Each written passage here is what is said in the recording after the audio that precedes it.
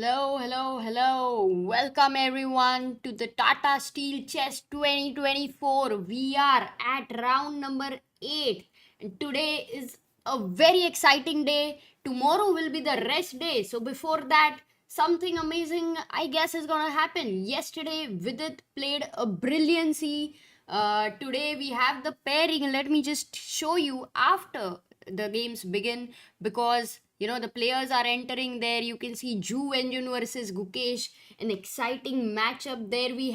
We also have Firouzja versus Ding Liren. We have Vidit versus Donchenko. Vidit with the white pieces, so it's double white after yesterday. And Pragnananda is playing with Max Warmer them. The opponent yesterday Gukesh beat. Vidit enters there. There he goes. And Gukesh is yet to arrive, it seems. Beg sitting there, photographer taking his pictures. Anish, very, very focused because he is in joint lead. He has lost his soul lead, and today will be decided whether he can take the soul lead again before the rest day or not. So it has been tough 2 days for Anish. Also, you can see the challenges section. We have everyone there sitting on the table already right on time. Divya, who beat a very strong opponent yesterday. Today she is playing with Eline Rubers. So that looks another exciting matchup over there. Well, where is Gukesh? Where is Gukesh? Or has he arrived? No, no, no, no. He's not arrived. Pragnananda has not arrived. There, Gukesh enters the hall in a jacket. Unlike the blazer yesterday, and that's the handshake. He nicely takes out the iCard and puts it on the side of his score sheet.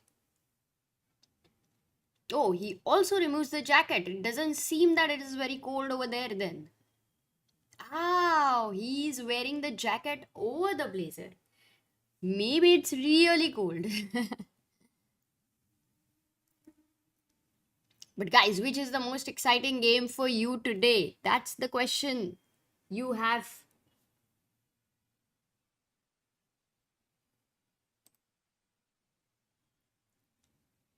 Well, I think Pragg is still yet to arrive in the Masters section. I think who's Nepo? Nepo as well.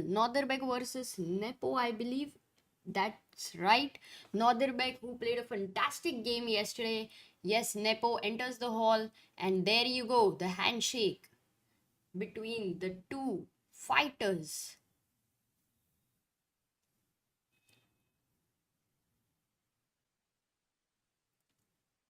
But the question remains, where is Pragnananda?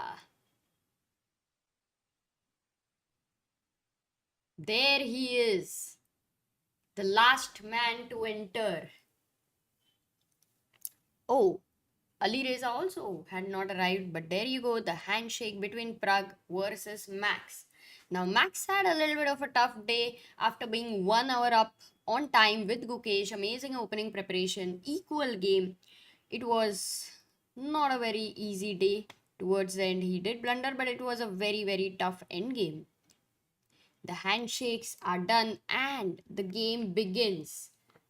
Oof, Gukesh on screen. That's how we're gonna begin. Gukesh is amongst the joint leaders, I believe. Wait, is it Gukesh? Is it? No, it's Vidit who is among the joint leaders. And everyone, how are you all today?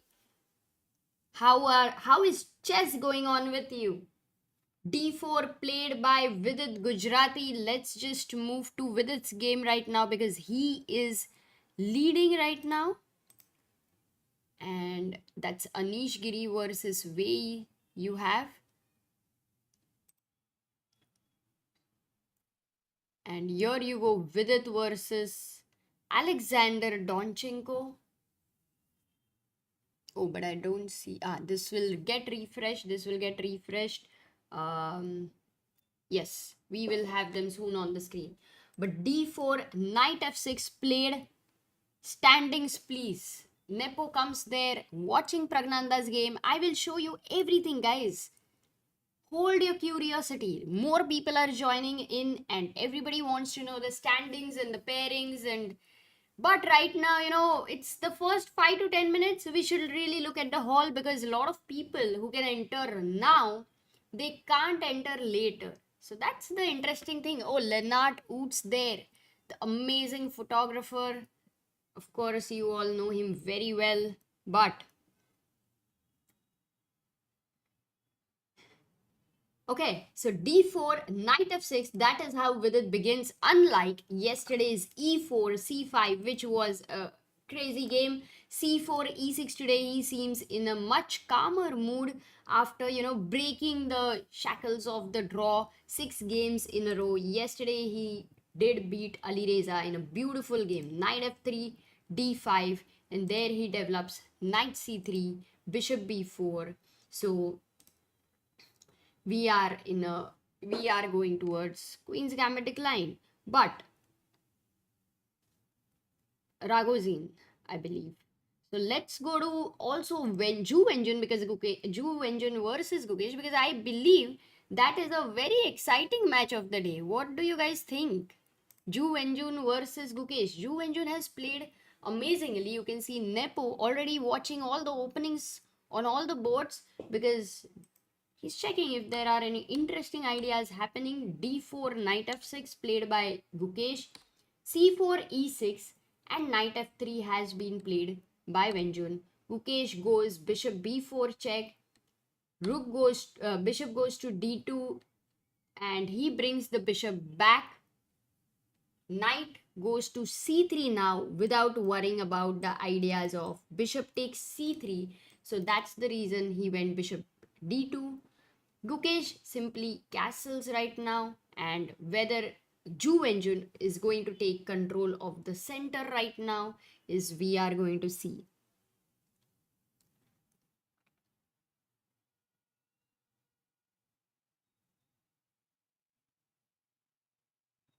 Okay, guys, let's focus on chess in the chat, because that is why we are all here. This is the place to meet to enjoy chess. So, really, let's just focus on our amazing players there and chess.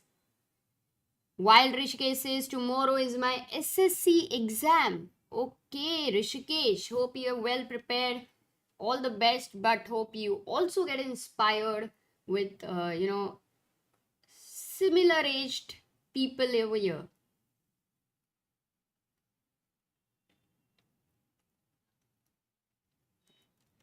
So Castle by Gukesh. Let's go to Pragg's game very quickly, because he's playing every. Do you think it's almost very similar opening at every board where we are going? Let me have a look at Pragg there. Wait a second. Pragg playing on board number 2. Maybe let's have him for a while. And today we are having 14,61,520 subscribers. And our aim for today would be, a long-term aim would be to reach 14,62,000. But the short-term aim can be 61,600. That looks like a reality. Okay, let's go. So we have Rakshit who says,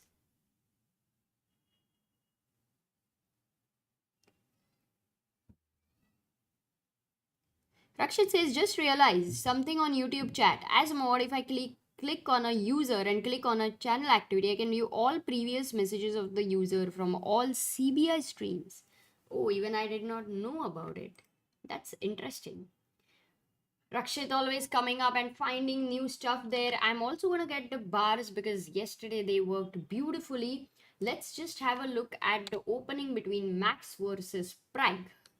d4, knight f6, c4, e6, knight f3, and there you go. We have bishop b4 on the screen. Guys, what is the name of this opening?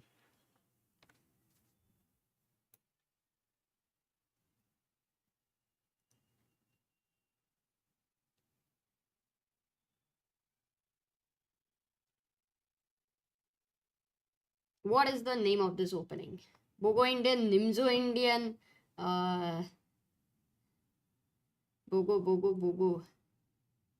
Yes, it is Bogo Indian. It is not Nimzo Indian as of now, because the knight had to develop here on c3, and then when you go bishop b4, this is Nimzo Indian. But when he develops with knight f3 and then you go bishop b4, this is Bogo Indian. So bishop d2 here played by Max, and Pragg goes queen e7. In fact, in Ju Wenjun game, same opening, I think what Gukesh did was take his bishop back. He did not go queen e7. Here, Pragg goes queen e7 and says, okay, I am absolutely ready for the exchange. If you want to exchange, well, more than happy. Queen goes to b4, attacks the b2 guy. You will need to go queen d2, but then that is what white has missed, because queen b4 was a double attack. Just a warm up. Black to play here, guys. Black to play. What's the move?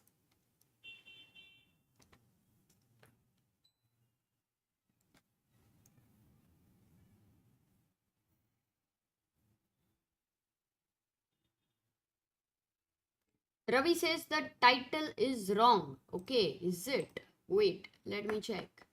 Oh, it is. Today is round number 8. No, it is right. It's not wrong. It is round number 8. Why do you think it's wrong? Ah, you were fooling me. Got it. So the right answer, queen c4, absolutely well done. Just take the pawn. It was a double attack, and that's why that would be a mistake. So queen e7 was played. g3, not taking on bishop e4. So g3, and here Pragg himself takes bishop takes d2. Yes, he has there are other lines with knight c6, but bishop d2, queen takes d2, and now he develops knight to c6. Let's see what Max has it, because yesterday with Gukesh, if he had 1 hour more, today with the white pieces, will he be able to come up with something which will make Pragg keep thinking? Ah, now it's changed. Got it.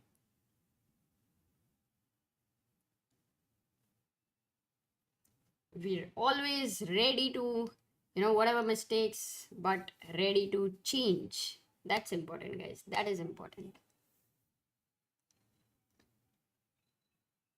So all d4, it's a d4 day. Look at this. If you go to Ju and Jun, here also she started with d4 and f6, same like, Pragg versus Max versus Pragg.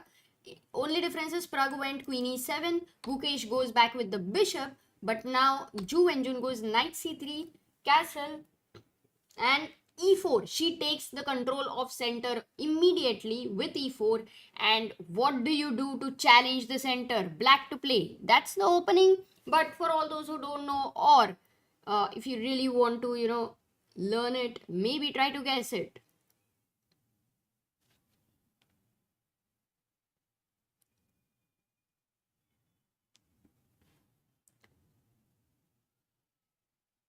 Yes, that is d5, striking in the center. There you go. That's the line.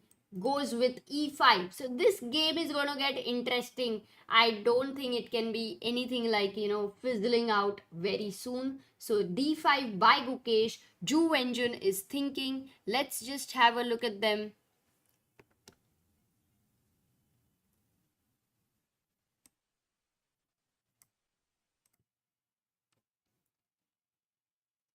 There you see Gukesh after a long game. Oops.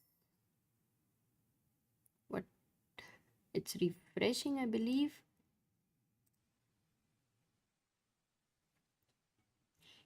Yesterday, if you guys were able to check his interview on Tata Steel, he did mention that the position was equal initially. He was low on time, but he never felt he was in trouble. It was any risk, and even when he repeated, he never felt that he wanted a draw. It was only to catch up on the moves, 40 move rule, and time control. So that was the thing. Also, that was a very nice thing. He was just not looking at a draw at all.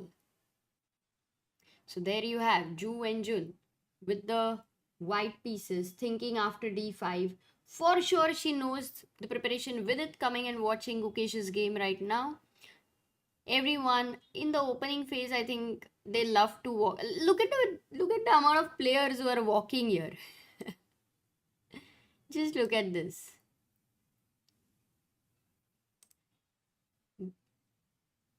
And look at the crowd. Do you think it is increasing day by day?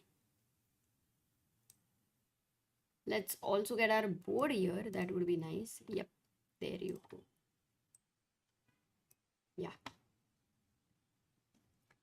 Walking competition. Yeah, that's a good idea. That's easy to do.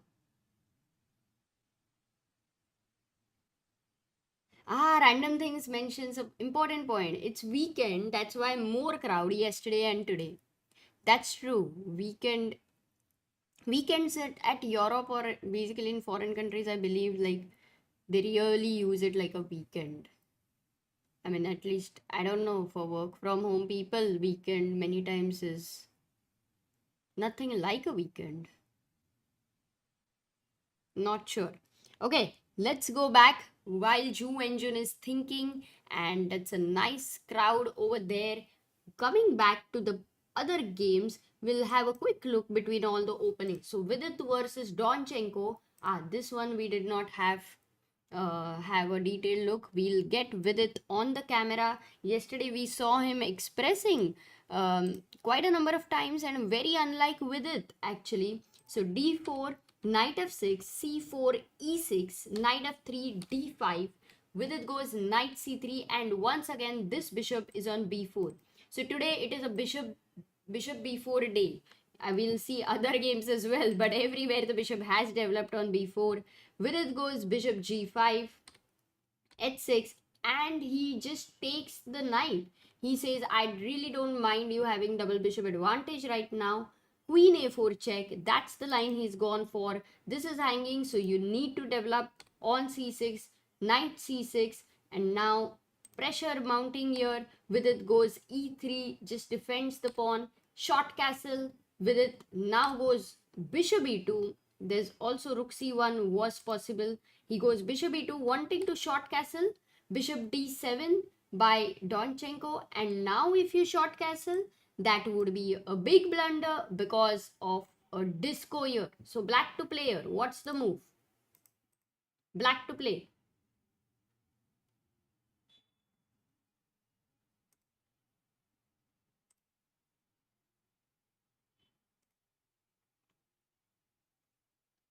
Oops, wait a second. It's not working here.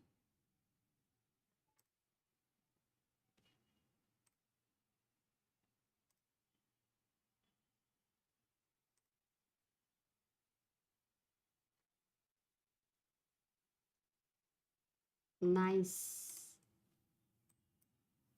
I think that was a good question, I would say, because because many of you have said the move knight d4 obviously, but guys, that is a blunder. Knight d4, so that was the trap where I did not express, but knight d4 was winning. Look at this. Of course, I started the chat chess moves a little late, so we lost some of the moves, but many of you did fall for it. The right move, Kavya, Harshit, Anmol, Mohammad, Kaviyasaran, Arohi, Geeta, and Ashutosh. Well done there. So the point is, if you take knight d4, I mean, first of all, the guy who is giving a disco is also not defended. And second of all, you don't forget about this guy here who was defended by the knight. So queen b4, and even if you get knight c2, you still have two pieces for a rook. So that would be a blunder. The important move was first to take on c3, b takes c3, and now after knight d4, when you take queen d7, this was the point of this move bishop c3, that you not just removed your hanging piece, but you also removed the defender of this e2 guy. So knight e2 check, you recover the piece, and yes, this is clearly better for black. So that was the tactic in the air which you have to be alert for. So bishop d7 played by black, and with it goes queen b3, removes the queen out of all such tricks. So queen b3, um, Oops, sorry, what did I do? Queen b3, d takes c4 happened in the game. Donchenko goes for that. He has 1 hour 41 minutes here. Vidit takes with the queen. Oh, he took with the queen. You see, DC. One more important point, let me mention that d takes c4 was taken once this bishop was developed. So that for d takes c4, you don't take with the bishop anyway. So d takes c4, queen takes c4, the queen goes back to e7, and now Vidit kicks the bishop away, asks him to decide, do you want to take the knight right now? If not, just get lost, get back. So he goes bishop d6 here, and now Vidit castles. So development for both the sides is complete. You can see the rooks are connected. Rarely, both the sides develop together, but here there's no special development advantage to any side, and it's now about after development, what do you generally try to do? It's not necessary after the development, but for sure after developing, what's next? How do you think? Yes, live bars I should definitely get by while you guys think.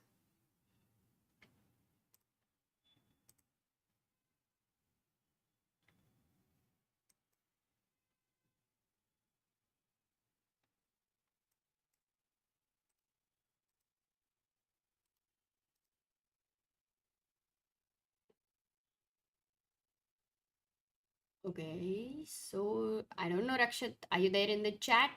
I have a question to you.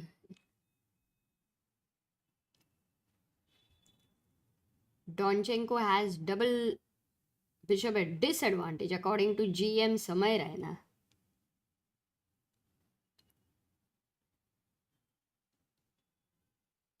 Harsh, is that by Chat GPT?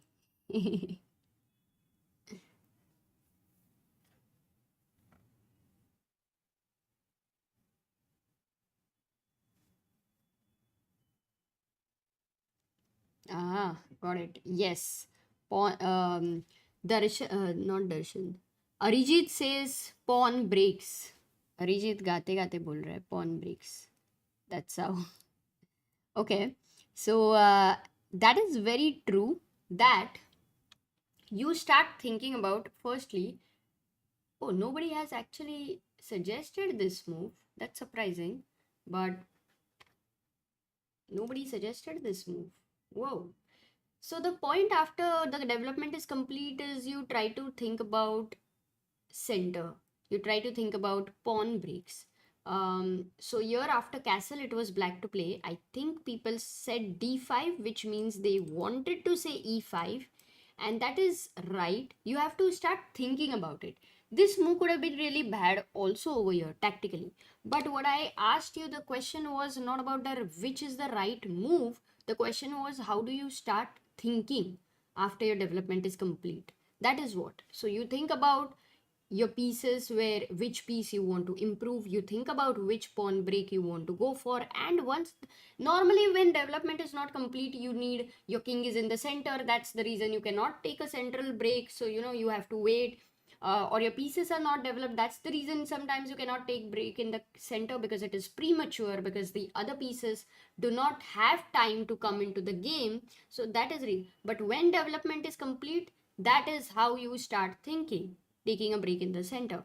Okay, so castle played by Vidit, and Donchenko has now, with 1 hour 39 minutes, now he's thought for 8 minutes, and this is definitely a nice thing. He started thinking. Vidit for sure will be very prepared. But by the way, did you guys know, did any of you see Vidit's interview yesterday on Tata Steel?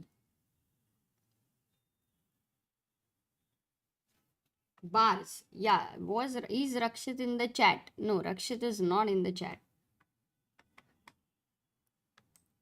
Because there you have Donchenko really trying to recollect, I would say. Yes, yes. Oh, wow. Many of you had seen it. So while we were thinking that whether Vidit actually is, prepared and trying to recollect and all of it, yes, he was prepared.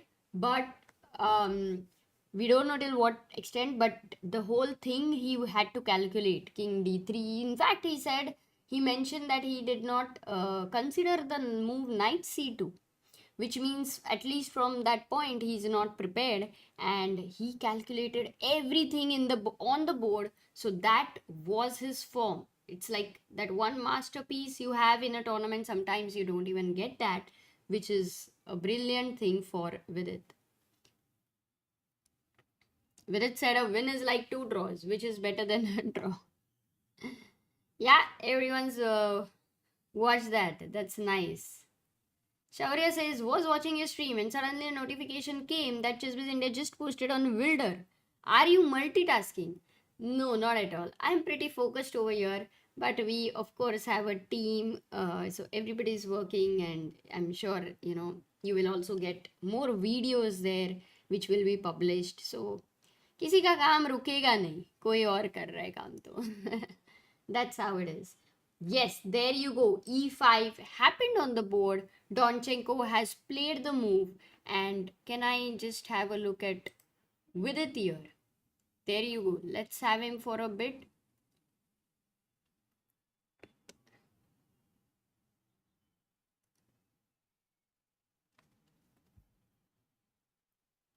Divyanshu says Gukesh's yesterday game shows that you should never resign when you are a pawn up. Totally agree. No, why would you even resign? I mean, you should never draw you. I mean, that you wanted to say. Pragg is winning. Okay, that is not possible. But let's go to the other games as well while Vidit is thinking. Vidit, this time I have not seen so many unique expressions from him. So I'm really enjoying that.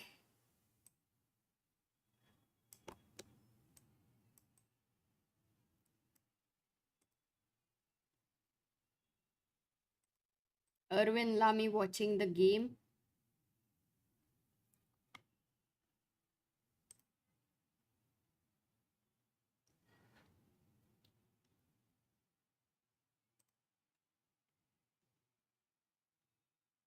Okay, he plays very quickly. What is the move? He goes rook fe1. And has this happened? Yeah, it has happened in some games, 2 3 games, not much, but he goes rook e1, and it's like a mysterious rook move. What he essentially is trying to say, let me go to the main screen, is if you take on d4, I take on d4, and then I have an iqp, which is isolated queen pawn, and that's the reason I have got this rook on the e file with your queen here and bishop here on this diagonal. You don't have a knight here to defend the h7. So these are all the ideas, plus a beautiful square for the knight to jump in. Plus this is the square. Just don't forget it is not at all controlled. So rook f e1 by Vidit. One question here was, could Vidit have tried to go a move like, let's say, knight b5, trying to attack this d6 guy, knight b5, because you feel that you're getting double bishop. So what is the issue? Is there any issue, or it was a playable move? Knight b5, I would think of e4, knight d2, which attacks this pawn, I mean keeps an eye on this pawn, and want to go f5, but then this is the problem. If I go a move like king h8 or something, then this is the problem, because I can't take with the queen. Knight e4 hangs, so we'll have to take with the c pawn.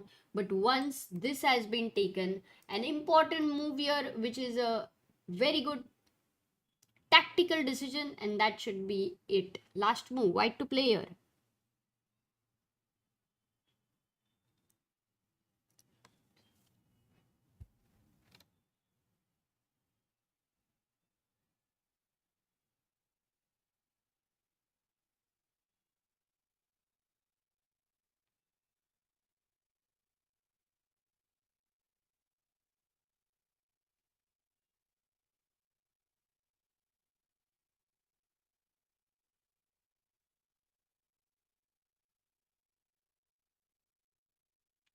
Yes, we'll try to get the evaluation bars. What is the move?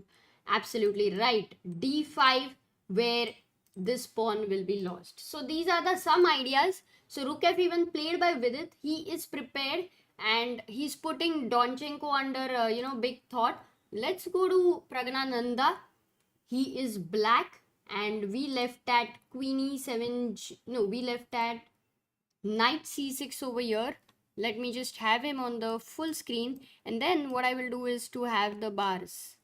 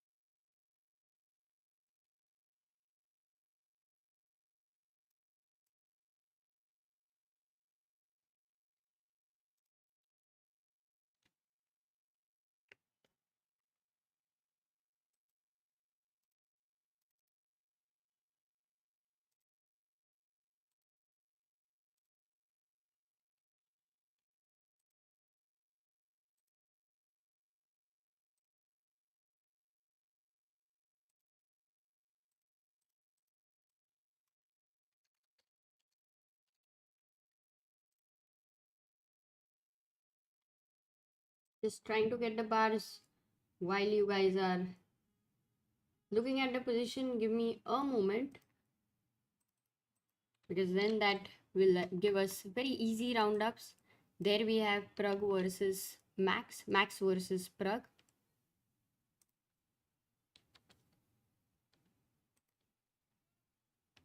Okay, now we're gonna get to just delete and should be fine now.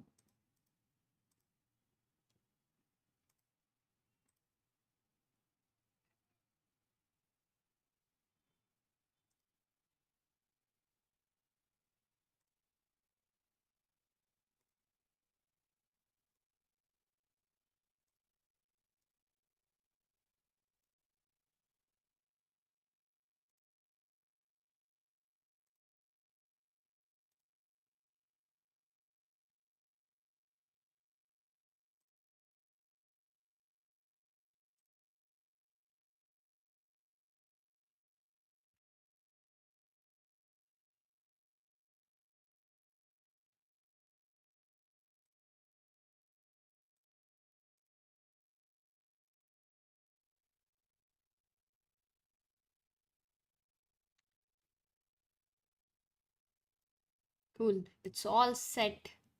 It's all set there. Just trying to now fix it. Give me a moment.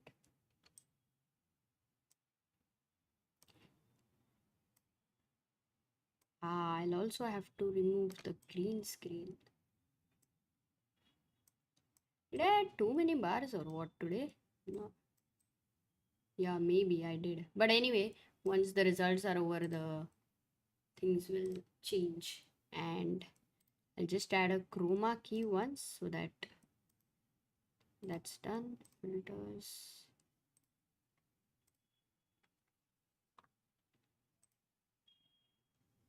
Yep. Okay. All set. All set. All good, I believe. The bars are working. If we just look at the bars and try to see if anybody has a big advantage after the opening, not really.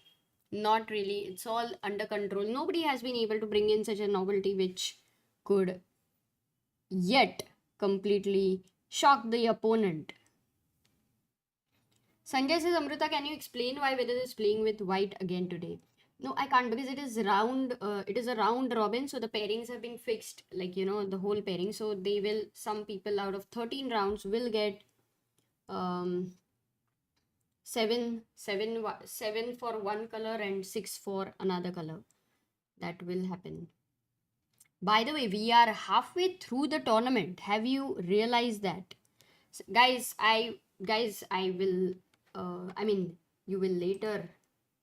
I don't know where is Sagar, so I won't be able to answer you exactly where he is. So Yes, as Rakshit says, someone is bound to get an extra black or white. That is true.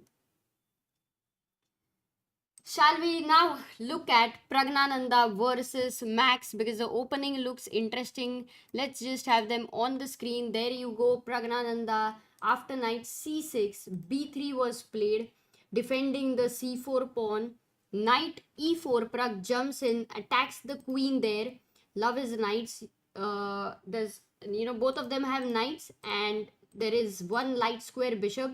So we will see whose minor pieces are going to be better placed. Queen b2. The queen says, okay, one dark square bishop is exchanged, and this queen too. So if the bishops are controlling the light squares, let us control the dark squares. That's how they are, combining that way, completing each other. d6 played by Max. He knows very well that dark square bishops are, by Pragg, sorry, he knows very well that dark square bishops are exchanged, and he plans to put the pawns on the dark squares. So bishop g2, Max just simply develops Pragg castles, Max castles, and here very tempting. I mean, there are a few moves I think I would guess our chat would love to go f5, and a5, a4 also looks very tempting, but maybe even e5 looks tempting. So to open up the bishop there after e5, that's another idea. So this should be Pragg has 1 hour 26 minutes, at which point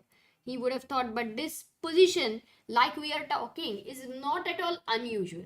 The idea is, oh, that's a nice angle today. Somehow it feels like the small camera has changed, has improvised on the angle, and that looks really beautiful, isn't it?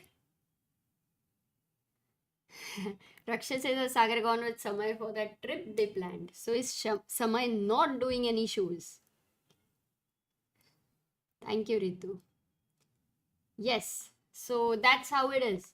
Okay, so castle in Pragg's game. It is going to be strategic, a lot of concepts there, and a lot of understanding will be developed for you guys if you have not seen this before, and also how Pragg plays. So without the dark square bishop which have been exchanged, this one is definitely a game to learn from. Going to Ju Enjun versus Gukesh, because I think that's the game of the day.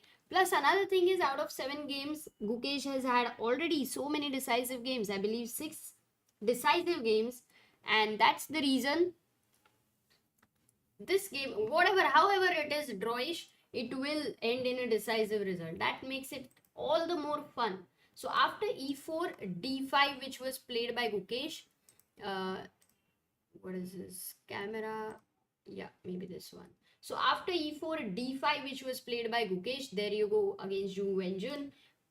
Ju plays bishop d3 and develops the... There was a line which was e5. Actually, that is one of the main line. It goes e5 and you can go knight e4.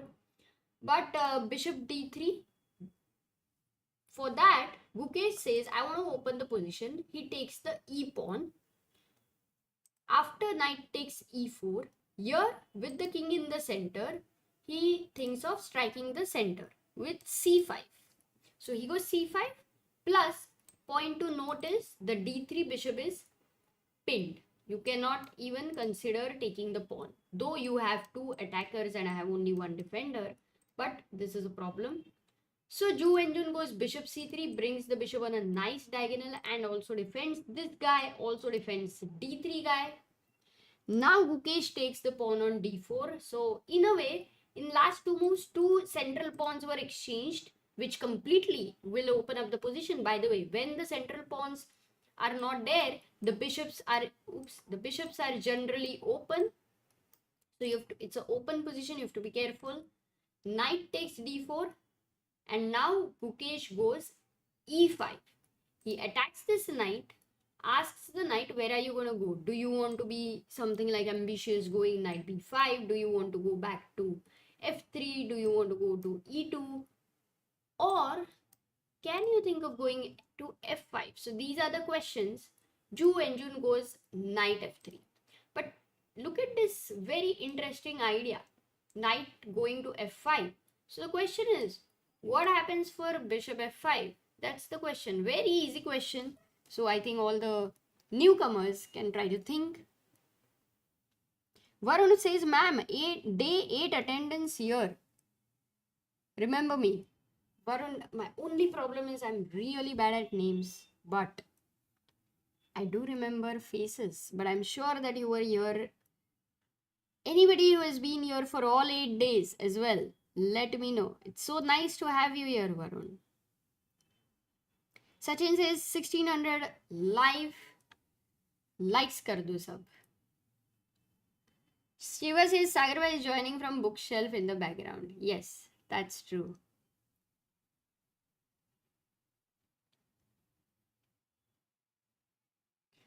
Shahil says, I don't understand the bar. Someone please explain. Look, when you go to a bar, what generally you order is a mojito. This is not that kind of a bar. Here you see Vidit versus Alexander. Here you see the names of the opponents. The light color is the white person and the dark color is a black person. I mean black, white versus black. So Vidit versus Alexander, and you can see that 0.3, which means if it is going towards positive, then it is white is better, slightly better. If it is 0 point something, then it is very slight. If it is less than 0.5, it can be majorly like more like an initiative or a very slight advantage. 0.5 and above, it's like a decent advantage, but +1 is a real advantage at this level. And similarly, if it is minus 0.5, it is like black is having the advantage. So that's how it is. It's no brainer. There's nothing, very complex like the mathematics problems or the strings theory. This is very, very simple. So I guess that's it about it. Thanks to Rakshit Singh, who is very, very happy that somebody asked that. He's the one who is, made these bars and made roundups for us very easy. Also for all of you guys curious about what's happening in this game, in that game, the answer is right there. So let's go to knight f3. Yeah, bishop f5. What was the question? Absolutely. Knight c6. Oops, knight f5. If bishop f5 is played, then you go knight takes f6. There is a disco there. So bishop takes f6 and you recover the piece. So knight f5 was actually possible. But Ju Wenjun went back to f3 and she did not take much time, I believe. She already had 1 hour 22 minutes. She went back in 30-40 seconds. So knight f3 and Gukesh goes knight c6. Here he had 1 hour 39 minutes. He thinks for 5 minutes and he develops the knight to c6. So a question for you all. Thoda detailed. Little detailed over here and it's a good time. What are the imbalances in the position? Let's try to think together.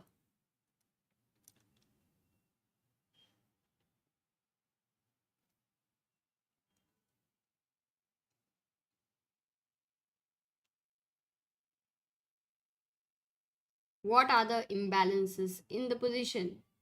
So that's the question.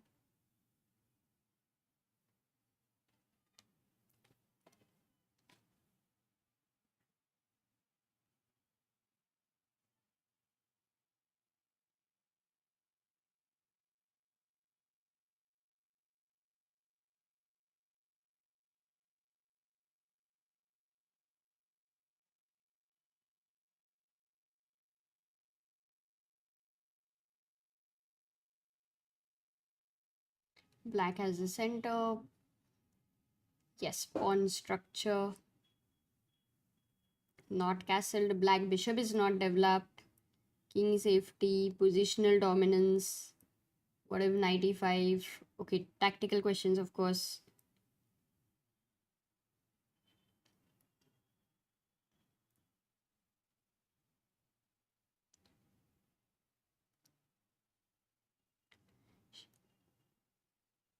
Shail says, I have been here for all 8 days. It's my first ever live tournament of chess, new to chess and loving it. Oh, that is very nice to know.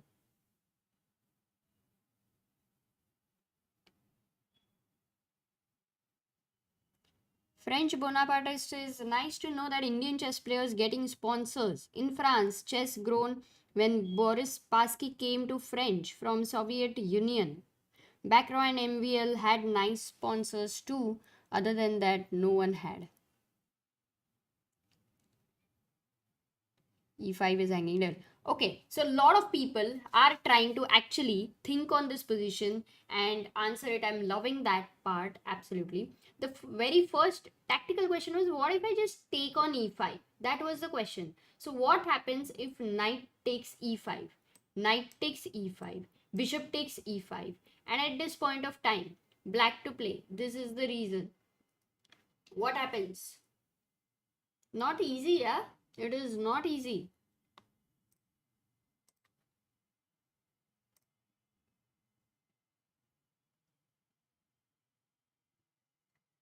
Wow, that's a good question. Not at all obvious, I would say.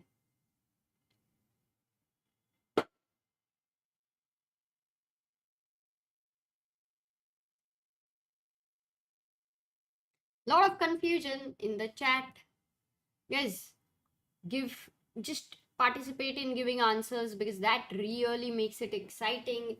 Lot of people giving answers. We have different moves, different suggestions. Right now, Queen A5 is the move which is leading in the chat chess moves. So Queen A5 check, where you think you're winning a piece, but the problem here is just defend it. The bishop goes back, the queen is attacked, and then you're gonna castle, and then white will be a pawn up. So queen a5 would be a blunder. So not that. That's why I said it's not like the most obvious move.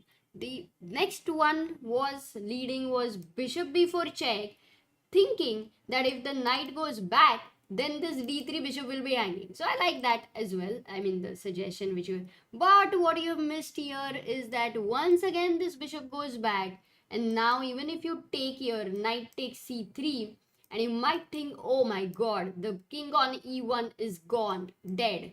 But not really. It's just some show off by the rook. The bishop goes to e2. The queens are challenged. And next move, how can you stop short castle? So that's again not working, and white will remain a pawn up. So what is actually the move? It wasn't easy. It was a great question. What is the best move here to continue? The best move. Now the leader is, wow, this is getting exciting. The leader is, firstly, let me just show you the chat chess moves. Yeah, here we have, so here the leader is knight e4. The right move is by only three people, Avatans, Mandar and Vasisht. Only three people have found it, but knight e4, okay, so many of you, even strong players, thought of it. It's not a bad move. Firstly, let me tell you that knight takes e4 is not a bad move. What you wanted to do was to take and then give a check so that the king will have to move. Once again, the bishop will go back, and this position is a great compensation. There is no doubt. You are pinning here with the threat of f5, winning the piece. And if this, then you want to go once again with the same threat of winning the piece. So this one would definitely be a question ki bhai, what's happening, but there is check as well. Oops, f5 is not the idea, bishop f5 is the idea. Somehow this is better, not somehow, very clearly this is good for you. The best move, if we talk about in this position, the absolute best move is after knight e5, bishop e5, going knight g4 and attacking this bishop. Because if the bishop goes to this diagonal, or it can go to c3. These are the two options. And if it goes back here, then goes f5. This was tough, I would say. So natural was knight e4, like most of you answered, because it is very specific, very clear, and very easy to continue practically. Whereas this one, after knight g4, going f5 is a tough idea. Asking the knight, where will you go? All the squares are covered. You can't even go here. And knight g3, if that is the only move you go for, then comes in bishop c5, attack, attack, only attack, castle, then this queen jumps in, attack again, checkmate, threaten, and h3 would be a big no because you win the knight. So this was the reason. That's why I would still say that knight e4, I would say yes, that's the right move. That is way more practical, but knight g4 was epic. Maza aa gaya. So what happened in the game? After knight c6, he did not take. Zhu Wenjun just castled simply. No such business there keeping your king in the center. And Gukesh goes bishop g4. Not too much of thought, just 2 minutes at the most. Pins the knight and right now he stopped the threat of knight e5. So after bishop g4, white plays h3, attacks the bishop, asks where are you going to go, because you will have, this would be a blunder. We already know that disco with knight f6 check, you can't do that, and you need to keep the spin. So either you need to take the knight, otherwise you lose the pawn, or you need to go bishop h5. These are the two options. So if Gukesh goes bishop h5, the question is, can Zhu Wenjun go g4 with the idea of picking up the pawn on e5 in the next move? That's the question. What will you play for g4 over here?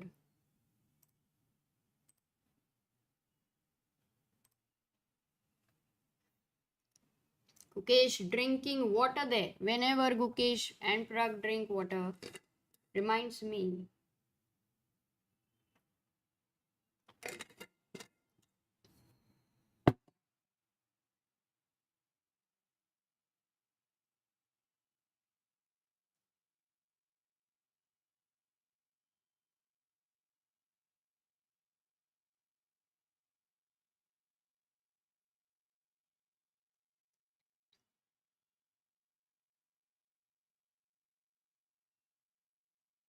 Pragg game. Okay, we will move to Pragg game.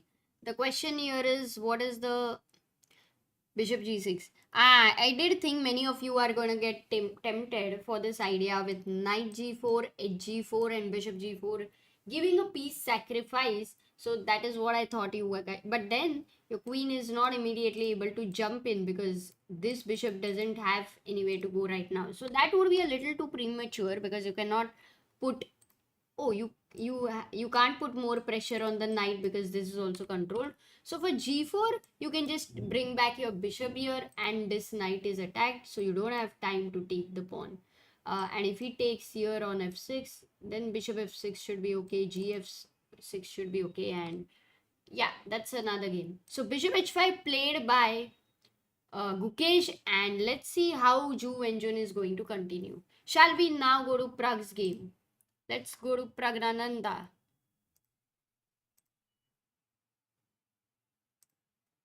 There you go. We have Pragg on the screen with the black pieces. What did he play for castle? Oh, he went for e5. While we were talking about f5, a5 and e5, these three pawn moves, Pragg goes e5. Oh, the bar doesn't like it. Does the bar not understand it? Or is there anything which was missed? Look at this move. e5 and Max just goes e3, defends this pawn.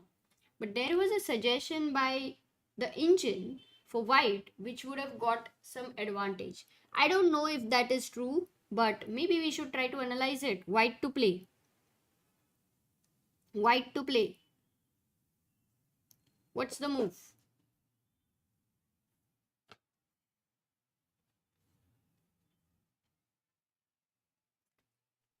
Rohit, Ishwar, Ujwal, Siddharth, Bharat, Kavi, SRSA, Shiva Mohammed. Yes, the decision of closing the center with d5, the decision of closing the center with d5, in spite of having a light square bishop to close this diagonal. Now, this is thematically not a very easy move as of now. You would, because you're going to go knight d8, you have in future ideas of breaking over here. But the calculation was how to continue with after knight d8. This is important. Maybe that is the reason. Maybe that is the reason. Oh, white to play. Oh. Wow. This is not so. Oh, the camera is showing the board angle very nicely, but we cannot see Pragg. Ah, now. There you go. Can you see Max right now? It's like pulling his hair to recollect the lines. You need to pull your hair or what? Maybe no, there's nothing like preparation. I think he's thinking, what's the move by people? Oh, nice. Rohit, Sendil, Cloudwalker, Siddharth, Jacobo, Paule, or Pavel, Chandra. Knight takes e5. Did you see that? This discovered attack. Knight takes e5. You know, the calculation for forcing moves can go on and on. Like, how do you start calculation? Here, let's say we are in Pragg's game. Okay, he's thinking I'll go e5 and he has to start calculating with d5. Now he starts, okay, if d5 my knight is attacked, my knight needs to move. And he will say, I have these options, where should I go? Let me start with knight d8. That's what he will see. Now he will say, what is white having? There he has a capture because loose pieces drop off. So this is a knight which is not protected. So he will start with considering taking, which is a capture. Okay, calculate threats and captures, right, and checks. So knight takes e5. Now Pragg also has another capture which he can start calculating. But which capture? He has two captures. He has knight g3, he has knight f2, and he has d takes e5. Let's say he takes back the knight and white takes back this knight. After all the exchanges, material is equal for sure. But in return, no, material is not equal. Sorry, he lost a pawn there, and this is the pawn, extra pawn which white is having. So for that reason, even if you've closed your bishop, that looks completely okay. Was Pragnananda losing a pawn? So here if d5, he would lose a pawn. But what if knight takes g3 or knight takes f2? Let's start with knight takes f2, rook takes f2, and now taking the knight with the pawn. Of course, in the game there is also queen e5 to consider, but d takes e5, where the rook has the open file, and this pawn can later, have this chain. The only problem with e4 would be this bishop completely shut down. That would be the problem. But Pragnanda will have to assess this position, how it is, where with knight c3 incoming and b4 and c5, and white trying to push his pawn majority on the queen side, whereas for him he will have to think of ideas on the king side, which will be like exposing the king. So that would be a very interesting war. It is better for white. Here, even if he takes knight takes g3, then after h takes g3, white keeps the one pawn island, beautiful pawn island, and this is also better for white. So this was something which Max did not go for. After e5, he had this opportunity to go d5, but instead Max went e3 with 8 minutes of thought, and Pragg now in a very different mode goes f5. So I think Pragg calculated d5. He definitely did. He cannot miss that. But he liked that imbalance. That is how he wanted to play. What do you think?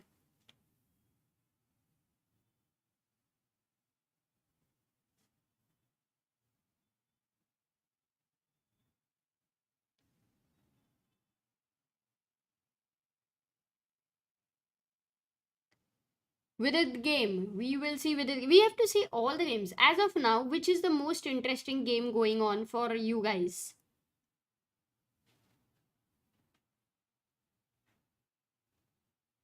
Yes, Max played for f5. He's played b4. So that is very, very clear. Pragg plays on the king side and Max plays on the queen side. He's pushing the pawns there. He's gaining space over there.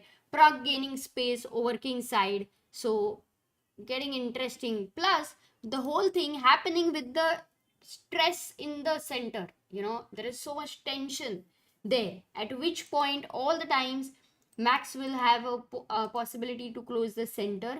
Now, he played b4, right? Just look at it. If he would have gone d5 at this point and knight d8, you see the whole situation has changed. Thematically, this move is a mistake. You're closing the center with this bishop, with having this bishop here. It's not a good idea.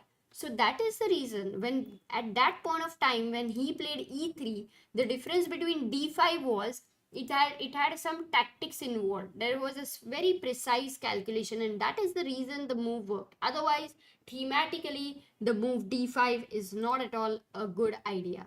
So b4 rook e8 has been played by Pragg. Okay, let's go to the next game. Gukesh is having trouble. Oh, Gukesh in trouble.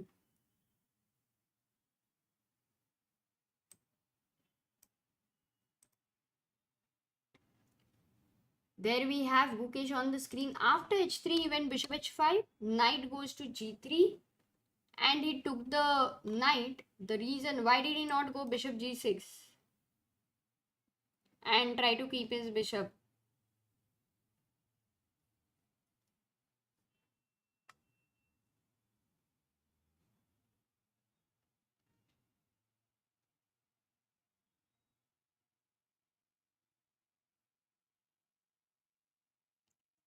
So bishop takes g6. That's what you guys are mentioning. H takes g6 if you want a good pawn structure there. And then, yes. Well done, Shivam. And then knight takes e5. So he would have lost the pawn. That was the whole idea. Remember, he went to pin the knight. He couldn't move the bishop elsewhere. So after after knight g3, now like he made the knight to go back, and now he takes this knight on f3. Queen takes f3, and Gukesh goes bishop b4, challenging this dark square bishop, because the queen and knight at some point could create pressure here. These are the pressure points after short castle. So Gukesh goes bishop b4 and he's challenged. No guys, it's a slight worse position, but it is not at all like a big trouble, I would say. Also, Ju Wenjun taking time. She's down to 1 hour 5 minutes. This is not a worrisome position for Gukesh, I would say. So bishop b4. If she takes this, then knight takes b4, attacking this, and you would really love to save the bishop, but if you go bishop f5,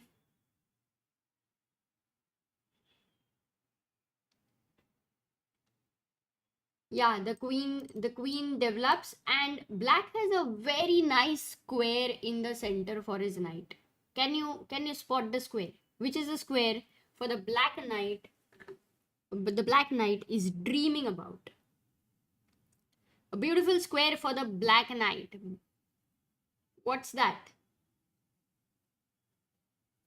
Yes, Sendil, Saumyadeep, Adarsh. Absolutely. That's the d4 square, which we call it a outpost. It's on the open file. It is protected by a pawn, and you can see that if the knight reaches here, it cannot be attacked by any pawn. It would be a wonderful square. So knight b4 has happened in the game. And now what is, yeah, she goes bishop e4. Oh, Ju Wenjun goes bishop e4. So she is saying, I don't mind you taking the bishop over here. I will take with the knight or the queen. Not sure, because if I take with the knight, then I will have to be careful about these ideas, or will it be weakening? Ah, no, if I take with the knight, black has a nice move. What's the nice move? I think this game is going to go towards equality. Is Ju Enjun very smoothly able to hold Gukesh with the white pieces? But Gukesh yesterday did prove that however equal it is, if there is slight imbalance, you can see here the imbalance is the pawn structure. Gukesh having a majority on the king side, Ju Enjun having a majority on the queen side. Gukesh has shown that until the end it is not going to be a draw. But this doesn't seem much. I'm be hoping that Gukesh surprises us, because it's a very difficult position to get any kind of advantage. Yes, Sendil, Skanda, absolutely well done. Queen d3, directly jumping in, challenging, and you going towards equality over here. So that would be great. By the way, all of you who have also mentioned knight c6 is a nice move there, because you want to shift to d4. But right now you can go queen d3 and it's force the queen exchange. Okay, so bishop e4 played by Ju and Jun, which in fact says that I'm up for equality and I completely trust my position, that you cannot beat me in such a position. Gukesh again adjusting his collar. I like that. He does that number of times, adjusting the collar and trying to think that bishop e4 will, how can I push this position? That's what he's thinking. So while Gukesh is thinking, let's move to other games as well.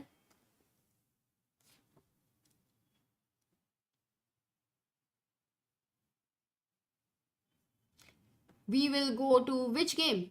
Shall we also have a, let's look at the bars right now. Anybody having a big advantage? By the way, today we have a very interesting matchup, that is Ali Reza versus Ding Liren.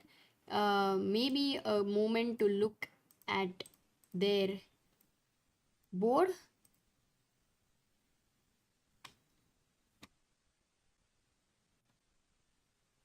And this is the current position. Last move after rook d1 d4 was castle abikia.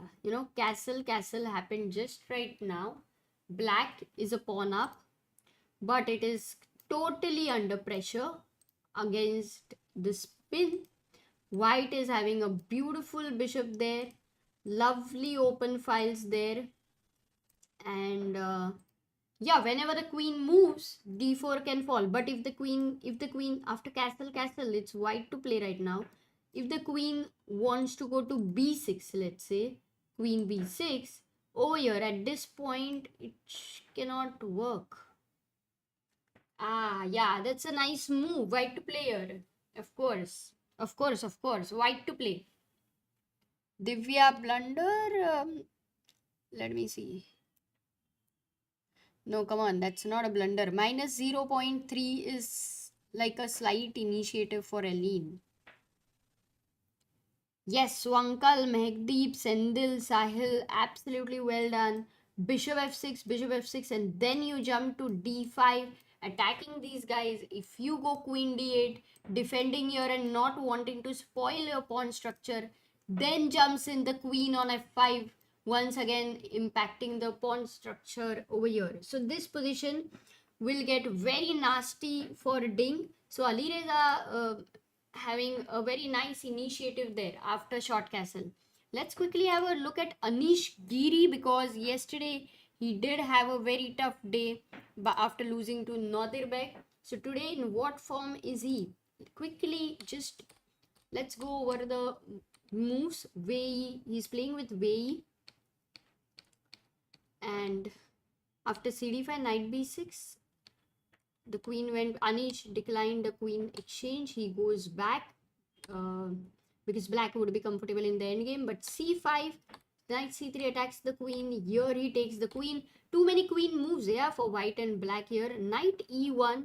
Look at this little idea there with 1 hour 39 minutes. That's prepped by Anish. But also Wei is having 1 hour 43 minutes. Queen h5 again. The queen is just swinging like bungee jumping. Knight going to d3. Always a nice square on this file with protection here on e2 square, and eyeing for this c5 there with the bishop here, and the whole pressure going on b7. So that's the idea there. Rook d8 pinning the knight. So he moves the queen away to e1. Knight d5, knight d5, knight d5, and Anish goes over here e4. Oh, that's a pretty, committal decision. The knight not supporting, is being supported, but d5 is the square now he can get control of. Plus, this knight maybe wants to go to f4 with tempo, attack on the h5 queen. So e4. So Anish, how much did he think here? Because he had a lot of time. Queen e1 he took like 20 minutes. So at this position he took 20 minutes, and actually it is surprising that he went queen e1, because he could have also considered a move like queen b3, keeping an eye here and over here. I don't know the reason he would have rejected. Maybe he didn't like bishop e6, but oh, there is a classy move here for white. White to play.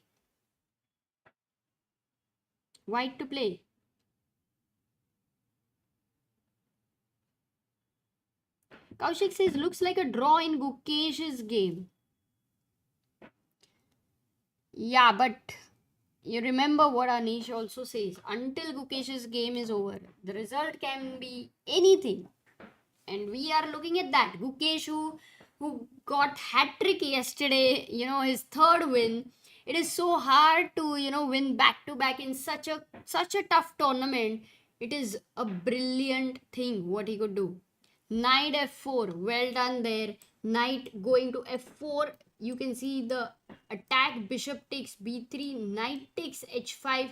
Now if you take gh5, ab3, this is a wonderful position for white.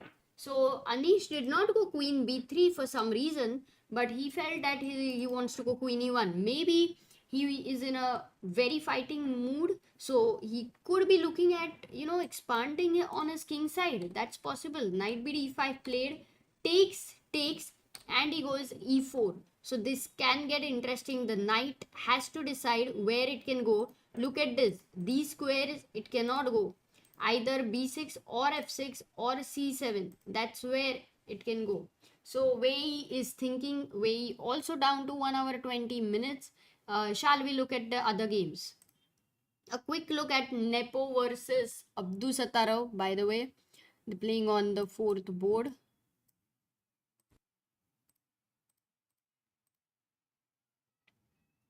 Yeah, Nepo versus Abdusattorov. This is the current position. Finally, they had the game with e4. Everybody today is playing d4 for some reason. So queen d3, queen b8 was the last move by Beg here, who is having 1 hour 3 minutes. He's beautifully placed knight on d4. If you quickly look at this position, you will see so many isolated pawns. One, then here you have another pawn island and these isolated pawns. And this is not isolated, it's connected. But a lot of weakness is there for Beg. But in return, what he has is a beautiful knight on d4, which says that if you take, then I'm ready to take with the c pawn anyway. And if you don't take, you cannot kick me away so easily because your b3 is going to fall off. So queen b8, exerting more pressure on this point there. Also, another thing which can be done is a maneuver at some point with bishop d8, and you have to keep a watch. You have to keep a watch with the bishop here. Will black try to go for f5 ideas at some point? Will this be an idea? Not sure, but the bishop for sure will try to find a way for him to find which diagonal he loves, to find what he loves. So queen b8 by Beg. Let's go to the next game. Let's also look at challenges, by the way, because that would be interesting.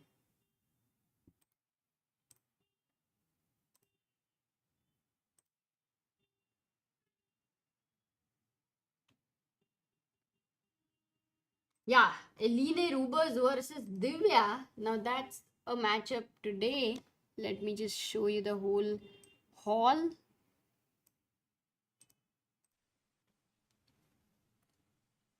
Can you see Divya? Yeah, she's sitting right there, near the entrance, the second board. Divya playing with the white pieces after a wonderful victory yesterday with the white pieces. I don't know if you guys were able to see her interview.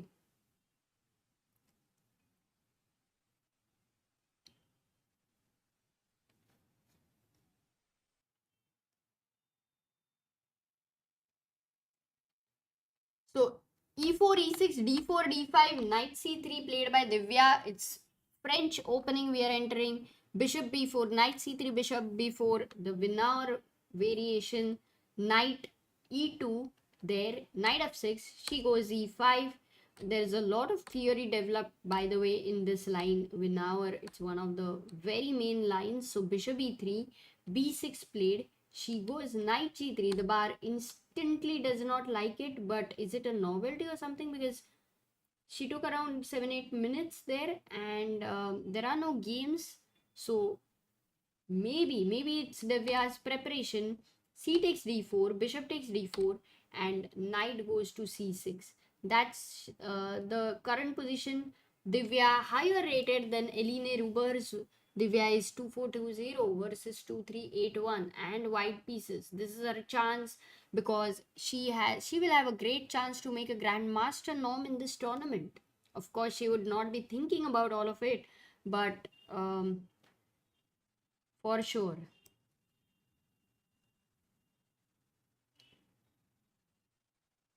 Okay, let's go to Harika and Leon. Both of them. Oh, we have Korobo playing versus Leon, and they also have French on the board. And the last move by Korobo was h4. Did Leon play g5? Ooh, that's nice. Look at this move. Look at this very nice move played by Leon. g5. Bishop g3. Now queen b6. This pawn all under pressure here, and also the d4 point. So knight c6, because after queen b6 you also have this g4 move always as a threat, because this knight is dependent on the f3 knight. So knight c6, bc6, capturing towards the center, opening up this file, and h4 by Korobo. This game will actually be very interesting to follow because the players we have, both of them super creative with very unconventional ideas generally. So maybe they'll both keep their kings in the center as the center is closed. So that would be epic to see the fight. Also after gh4, the h pawn has got isolated. So let's not forget about that. But at the same time, e5 is becoming weaker because one of the piece defending the pawn will have to move away. So that is Korobo versus Leon. It's gonna get complicated. Going to Harika's game, she is today playing with Santos Latasa with the black pieces there. This is the current position. b5 was played, and the light squares look very weak, but still Harika is having a bad position. What is the reason? So guys, what do you think is the reason that Harika is in trouble already? Material is also equal. So why is this position so bad for Harika? Can anyone try to suggest?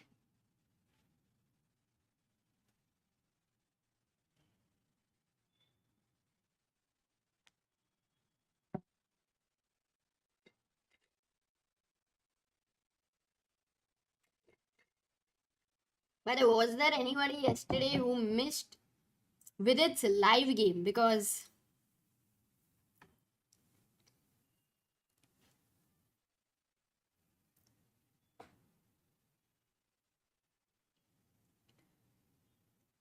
yes, space time. Shivain, absolutely right. It is the piece activity and very importantly the development. Look at the development of the white pieces and all the pieces, very ready. So for black, Harika, this was the position.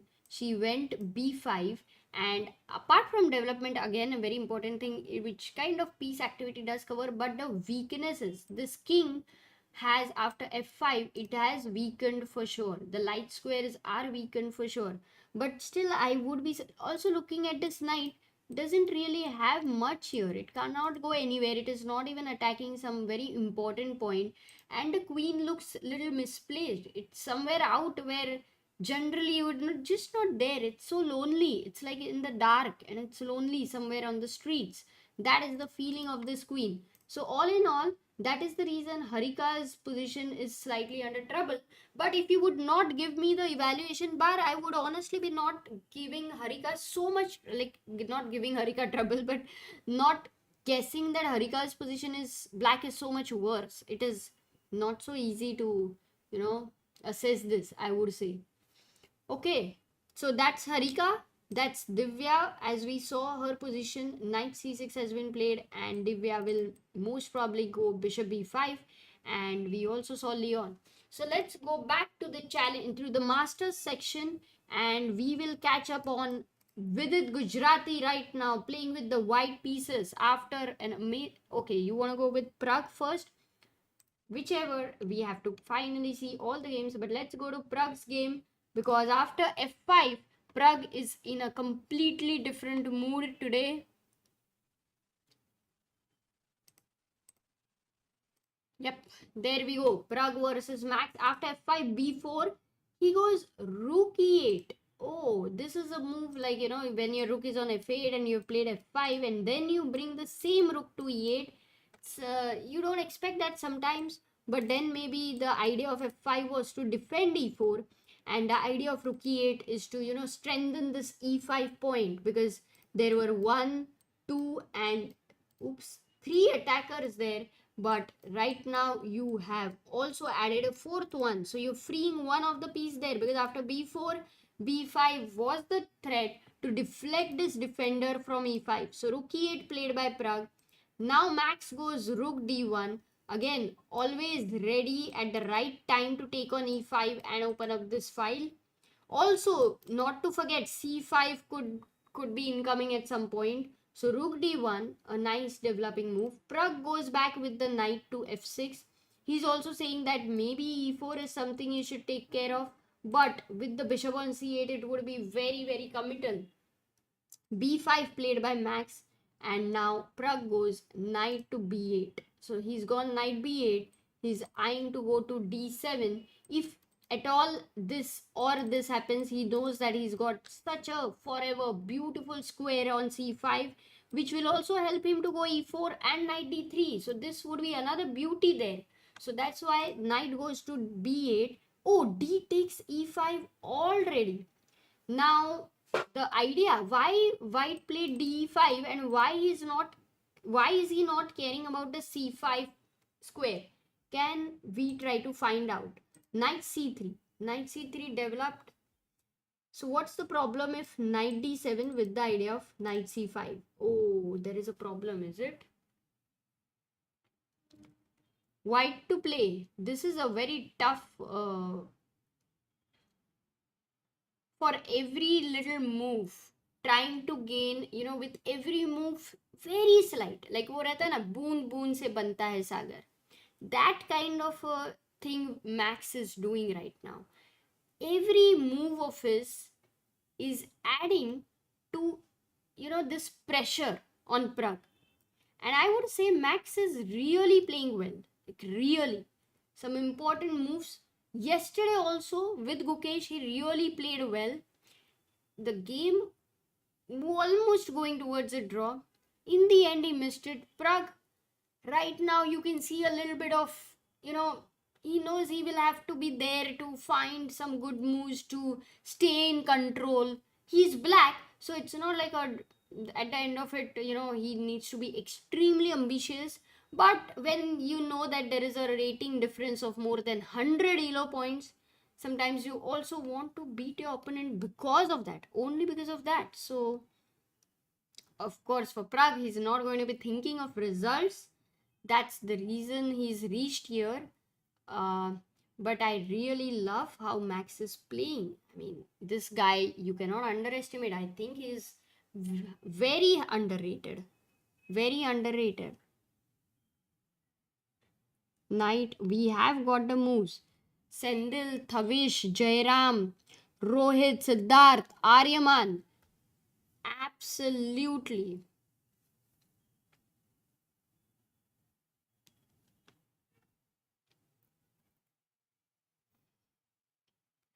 Knight d5. Look at this very nice move. Because one question is, after knight d5, now this one really, let me just clear the chat chess moves.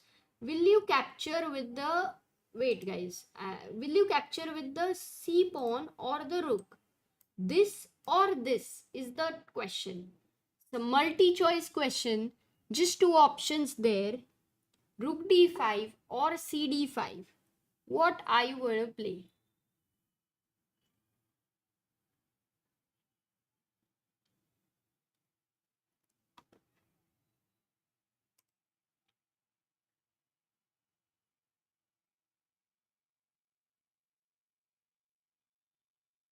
Okay, which move is winning? Let's try to see there. Come on, guys. Let's stay active. Rook d5 or cd5. Very few answers in comparison to generally how you answer for tact. Okay, this may not be an easy question. Sometimes that is also a problem. The question, is it tough? Is it a tough question? Let me just show you how the chat is right now thinking. Rook d5 and cd5. That's how the chat is thinking. Let's go back and let's... Ooh, rook d5 clearly taking over. So ruk jao guys, ruk jao. So rook d5, exactly, isn't it very natural to us? Because it's a very nice square, a nice outpost, also attacks e5, also keeps this pawn structure. So rook d5, natural move. But no, that's not the best idea. Why? That is very clear. See, so many people have already suggested the idea.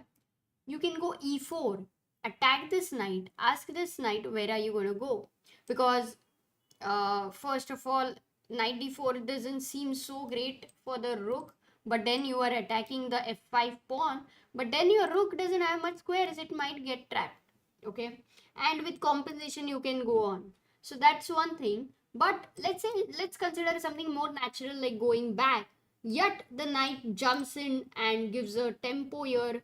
I would be keen to know whether I can go knight e5 towards d3. Yeah, I like this more because I don't care where you are and what you are doing, but I would really care what I'm doing, and I would love to jump to d3. So that's another idea as well. Both the knight just completely will be massacred. So going e4 would be an idea. So not rook d5, but why after c takes d5, white is able to maintain this advantage? Because e4, after e4, the point is knight d4, you have attacked, and now also I am going knight e5, defending this guy on f5, threatening to go knight d3. So this position here, white is clearly better, rather instead of this position. Knight d5, rook d5, e4, let's say knight d4, knight d4, the rook is getting trapped, and knight d2, you go passive, and knight e5. Even if you go bishop f1, try to control here, then there's a lot of ideas. Actually, it's not like you have too many continuations going a6, going... You can't go bishop e6, by the way, because this is hanging, so can't do that. But you can, oops, you can simply develop here and then also focus on a6. So in the game, like, sorry, not in the game, after this point where we were looking at knight e5, bishop f1, the difference is, if now I try to do the same thing with bishop d7, you have opened up the c file. You have a beautiful weakness there, the target there on c7, where these two guys and the third one join in, and this fourth one, to not allow the c6 moves, the c6 break at all, and you don't have time. So this pawn here is the whole thing which makes a difference, and in fact it's not a weak pawn like it looks.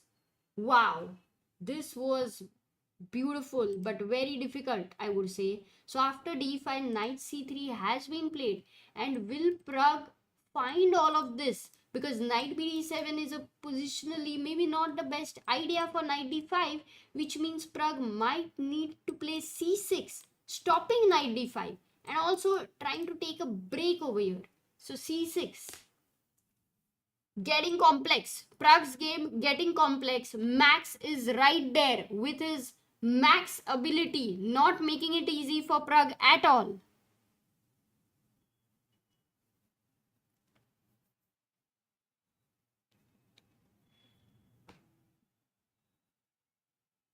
So let's go to now Gukesh versus Ju Wenjun's game, because there Gukesh went... What we left at bishop e4, Gukesh took on e4, queen takes e4, and he develops queen c7. Development is complete. This was, as we have found out, pretty equal there. He goes knight c6, but then it is Gukesh, rook a d1. If do you think Gukesh will be able to, get a decisive game today? That's the question. Can Gukesh have a decisive game today? Because the position is very equal. Or in fact, if anybody, it could be white to have a very slight initiative. So can Gukesh have a decisive game today? Oh, that is a good one. SRSA. Ju Enjun is having 46 minutes and Gukesh is having 1 hour 26 minutes. So that's the huge difference.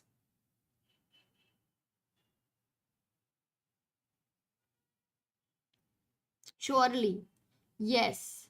No, sadly, says forefather of mankind. Draw. Yes. Very difficult, but it's Gukesh who knows. Mm. Yes, that's because of nostalgia. I don't know if it is for this question or something else. But let's see, Gukesh, can he get a decisive game? Because if he can, then he really wins an award. I mean, it is crazy to convert this into something decisive. Let's go to which game? Anish Giri. Can we have a look at Anish Giri is already looking like slightly in trouble here with Wei, because after e4 what Wei did was to go back to b6. Anish went knight f4, which was perfectly okay, attacks the queen, and after queen e5 Anish goes knight d5. Now computer doesn't like this move because of, why does the computer not like this move? In what way can black go for some initiative here?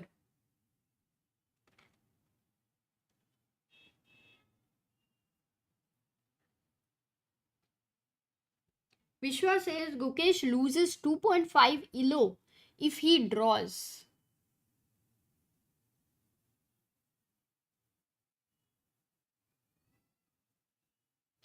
Okay, you guys are saying knight d5.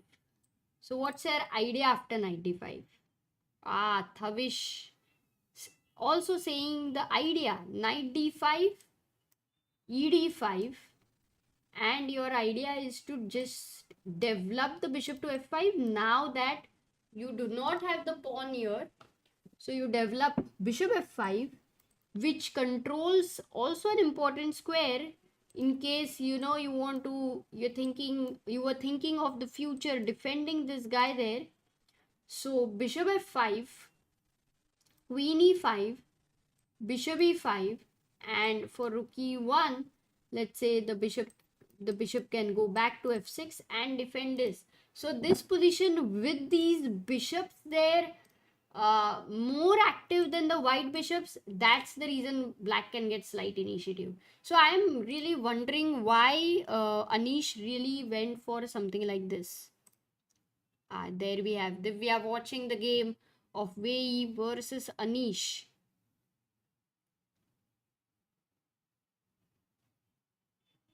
I think Divya is really enjoying this, thing to watch the games in the Masters section, because you don't really often get to view them at such a, close distance. Normally it's online, or normally you have some other tournaments. Normally there are barriers there, but this is a tournament where the challengers are playing side by side, and it's really a wonderful opportunity to look at them actually and to learn from them.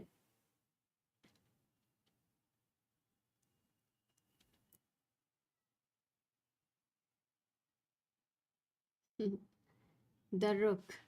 Yes. So 95. I am really wondering why Anish has gone for something like this. This idea. Let's see what way he does though. Before we move to which game? Pragnananda. Yeah, I think until now for today, Pragg's game is the most interesting one. But after knight c3, he is taking good time. He's not yet found a way to continue. He has to calculate all those things which we did, the calculations which are very, very tough. I mean, for Pragg may not be as tough, but it is still not so easy for sure, even for Pragg. Going to Gukesh, yeah, things are going on. Which game is right now the most interesting one? I'm just trying to figure it out. Let's have a look at Firouzja versus Ding, because That's a really cool matchup. So you can see Ding over there with the black pieces. Rook f e1, and he's still not made the move for rook f e1. Yeah, it's been a long time. We were looking at this, that you can't go queen b6 because of takes and knight d5. So Ding is also thinking. Today everybody at the same time in a thinking mode. So maybe I will ask the chat, which game shall we look at? Oh, Harika is in big trouble. Nepo versus Nodirbek. Nepo is clearly having a better position. Maybe we can have a look at Nepo also. Yeah, there we have Nepo versus Nodirbek. We were talking about this knight there. Rook after queen b8. Nepo went rook a1. He attacked this guy. Rook d8 played by Abdusattorov. And Nepo right now did not take on a5 because after rook a5, what was the problem? Why has Abdusattorov given a pawn? Guys, can you really understand? What's the calculation here?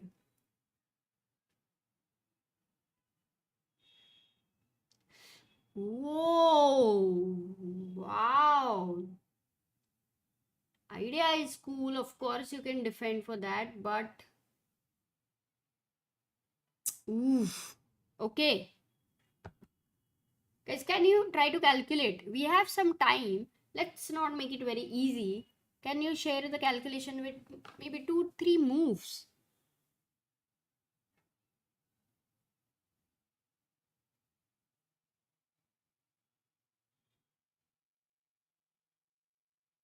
Maybe 2-3 moves. Just look at Nepo, the way he is. No, not there. Can't find it.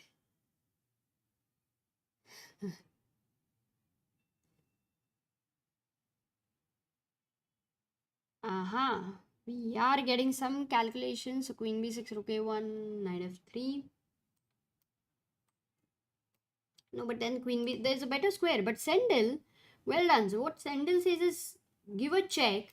There's a disco. You take with the queen. There's no checkmate because the knight and the queen are controlling. And now you jump in with the queen. The idea is, let me just see if how many of you are not in a sleepy mode. Let me ask you, if rook a4, I want at least very quickly 50 people to answer. Black to play and finish it off. 50 people. Very quickly, black to play. If you play rook a4, it would be a big blunder. The biggest blunder ever.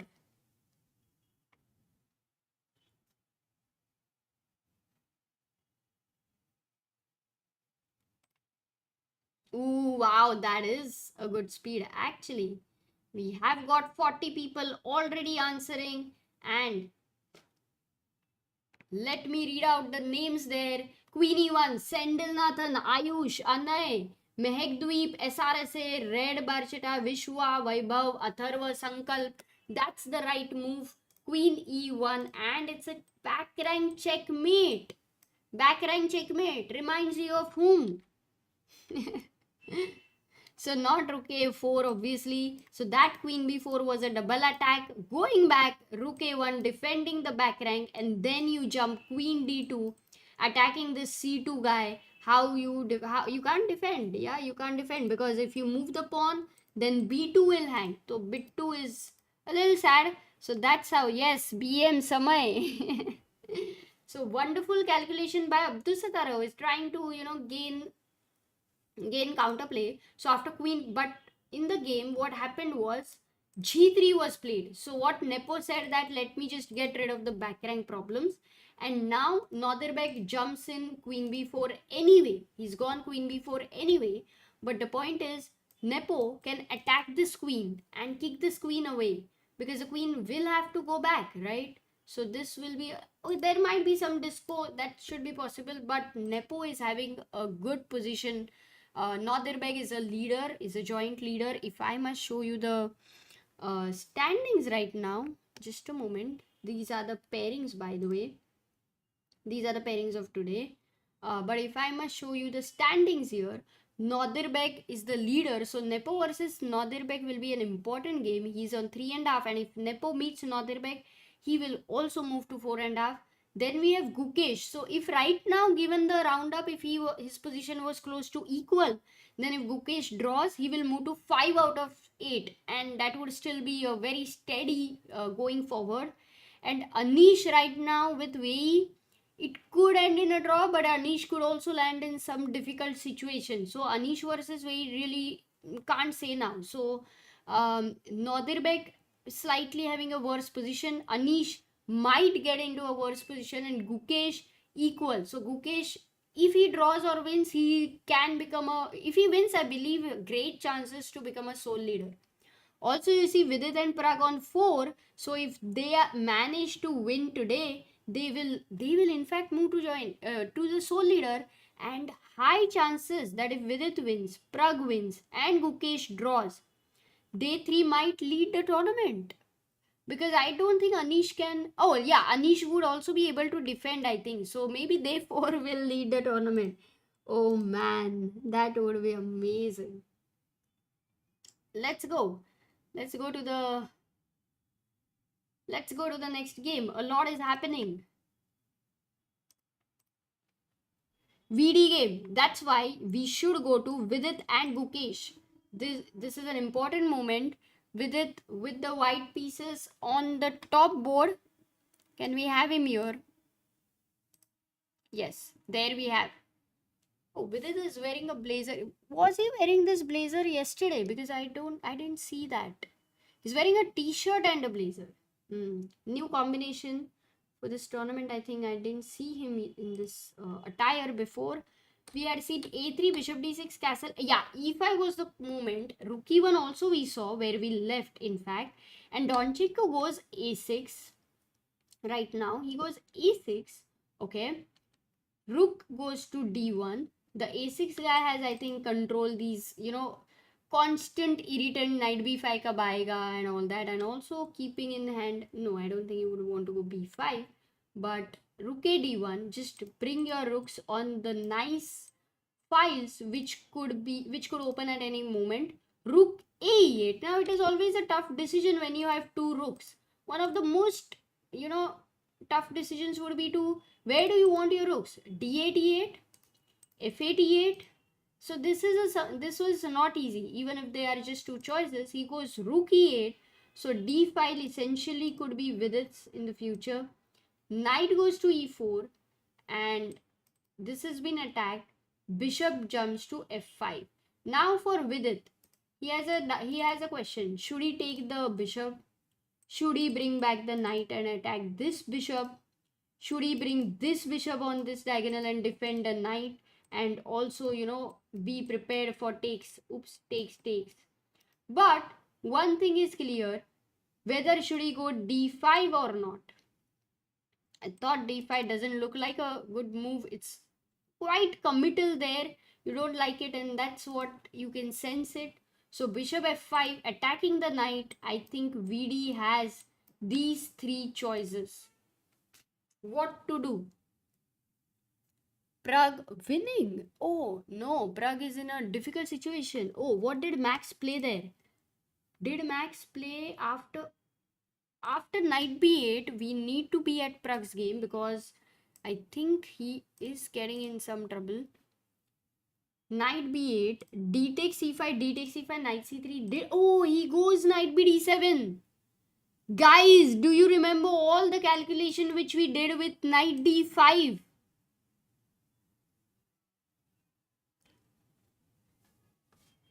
Do you remember all the calculation? What do you think? Will Max be able to find that knight d5? This is the timing to go for that, because if he doesn't go knight d5, there are other moves which are as tempting as well, like starting with a4 here as a pawn majority. It's definitely very tempting. So what do you think? Will Max go knight d5 or not? For all those who have missed the analysis, what we were essentially analyzing was knight d5 is a great idea for Max, because after knight d5, Maybe knight d5 is still possible to play, but here rook d5, which looks very natural, but a good move is c takes d5, because after rook d5 there comes in e4 and this knight jumping in there, also attacking this rook there. So these are the problems. But after c d5, the idea is to open up the c file and to create a new target on c7. That is the whole idea. And when Pragg will go e4, then to bring knight to d4, keeping an eye on this c6. So this is the idea. If Max finds it, then Pragg will definitely be under trouble. How much time is Max having? He's down to 58 minutes.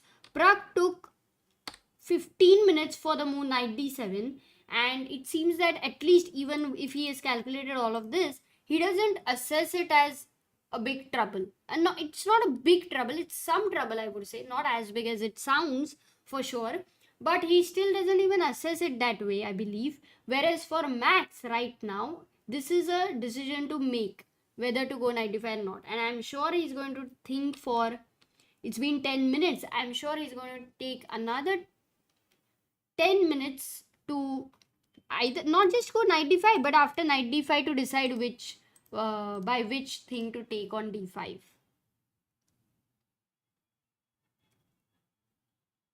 So, oof. But this can get real trouble. Okay, let's go to quickly Gukesh's game, because Gukesh has, we'll maybe have this camera there. No, third camera. Yeah, there you go. Jew engine not on the board right now. After a3, knight c6, we saw here rook a d1. g6 was played by Gukesh. He says that these are the squares I want to control. Your knight 2 squares away. So I'm controlling these squares. And Jew engine goes with c5. Now look at this move. Such a tempting move. You have got a beautiful outpost. Plus, you have got a route to reach the outpost.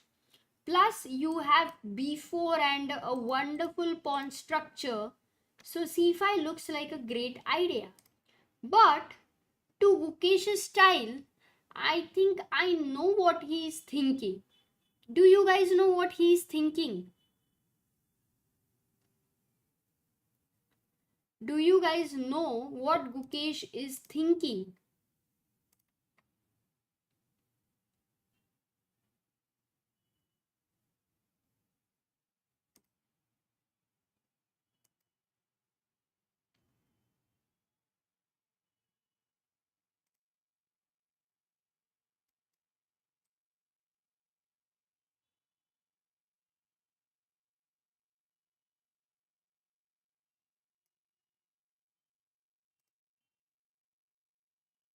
He would be amazing, amazing. Of course, you know Gukesh, but that is what I thought he's thinking. But to actually play it right now when he's leading, joint leading, no, he doesn't go for that.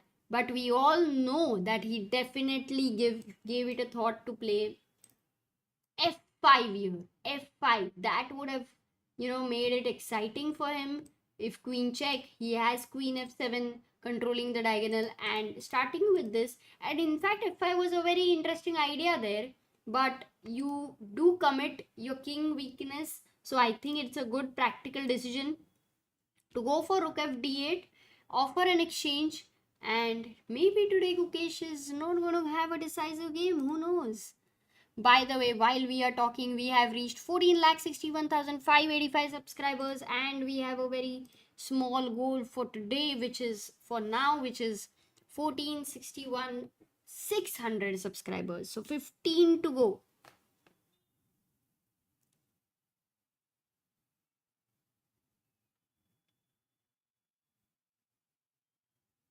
Why not knight d4, asks Dhruv, and also checkmate. Not many people here. So for c5, why not knight d4?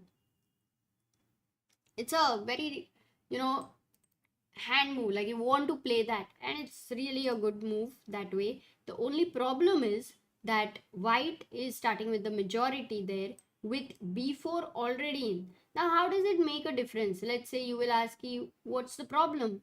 Because he's still not getting knight e4. Can I not break here with a5? So what's the problem? But there is a problem. b4, I did defend my c5 pawn, but my idea with your knight on d4, because it is right now not strengthened properly. And how do you loosen it up if it is not strengthened? There are ways to loosen it up. How?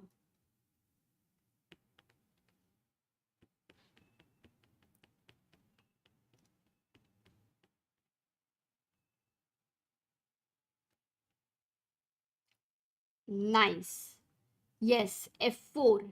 You would want to give it a thought to f4 and loosen this plus this square after g6. I think Gukesh has weakened, so it could get very nasty there. That's why even if it is equal, but it is not at all without, just one move and the initiative can always slip away. Any position, it's a rule. Any position, it doesn't matter. So rook f d8 played by Gukesh here. That's what he did, strengthening the d4 square, and also maybe like change the rooks there. So Ju Wenjun is thinking it's a safe position for her. I mean, I don't think she is having any risk actually. Let's go to Pragg's game. Oh my god, look at what Max has done. Really need to check it out. Max finds knight d5, and for knight d5 he doesn't need time at all. So what we were expecting was 10 minutes for this position to arise, if at all, but Max does it in 5 minutes and he finds the best way to continue. Now this is something serious on Pragg's board. Pragg will need to be holding very steadily. To defend such a position is not going to be easy. It's not like he has got a very bad position, big trouble or something like that, but it is definitely a very uncomfortable position to get out of the problems. And the way Max is playing, if he was able to, find this and assess it, and maybe Pragg also saw it, but I don't know if Pragg, yes, Pragg entered in it with his will. You can see e4 happening immediately. He's not taking much time there. So I believe Pragg thinks that after 95 this position is very good. He definitely is banking on these squares for his knight. Wow. No, this game is going to get extremely intense. Wijk says, with Ju Wenjun playing so well, can we expect our other top women players to score as good as her? Or if she is, or is she in her peak strength? So, Ike, this question is actually very deep, and I have given a lot of thought to this about women chess players. Many times you see that it has happened with a lot of chess players, by the way. You play a tournament where you are the top seed and you are playing that such a kind of tournament again and again, you will go weaker than your strength. But sometimes when you're playing against stronger opposition, you rise up to the occasion. That happens. So that is the reason I think in general women players, in general I am not a person who really loves this division already. Women players having different tournaments, it should be one tournament, they should be playing against each other, and then the prizes can be separate. That looks fine, but there cannot be different section for sure, because women are in already right now in a bubble, which is like, the top player is already, let's say, active top player 2600. Then what, you're fighting against each other. And then we are talking about how to grow women chess. Oh, well, how do you even talk about it? I don't know. I have very radical views on that, so I don't talk much about it. But yeah, for sure.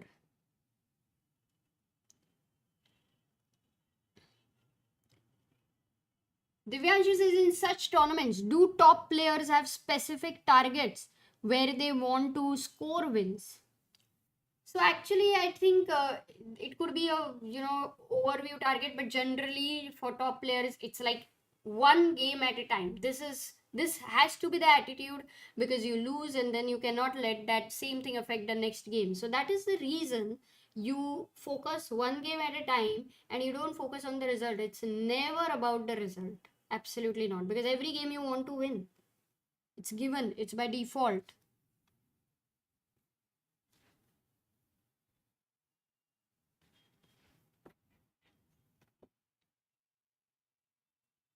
Yeah, but that's the problem. Yeah, but it's so right now integrated to encourage having another tournaments, but then it just gets stuck over there. That's how right now the situation is. If some young talents, they can't get out of that bubble, and so it's like all of the the whole thing needs to be together, like in terms of the official body, the parents, the coaches, everybody needs to be together, which is a little bit of a very high expectation and unrealistic expectation.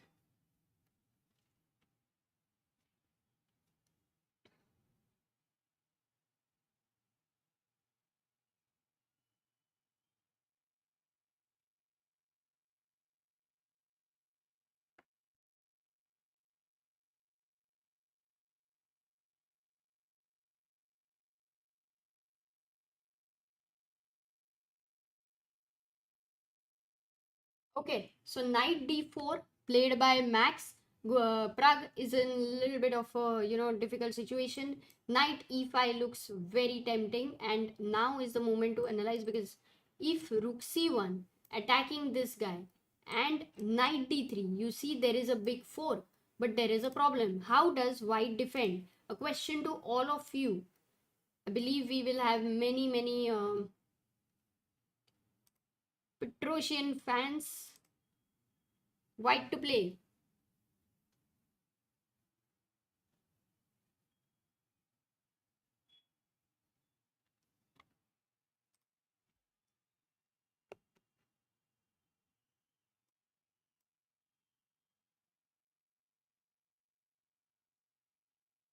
Oh, there he goes. What did he play? He went knight c5. We can still reach the position, but what are you guys answering here is knight f5, d6, and rook d3. Okay, many of you wanted to go knight f5 here, but knight f5, bishop f5. No, it's not protected anymore. It's protected now. That would be a blunder. But yes, rook d3. Well done. Many of you found it. Ganesh, Swadesh, World, Srishat, Havish, Anay, Sahil, Sendil, Adarsh, and Agnidipta. That's the right move. Rook d3, and you have sacrificed an exchange for what? After c takes d3, you will win this pawn. And then essentially, the light square bishop is not a very good bishop. This you can see is protected. One of the most amazing knight you have there, attacking this, defending this, stopping this, and it's a great compensation, this position. So when Pragg did not go knight e5, he went knight c5 instead.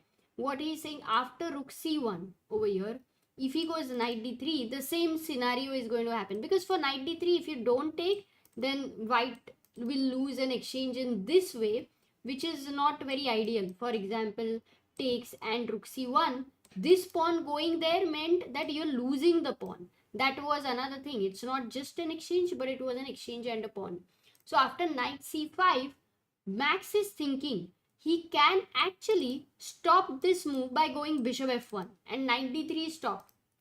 Now the question is, you really want this bishop to get out and connect the rooks, because you feel suffocated at this side, right? So you want to develop the bishop. Let's say you go bishop d7, and now the rook comes to c5. Yes, you still don't have knight d3. So how do you find counter player? This is the question for Pragg to think, because will you go a6 and try to open the a file there? This will be, then you will have to calculate ideas like b6. You will, with the bishop on f1, look at this, one more important point, you can't take with the rook, and if you take with the knight, then b7 pawn will be lost, And if you take with this pawn, then the whole point of a6 is gone, and c7 is deadly weak, a6 is weak, so it doesn't look good. So bishop f1 is such a classy move that it doesn't not just stops knight d3, but it also stops these ideas with ba6, rook a6. And if directly you go a6 here, then also the same thing, you can go for ba6. The only thing is after knight a6, b7 won't be hanging, but in this situation, even knight b5 and the same problem now that you don't have b pawn. So Pragg is in trouble. I'm not sure how how he is going to get out of it, but Max playing really max to his ability.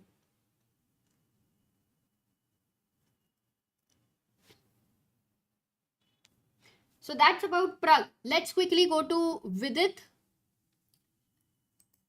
Vidit Gujarati here playing with the white pieces. He's gone after d. No, where did we leave? Rook e1, rook e8, knight e4, bishop f5. This is the point where we left with Vidit having three options. Which one did he play? Can I just get them on the screen? Vidit Gujarati. Yes, there we go. So we have him on the screen. Bishop f5 is played. He goes knight d6. He chops off this dark square bishop. C takes d6 and c takes d6, right? Because queen takes d6 means d takes e5. You can go for that, but c takes d6. That's what Donchenko decided so that he can capture towards the center. And Vidit went d5. So that was his decision to commit here, to close the center with d5 with the light square bishop. Yet he goes d5. The knight goes to b8, because if you go to a5, then there is a problem. The knight is getting trapped. Very typical of it. Queen b4 and all sorts of moves. There is no b6. If you try to defend it with queen d8, still the knight is out of the game, and it will take time, to get it back. Plus, whenever you go b6, a6 will be hanging. So that's not possible. So knight b8 looks very natural. And now with it goes queen b4. So what he's trying to do, one interesting idea is, after queen b4, guys, let me ask you a question. There is some interesting maneuver Vidit is looking at. Can you find it? What's the maneuver Vidit is looking at?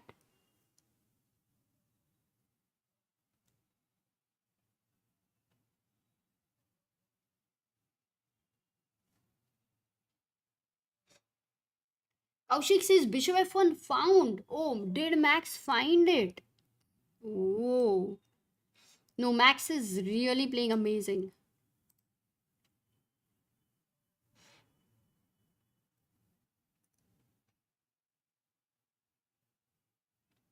Why close the center when rooks are on E and D file? I think, Sachin, that's a good question. In fact, I was thinking of going back to that moment and to see why did Vidit decide to play d5. But over here, yes, all of you are very right. This is what Vidit, I think, got tempted with. Oops, this positional Vidit is like back. And he wants to go knight d2. He wants to go knight c4. This is the backward pawn, the fixed pawn on d6 he wants to attack. And the dark square is over here. I think that is what he's banking on. So he's gone queen b4. And you can play b5, but then you are weakening c6 square forever. So then Vidit will have a4 ideas and he will shift the rook on the c file. So that's some pressure on black. Now if he would have, let's go back to this situation where he played d5 and try to see if he doesn't play d5. Is he having something where which is giving more specific ideas? C file, after c takes d5, d6, C file has been opened. So black is definitely intending to bring the rook on c6. Where is he going to keep the pieces? Because he can't go bishop d3, it would be a big blunder. If he wants to move the knight, it's not so easy because, wait a second. Can I go knight h4? Oops, sorry, knight h4 is a blunder. It's hanging. Can I now go knight d2? But I don't like the pin, because now in this scenario when you play d, this pin is something looking a little uncomfortable. So what do you do? It is also a question. I think the reason he went for d5 because he got some more clarity. That's why he went d5. I like d5 now that I think of, compare in comparison to the position where he needs to find ideas. D5 is more specific, kicking the knight away. Also, it looks very comfortable with these ideas that the knight is moving to c4 and the dark squares are under pressure. So I think I would now say with its d5 move is very interesting, very good decision. Practically a very good decision. Of course, Donchenko will come knight d7 and he's also looking at this square, but a maneuvering game there, also fight between the light square bishop, at which point and how is this bishop planning to activate itself. But for now it's still doing a good job of keeping an eye on this guy. So, oh, by the way, knight d7 I can't take here, yeah, because of rook b8, so that's why. So this is with it. We will go to Pragg's game because he has found bishop f1, stopped knight d3, and now Pragg goes bishop d7. Exactly what we were looking at. That if rook is c1, what is Pragg's idea? a6 is going to be a bad move. I think what Pragg will try to do is completely ignore the queen side. Absolutely. And then he will maybe try to think of king h8, but then even g5 is not easy with the queen on b2. Oof. Oh man. Okay, is there any idea with rook f6, rook h6, queen g5, queen h5, or is it too dreamy? Not so sure. But I really like this rook f8 and swinging the rook.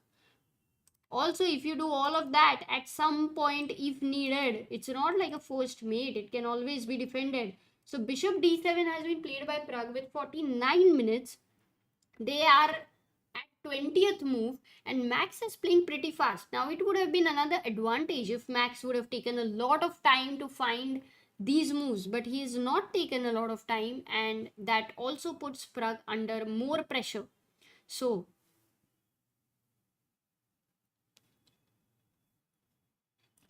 oh, by the way, we have crossed 14,61,600 subscribers. A small aim for the moment has been achieved, like one game at a time.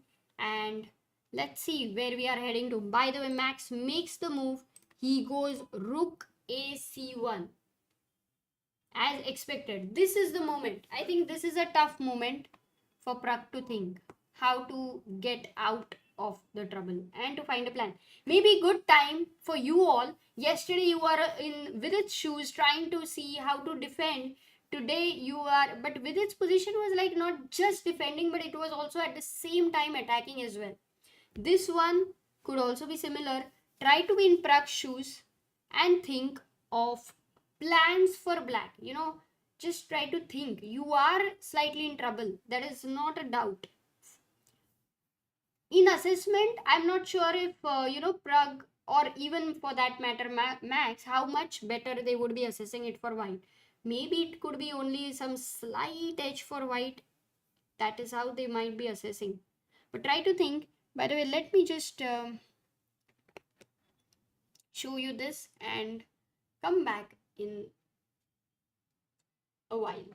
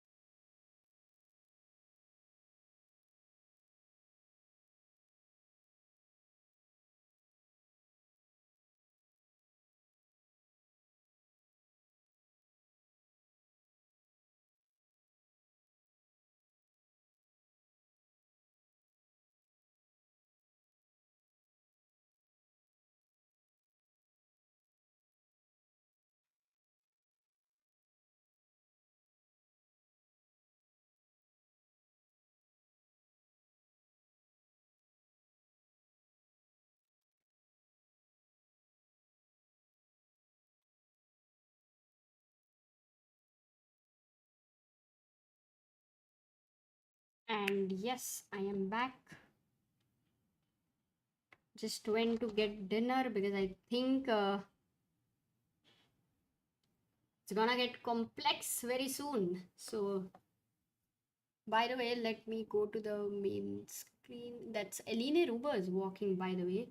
Uh, Somebody was saying Nepo's game was getting interesting because we saw knight queen p4 and Nepo had some advantage. Knight c4, knight b5.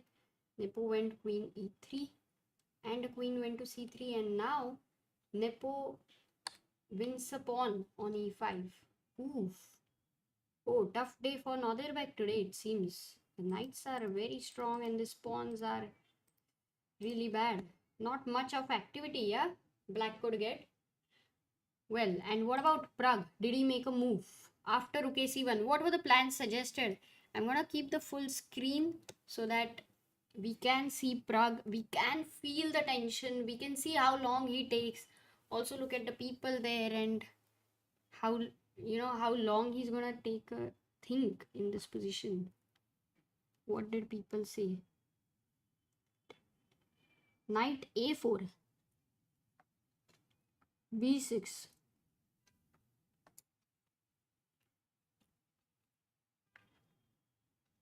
Oh, b6. That's the c6 square is so weakened forever.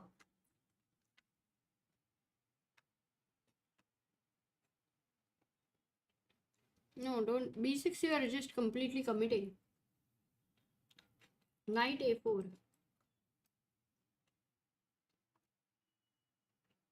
Oh, that's a mistake. White to play.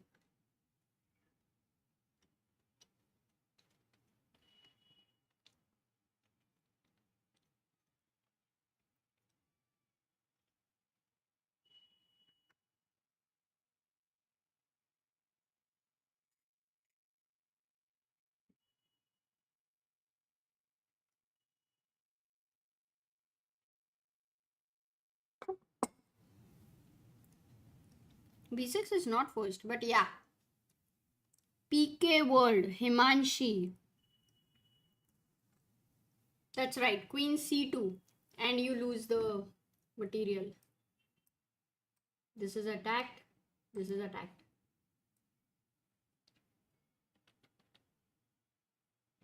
But someone had said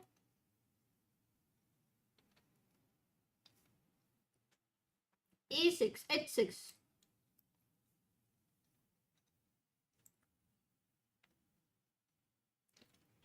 Yeah, you want to do something on the king side, yeah? The computer says king h8, h6 or b6. But I think if you have to make a move like b6, which is such a permanent, permanent home ho gaya for knight on d4. It's a permanent house. White is very happy. Such an advantage. Max is not going to be just letting go. No, Pragg is not losing for sure. I mean, there is so much in this position to fight. There is this f3 weak square and all the counterplay which he can create. But the point is, it's not so easy.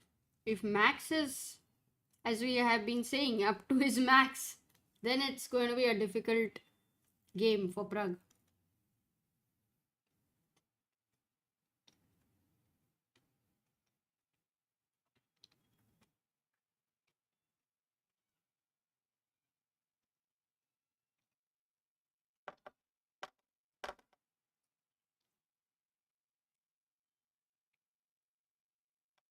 Yeah, he plays king h8. Oh, I actually, that as we were discussing, that's the move computer was suggesting. But what is his idea to go king h8? Because it's not g5.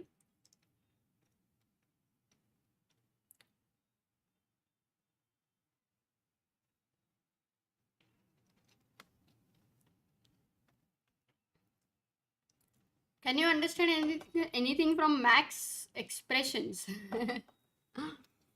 Max is minimally expressing. Max's minimal expressions.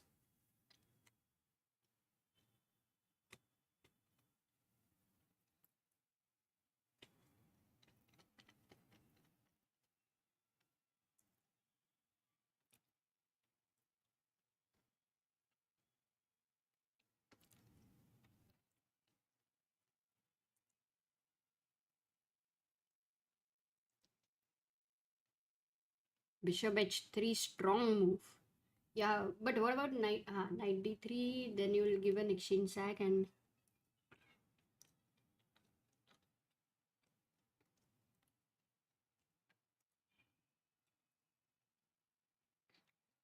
he's preparing for bishop c4 idea. No, I don't think so, because the bishop has to be on that diagonal, and that's the best square to be. Also has to defend king side. I mean, he has to be alert. Versatile is maybe a prophylactic move. Yeah, just like no check in the future. And if the queens get exchanged, then g5 in the future. Oh, and even if white goes knight b3 to challenge the knight, yeah, then the d6 discos. Okay, that's a nice move then. Black can play queen d5 and then g5. You mean queen e5 and then g5. Ah, I like that move, huh? Queen e5.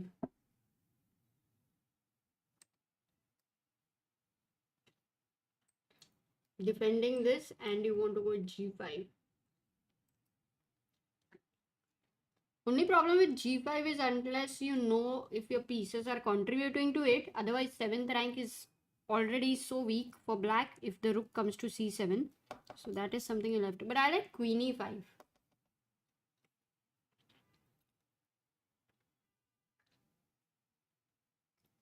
But you can't, I mean, knight on c5 is hanging, so you will have to play b6 anyway. So b6 happening, yeah, in the future. It doesn't seem like a choice for Pragg.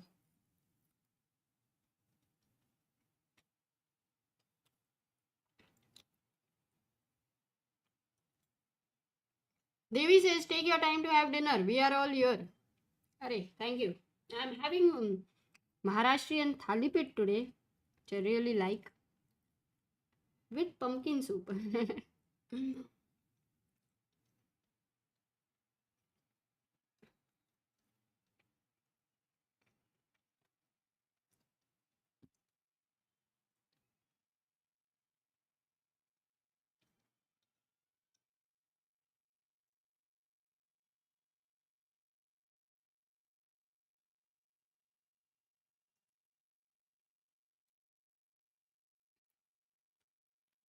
I think I yesterday mentioned about Sagar, all those who are asking, that Sagar is traveling, and I won't be able to reveal anything more than that, but that's it for now.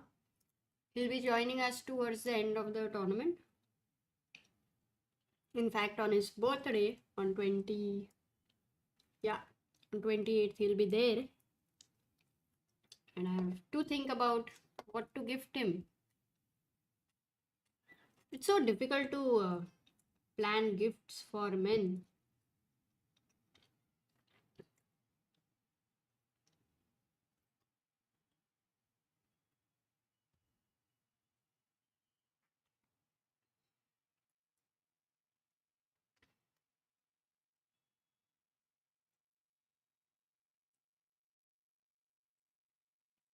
Abhinav is saying, "Bhook lagi kya sabko?"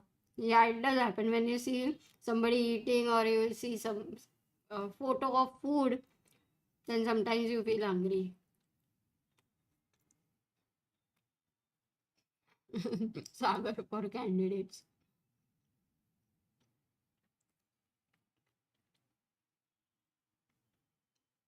Yes, that's what we were discussing, Himang. And not just that, but if Vidit and Pragg are able to win and Anish draws, then they four will be leading. Nice, Apratim. Gift him a chess book, says Madhavan. Yeah, that was very easy while he was playing chess, and And now it's like not so easy.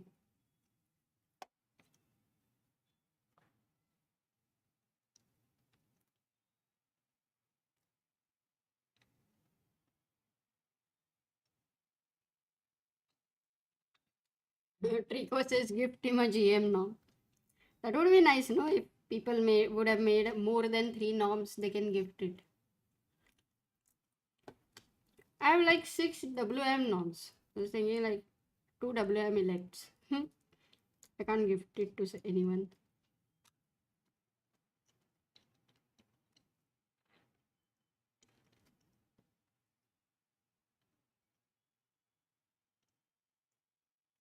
Oh, Shashank says, on the contrary, I think au contraire. Okay, that looks French. I think it's harder to think of a gift for girls. That should be so easy, no?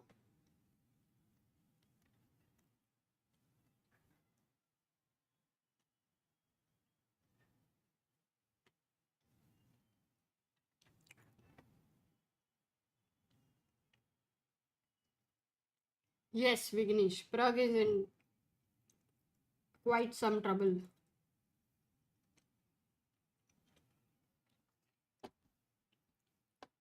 Gift him holiday. Ah. Hmm. Okay. But then वो 28 पे तो नहीं होएगा. Plus he's never excited about, like I say, separately excited about holidays, because he's always traveling. Like he loves it.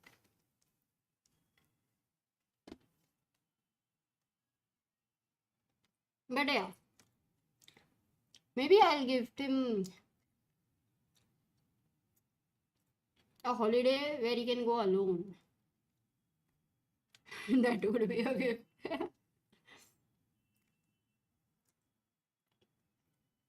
A video collage of wishes from his favorite chess players.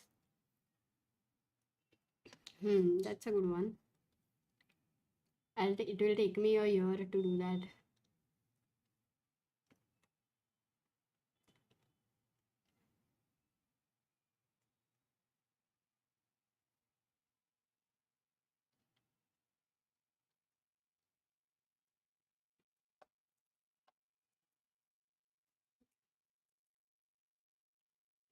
Gift Sagar a week. Yeah, yes. I think that's Sachin. I think, yeah, that should be one of the gifts for sure. But I like this favorite players wala idea.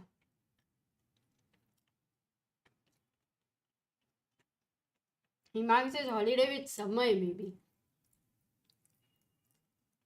वो भी अच्छा है. Vidit, Samay, Anish, and Sagar. But then I will have to gift all of them. Why not?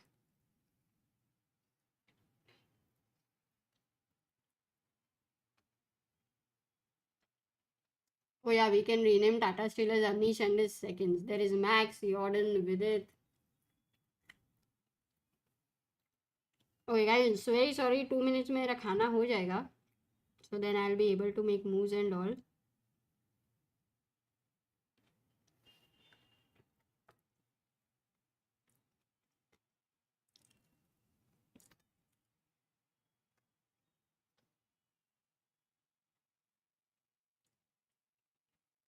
Gyanab says, after watching Tata Steel now and watching your and other channels, it doesn't seem that classical chess is dead or less interesting in any way.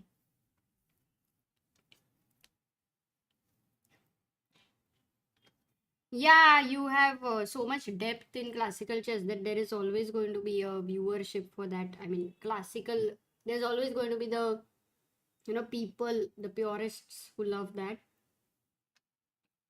The only question is, do we adapt to the change which is happening in the world or not?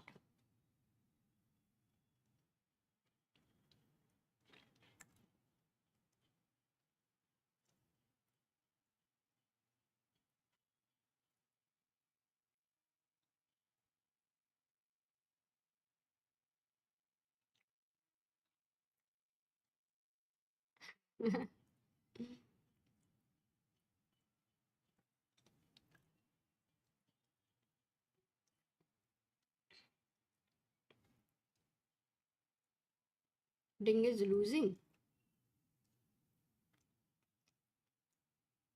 Dhruva, but who will find one?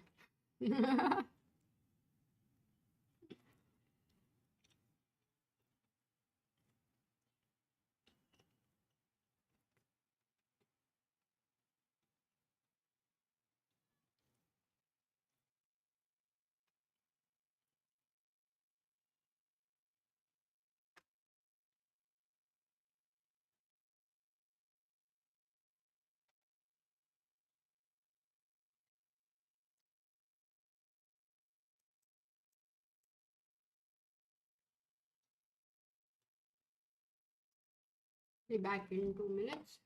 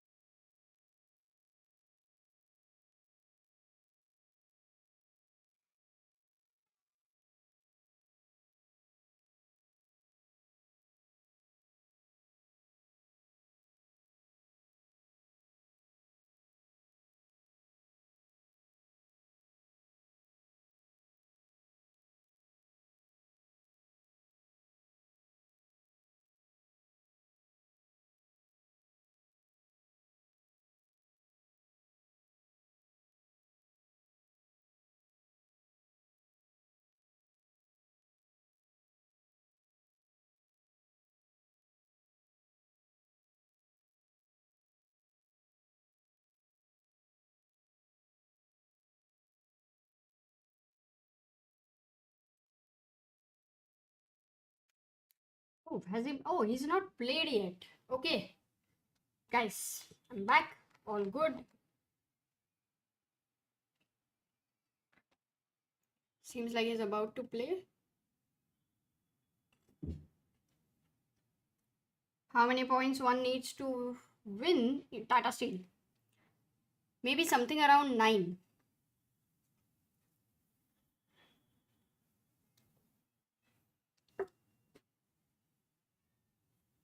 something around 9. Okay, let's just check other games very quickly. We'll go back to the board, and if you look at the bars, and if you want to do a roundup, Vidit versus Donchenko, still very unclear.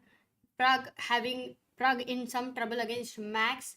Gukesh now slowly getting some slight initiative. Nepo clearly better against Northerbeg. Northerbeg, who is the leader. Oh, by the way, we have Anish versus Wei game ended in a draw. If we just look at the last moves, because after knight d5, oh, he did not take it. He played bishop e6, and that's in fact a good thing. Ended in a draw because some possibility was there for Anish to get into slight pressure, but this is good. So Anish moves to 5 out of 7. I believe because Northerbeg is losing or very much in trouble. I don't think Anish will lose his lead for sure. So going to Vidit's game also, because Vidit's game is unclear right now. He played lot of things happened there. In fact, after knight d2, let's have Vidit on the screen for a while. Yes, in fact, after knight d2, rook c8 was played. Rook c7, rook c1, rook c7, and then knight d2 was played. He also played rook c8. The rooks on the open file challenged each other. Queen c7. And now Vidit goes e4. So here, big decision. He's placed his pawns on the light squares. He said, okay, I am ready to accept the bad bishop there, but in return I have the central space and I have a target here on d6. That's what he says. Bishop goes to d7. Now he goes knight c4. This is attacked. So how to save it? b5 is played, and now he goes knight a5, because if Vidit would have taken the pawn with the knight, then there was a problem. Black to play, find a move. Knight d6 would be a blunder. Black to play, find a move.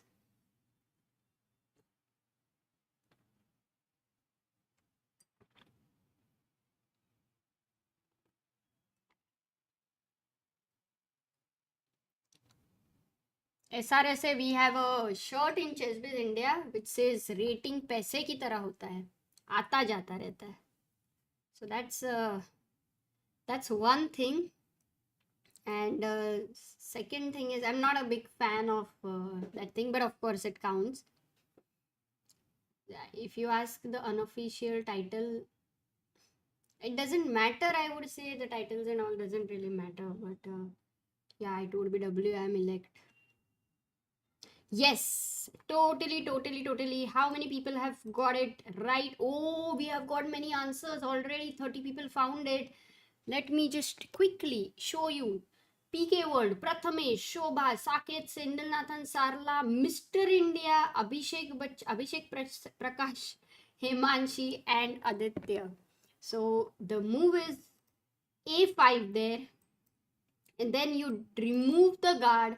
And then if knight b5 intermezzo, doesn't really matter because finally you lose a piece. So this is why you cannot take the pawn. So Vidit goes knight a5 right now. All very strong hold on the dark squares. So he's having space advantage. He's having very good, you can already sense it. He's having targets here. He's also having a beautiful knight and queen, very actively placed, already ready to jump in whenever the queen loses this square, control of the square. But he's not having the control of the c5. And he's also having not the best bishop, but because the nature of the position is closed, right now if you see both the bishop, it's not like Donchenko's bishop is doing some wonderful job there. It's also right now waiting. I mean, he's like, ठीक है boss, position closed है, करता हूँ अभी, काम करता हूँ मैं, time आएगा. So Max has made a move. Let's go to Max, because that's the most important game of today. After king h8, knight b3 was played. So that's the reason I think Pragg. So this knight was good. I mean, he could have still maintained it here for a bit maybe. But knight b3, anyway, he wanted to exchange it and open up the c file. ab3. Now this is attacked. What do you do?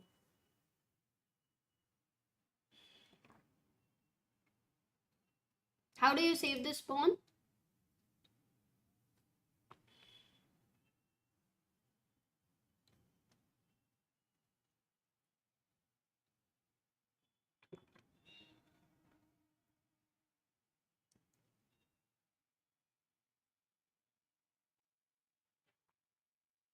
Oh, by the way, Harika's game has also ended in a draw.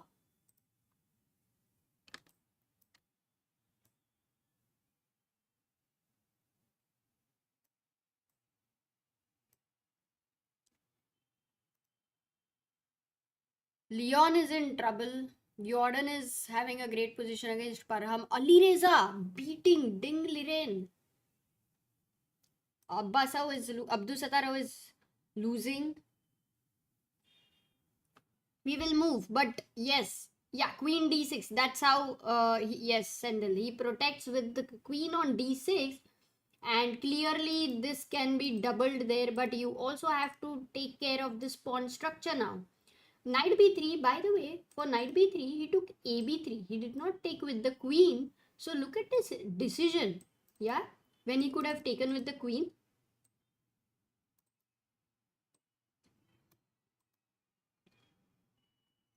And he's accepted these three weaknesses there, because now this bishop on d7 is active and attacking this. After queen d6, the queen is keeping an eye here. Still, white is so much better because, wow, these weaknesses are really massive. Also, this structure is a long-term problem for the bishop. So queen d6, going to Ali Reza's game, because that would be a big result of the day against Ding Liren.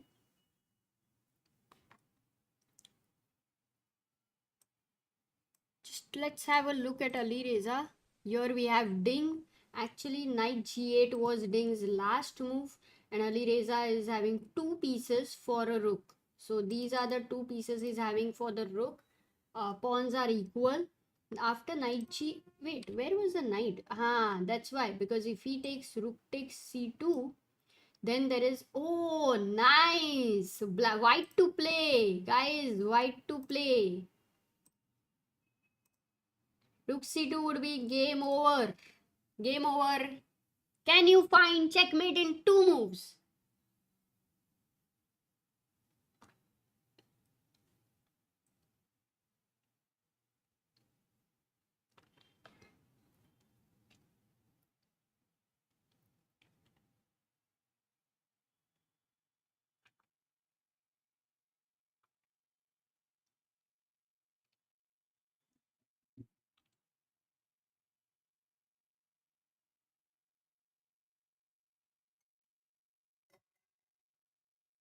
Okay, okay. I've got two moves, okay?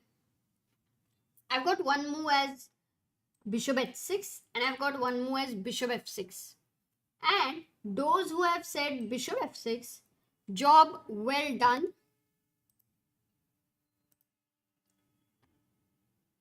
Aditya, Persevere, Varad, Sumati, Saumyadeep, Maria, Pankaj, Abhir, Vansh, and Mumukshu. And those who have, many of you have also, I mean, the number was actually not updated, but many of you have suggested bishop h6 also, more than 10 people, where this is, by the way, a mate, a very nice mate, knight h6, typical thematic mate. But if you play bishop h6, then it is not a mate. Even if you go here, after check, there is king h8. So yes, you might win the rook after bishop f8, but that too you're not winning, because blunder, क्या ही blunder guys, क्या कर रहे हो, क्या समझ रहा है ना, अंदर आपके अंदर चला गया है. Yeah, exactly.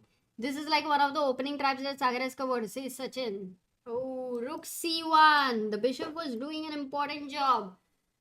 So rook मिलने के बाद गेम ही रुक गया. So that's what the problem is. So that is important thing. Bishop f6 or bishop h6. It was a nice moment. So if Ding goes knight g8, Ali Reza also saves his bishop. Let's keep in mind the bishop is important, cannot be deflected. ba3 and ba3. So two pieces for a rook. and Alireza is clearly winning. Some big advantage.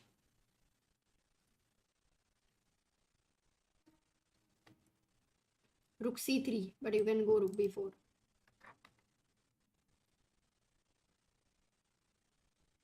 Gukesh is better. Okay, let's move to Gukesh, because Gukesh, who was playing an equal position, and we were all talking about him today. Can Gukesh, can this game become decisive? Because we would be amazed with that, with the kind of position opening and the middle game they were playing.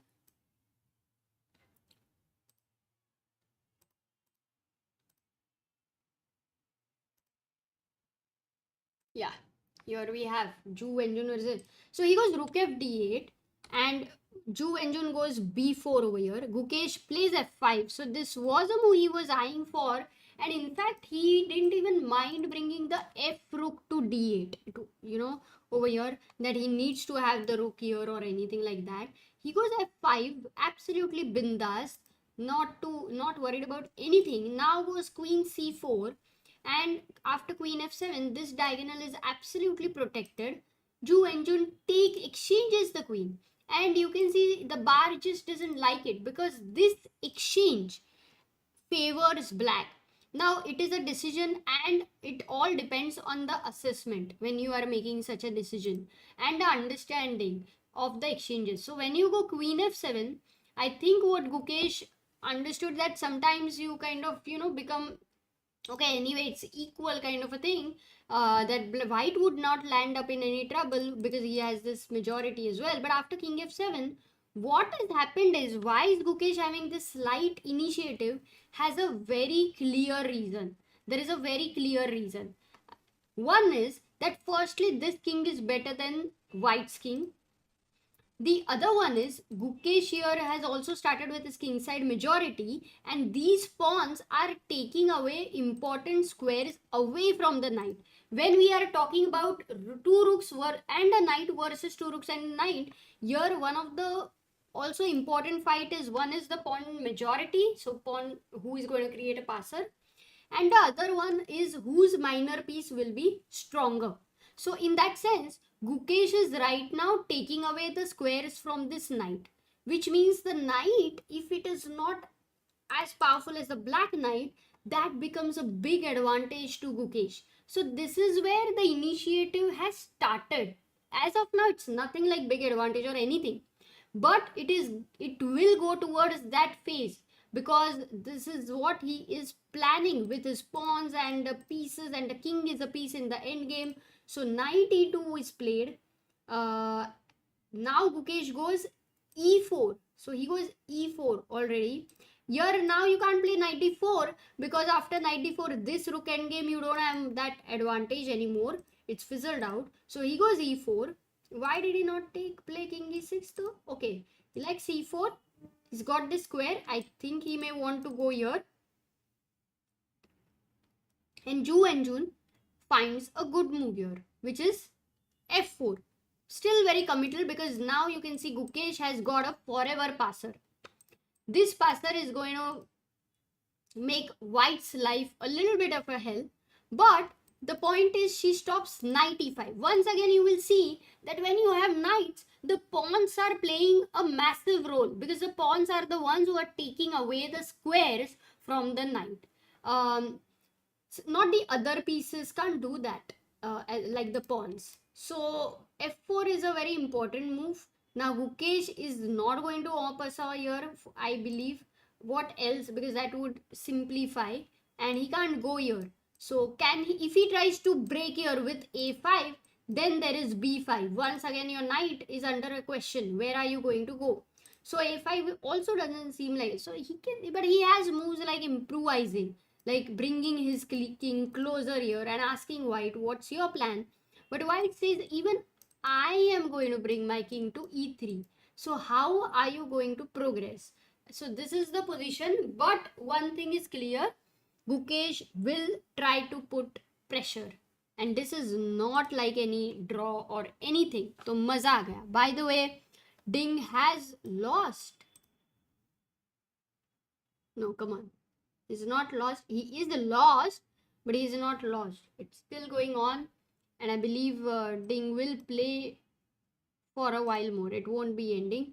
So f4, and Gukesh will think here with 35 minutes on his clock and 15 moves to make. He is not really under time pressure. Nepo having clearly better position. If he manages to beat Abdusattorov, then the joint lead, then Abdusattorov's lead will go away. With the white pieces after knight a5, f5 was played by Donchenko. Very active move. And with it takes on f5, bishop takes f5, and there he goes a4, trying to create tension here on this pawn structure. Going to Pragg's game because that's the most critical one. After knight b3, ab3, queen d6, what Max played was, let's just also have Pragg on the camera.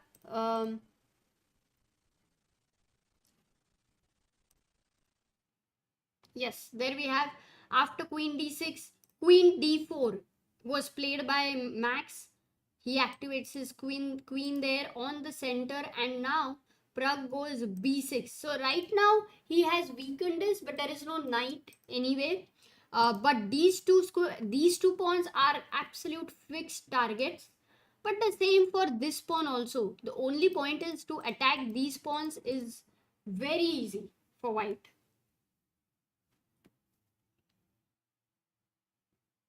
Vidit is running super low on time. Didn't realize that. He has 30 minutes. No, not at all. That's not low, super low on time.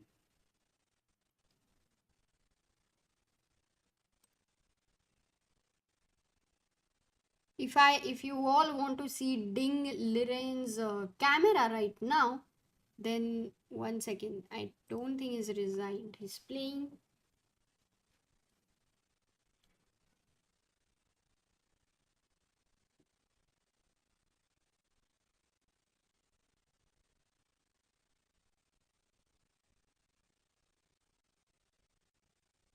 Yeah, he's playing, and it will go on for a while.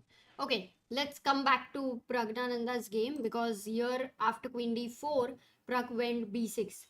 Now white has to create a plan. So what seems natural to you for white? Attacking this, doubling here is one thing which comes to the mind. Let's say I try to double the rooks. In which way? Rook c3. No, rook c2 maybe. If I go rook c2 with the idea of rook here, what is it that black can attack? How does black attack the weaknesses, white's weaknesses? What's your move here? A nice move for black. How do you stop the threat of white? I don't know exactly think. Yeah, but it does help for sure. Please keep showing Gukesh game. I will do that. Also, definitely.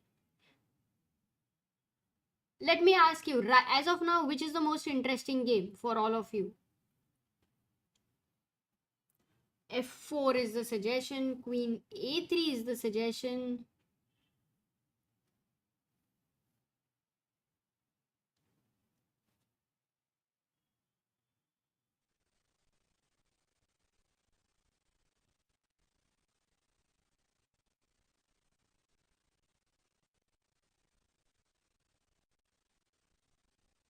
Pragg, Gukesh, Pragg. Okay, the fight is, I think the confusion is between Pragg and Gukesh. So let's do this. Make it simple. If we have a clear cut pole, then why not to do it? So G4 for Gukesh and A5 for Pragg. G4 for Gukesh, A5 for Pragg. That's the game we will majorly focus on. But the situation will keep changing. G4 for Gukesh, and oh, I actually deleted the earlier answer which you had. Okay. G4. Oh, Gukesh's game is winning. It's still a little close, but wow, look at this. I get faster answers than checkmate in one move. But G4. Okay, so Gukesh's game as the main game for now. Then this one is gonna go on. So we will shift to Gukesh's game, but here to finish Rook e5. Many of you found this move is a good one because you keep the attack on the d5 pawn, And now if rook c1 trying to attack here, there is rook d5. So Max makes a move. He goes queen c3 and he knows that he needs one piece to defend here. He needs another piece to defend here, which means he's left with two pieces to attack. But then you can defend it. No, you can defend it with rook c8, and maybe you won't have to care about this, but rather you have to care about the other pawn, capturing the other pawn. So that, I think Pragg should manage. Yeah, Pragg should manage to get out of trouble somehow. This is my feeling. Let's go to Gukesh. And f4. Oh, he took on f3. Whoa, I did not expect that. He takes on f3.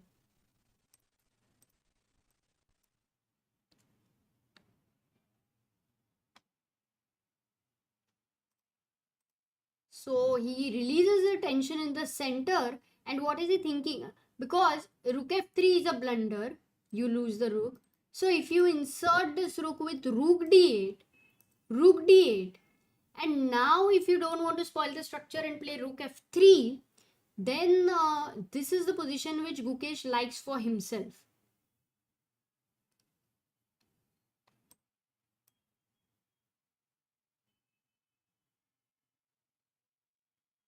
He'll go rook d2, he will play a6 to stop b5 ideas, then he will bring the knight, either if this knight moves to d4, or he will keep a watch with knight d5. He'll also get his king. So basically, if Gukesh wins the pawns here, because these are very advanced and it can get weak, so this is what he's eyeing for. It's so after ef3, this is one idea, rook d8. But the other one, what else? G takes f3. If Ju Wenjun says I'll go gf3, I don't really mind the two isolated pawns.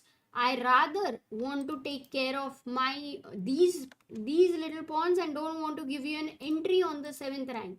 If this happens, then Gukesh will try to think of the next step, how to improve now. Because this endgame with rook d1, if you exchange both the rooks, here it's not going to be much. I think it's not going to be much, though you do have a path. But white king will also reach on time, so would be a little too early. You can't exchange there. But if you don't do that, then you want the knight to be active, and let's say you go knight e5 with the ideas of knight c4 attacking this guy. But then as soon as you move your knight, he will also jump in with his knight, and as soon as you attack this pawn, oof, can I not play a? Oh, this is not just this attack, because let me ask you a question which I almost missed. If I play a4, it's a big blunder. Black to play. If I play a4, it's a big blunder. So Gukesh today, very equal game. He's able to complicate it. This is one quality we have to learn from Gukesh. Give him any position and he will make sure to mess it up. Create a mess. Not mess it up. That's wrong. Create a mess. Oh, thank you.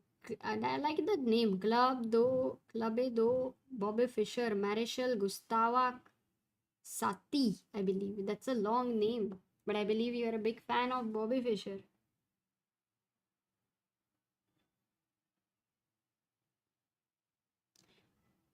Yeah, but I did not actually expect him to take here, but I believe he's taken here because all these lot of permutations and combinations are happening, and white will need to play a little bit more accurately. Also, white will need to think. That's the point.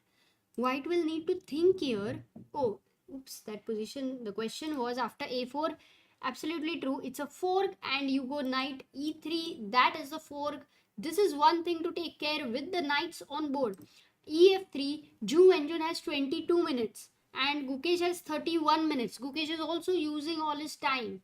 14 moves to make. Now if Wenjun thinks for one move like a lot of time, then she will come under time pressure, which will be risky.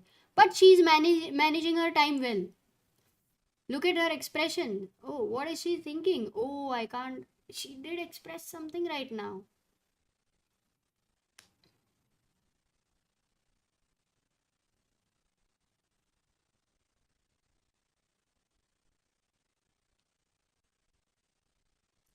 So let's go to Prague's game right now, because after rook they have played some moves, and if I go back after queen d4, b6, queen c3, rook e c8, he decides to bring this rook to c8 because he wants to keep this rook defending the a pawn. Rook a1, naturally attacking this guy. And now Pragg goes bishop e8. It's hard to find good moves over here for black. He goes bishop e8. What he's saying is at some point, you better be careful with these ideas.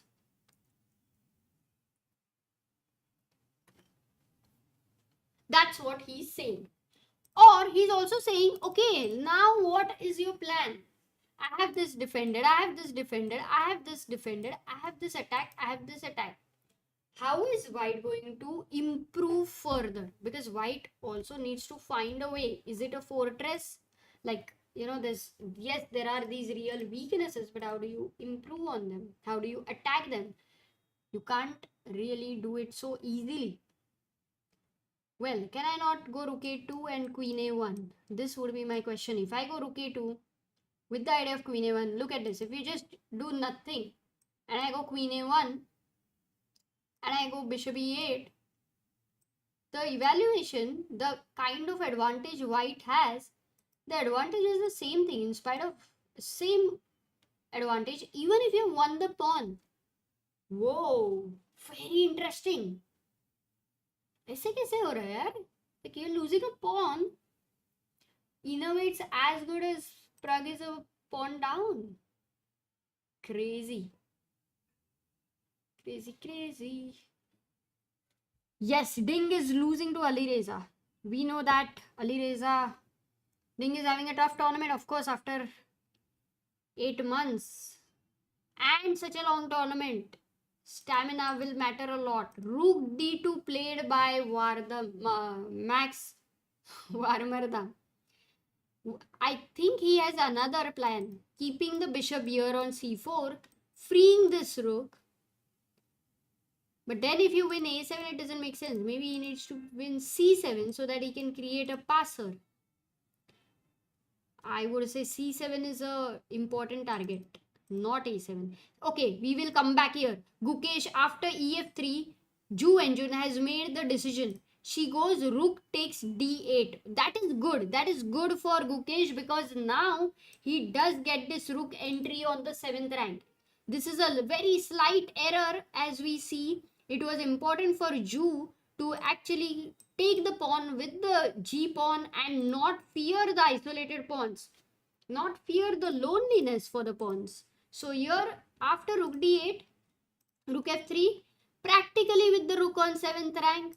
Yes, I think Gukesh is trying. Oh, this game ended in a draw. No, it's Rame. Oh, there is Pragg and Max, both are not on their chairs.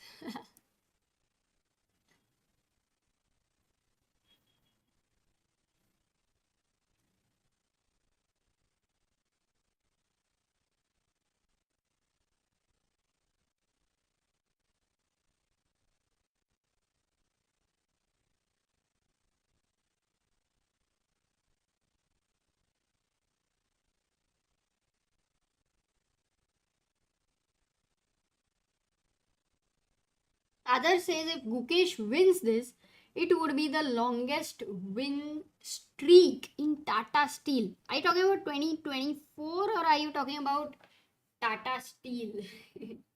I think it should be 2024, right? If Tata Steel has started like such a long back, then I'm sure. But that would be, I think, not this Tata Steel only, because in this Tata Steel, I doubt if anybody even had won 3 games in a row. Not possible.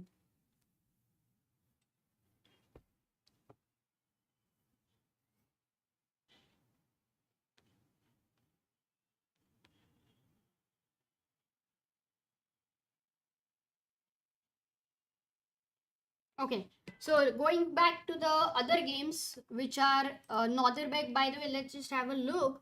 He's fighting, and it does feel that Bit of a hope there, but Nepo always very high on time. 45 minutes there, and Naderbeg is having 10 minutes. Going to Gukesh's game after Rook F3, Gukesh is thinking.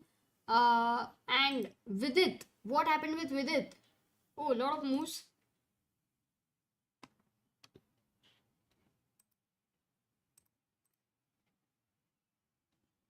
Yeah, there we go. So F5, we saw at Bishop F5, A4 is what he played. Queen C5 was played. Now with it takes the queen. Rook takes C5. This was hanging. You couldn't take with the pawn. Otherwise you would have loved it. So rook takes C5. AB5, AB5. With it defends the D5 pawn. Now it has become, it's an isolated pawn. And now Donchenko is thinking. But the question is, can he not go rook C2 and attack both of these guys?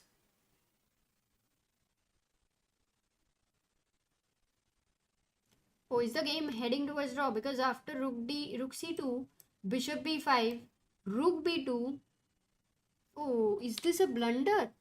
Because if rook c5 comes in, white to play. How do you defend, guys? White to play.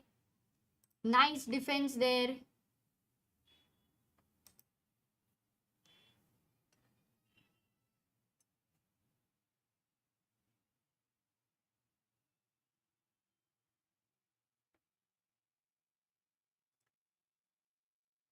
Absolutely right. Absolutely. Love it. Love the speed. Here we go. Knight c6 found by PK World, Ramanathan, Greedy VD, Anmol, Vaibhav, Nikipedia, Ravish, Raging, Abir, Arohi. You guys have found the idea. It's knight c6, giving up the bishop and winning this bishop in return. So the knight which was at the edge of the board just very quickly somehow found a way to win the bishop. So rook c2 on the board, and now it is thinking, yes, he will have to take, otherwise he's anyway losing the pawn, so he will have to take here. And I believe this game in that sense will end towards a draw, or otherwise even if he keeps his bishop there, let's say bishop f1, but yeah, not much. Maybe he will try to keep the bishop so that he can try to attack this with knight c4. If the rook tries to move, then knight b7. So because of this weakness, maybe he will try to keep the bishops. Let's see what he does. Going to Pragnananda's game, rook d after bishop e8, rook d2 has been played, and Pragg is thinking. He's down to 24 minutes. And let's go to Gukesh's game, because after rook f3, even Gukesh is thinking. He's not making the move very quickly. So here we have Gukesh versus Ju and Jun. Let's quickly also have a look at the challengers, because yesterday Divya won an amazing game. Today, what is she doing with Eline Rubers? This is her position. She has managed to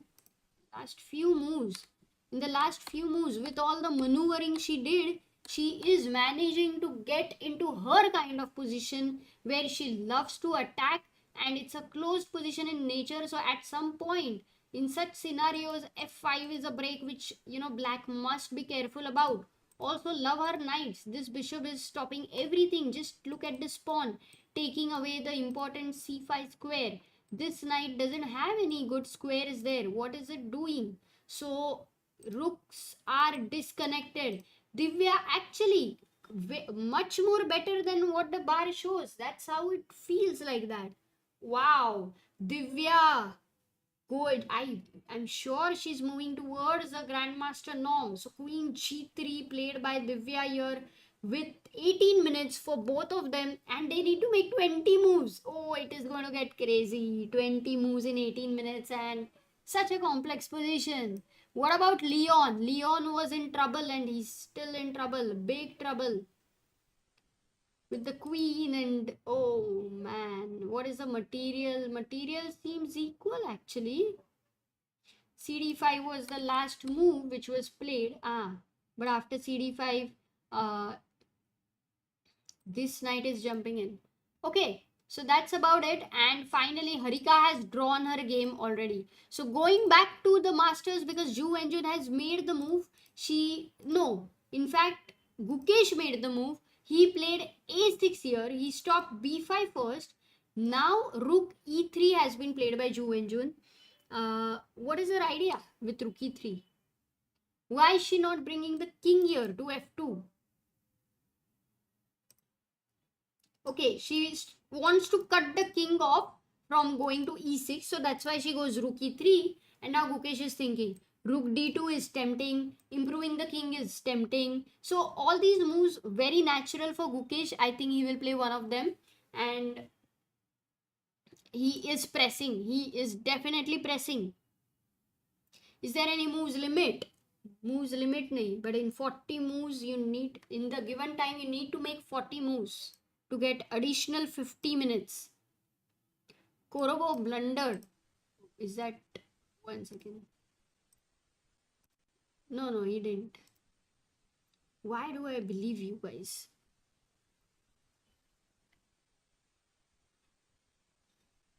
Okay, so Ju Wenjun has played rook e3 while Gukesh is thinking.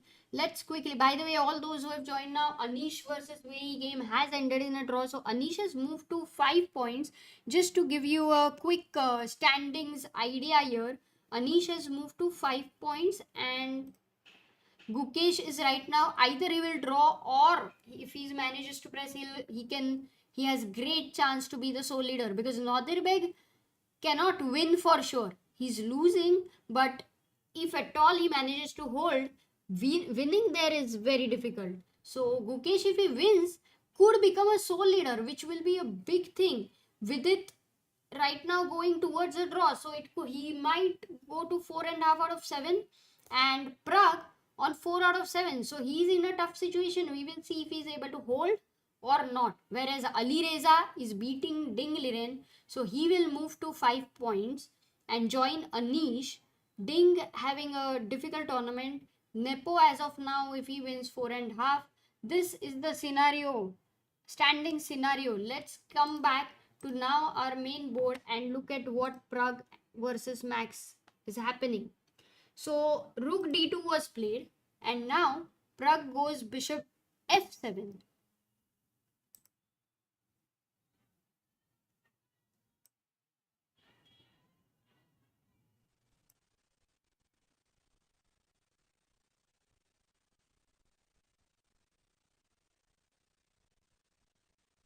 Yep. Pragg goes bishop f7 and what he's saying is let me keep the attack on the d5 pawn. Now Max goes bishop c4. Computer of course doesn't like this, but why? Let's try to understand. Bishop c4, he defends this. Looks nice. Pragg goes rook c b8. The rook is looking at the wall, literally looking at the wall. But it's like a close position. Pragg knows that he's not the one who is fighting for an advantage here. He is on the defending side. Max goes rook a6. We are at this position where white is trying to see how he can improvise. Rook a6, essentially the idea is queen a1 and he wants to pick up this pawn. That's the plan. As we have seen that this pawn is not the highest of the critical pawns. But let's go back here and ask ourselves a question. After bishop f7, what was that the computer doesn't like? What is the move which white should have given a moment for? White to play here. White to play.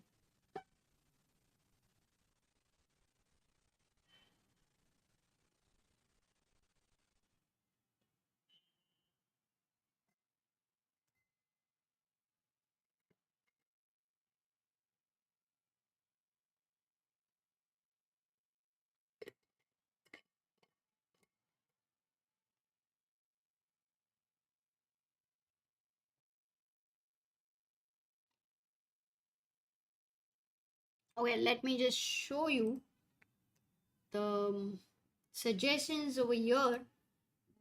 We saw queen c6 being the winner, followed by bishop h3.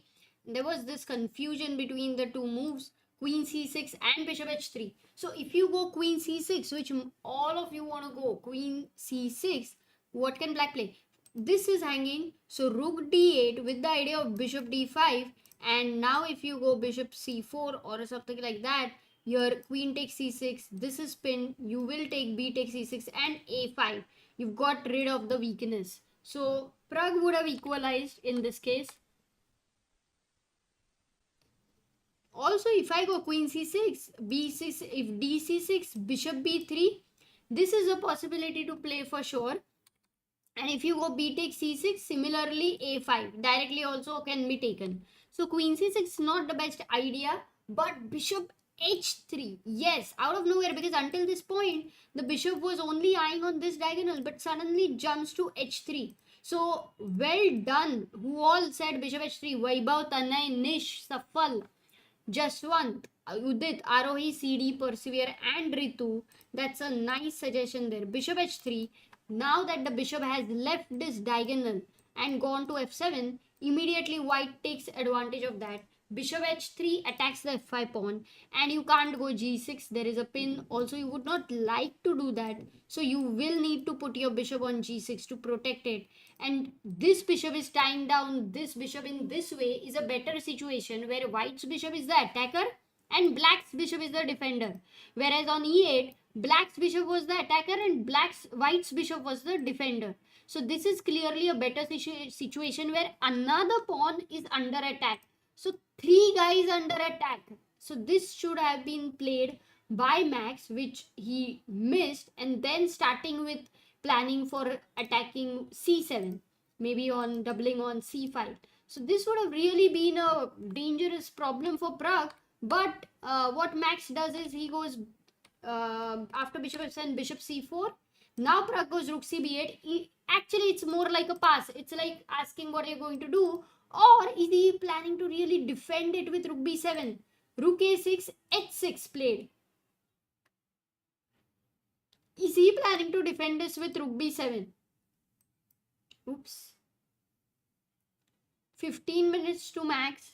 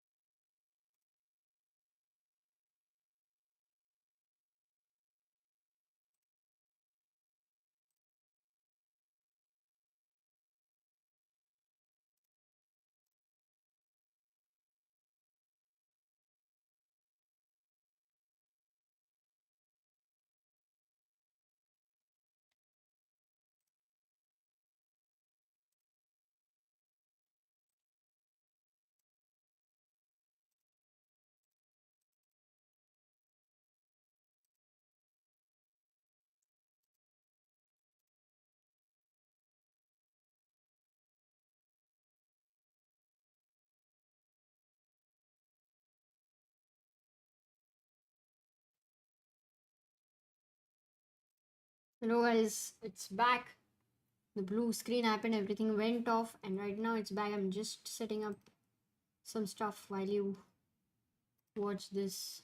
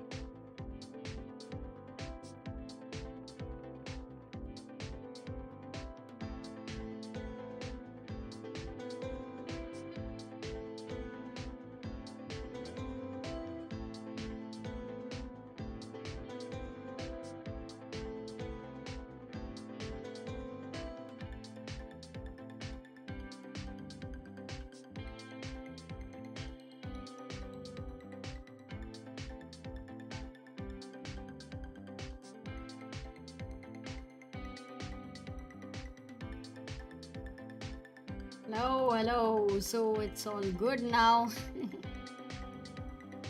Finally. Yesterday it didn't happen, so I thought it won't happen today. But I think yesterday even that understood that Vidit's game is so good that the blue screen really paused itself.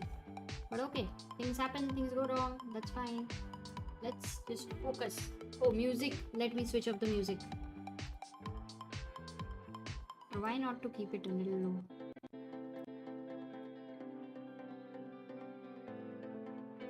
Why don't you try and Sagar laptop? Actually, what happened was yesterday I prepared everything on his laptop so that if it goes off, then until those 5 minutes you'll see the full screen. But today I thought yesterday everything was fine and today I was not prepared. So yeah, tomorrow I'll not do that. Well, let me just pause the music. That's good. That's good. And let's see what we have missed or not much. All good for now. So we were looking at rook a6, h6, bishop f1, and bishop goes to e8. Oh, he's gone e8 again. So Pragg, actually, this is such a tough position to understand how to. You have the weaknesses there. It's like, let's say if you love, for example, any food item. Yeah, if you love cake, if you love pizza, if you love barfi, whatever it is, and it's there, right there in front of you in a dish. It's there, but you can't eat it. That's how it is. It's just there, but you can't eat it. How does it feel? But you want to eat it, right? So that's the scene. That's the scene here. Also, thank you all of you in the chat for waiting and coming back and joining. Amit says, Amruta, if you're a Microsoft fan, you have to be prepared for frequent blue screen of death. No, but I have been a Microsoft fan since long time. I don't think, I mean, it's not happened much. Oh, it has happened on the laptops also. Got it. That's torture. Exactly. So sometimes it is like you have everything here. You have these weaknesses, but you can't eat it. It's a cake there, but you can't really cut the cake and have it. ये problem है यार, ये problem. ठीक है? So let's go. So bishop e8, and now what if bishop h3? Let's say if he goes bishop h. Oh, now it's no point because in the earlier situation, this bishop was on f7. But now b5 is hanging. So timing बहुत important था यार. The timing. Everything in life about timing. When do you realize that something is your passion? When do you realize that you are in love? And so on. The timing, guys. That's important. Okay, going to the next one. Let's go to Gukesh versus Wenjun because Gukesh was really trying hard to press here in this position. G5 is what he played.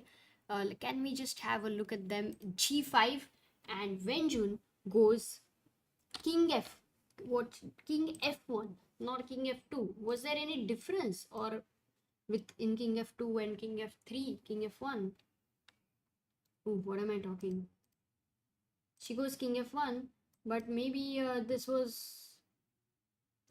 maybe it was something to do with f4. Maybe let's try to understand. King f1, f4 was played by Gukesh.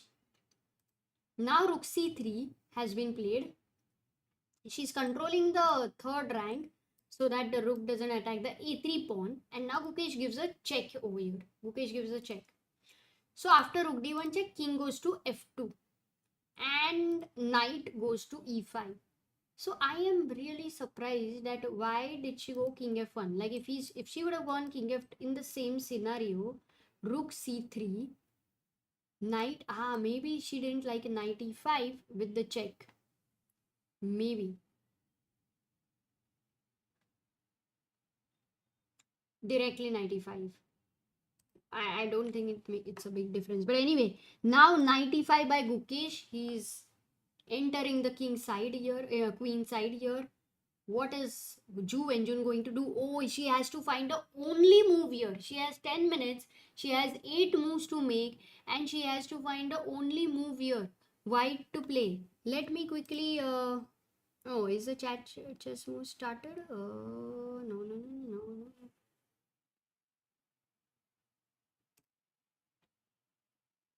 Oops, wait. Yeah, now.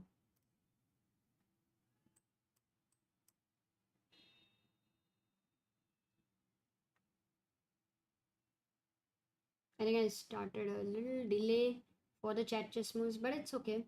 So initially all those have written, you can write the answer again. And by the way, we have Vivaswan Damle, pillar of Indian chess and member for 37 months. Oh, that's a huge number of months, Vivaswan. Sagar कुठे आहे सध्या? I haven't seen him much on streams. Great to see all our youngsters doing so well. प्रभु आए हैं इस साल एक Indian world champion challenger भी मिलेगा. Nice. Yes, Vivaswan Sagar is traveling, so he will be back by the end of the tournament and he will join us. So that's the answer I have for now, right now, because even for me, I won't be able to elaborate anymore. What's the move? So people in the chat have said G3 is the move. That's the main move. Well done. Few other moves have also been recommended, but G3 by Anshuman Anirudh Vansh.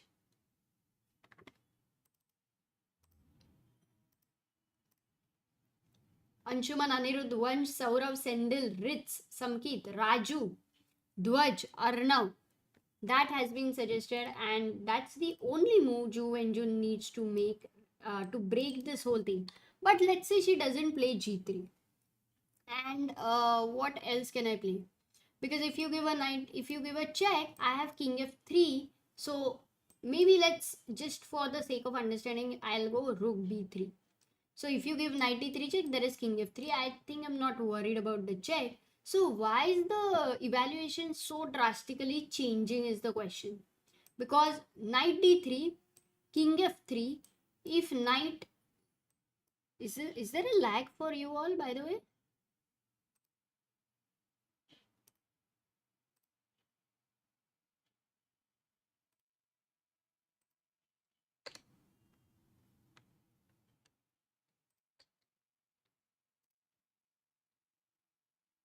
Oh, they have made some quick moves. G3. She plays G3 while we were understanding. Yes, lag again.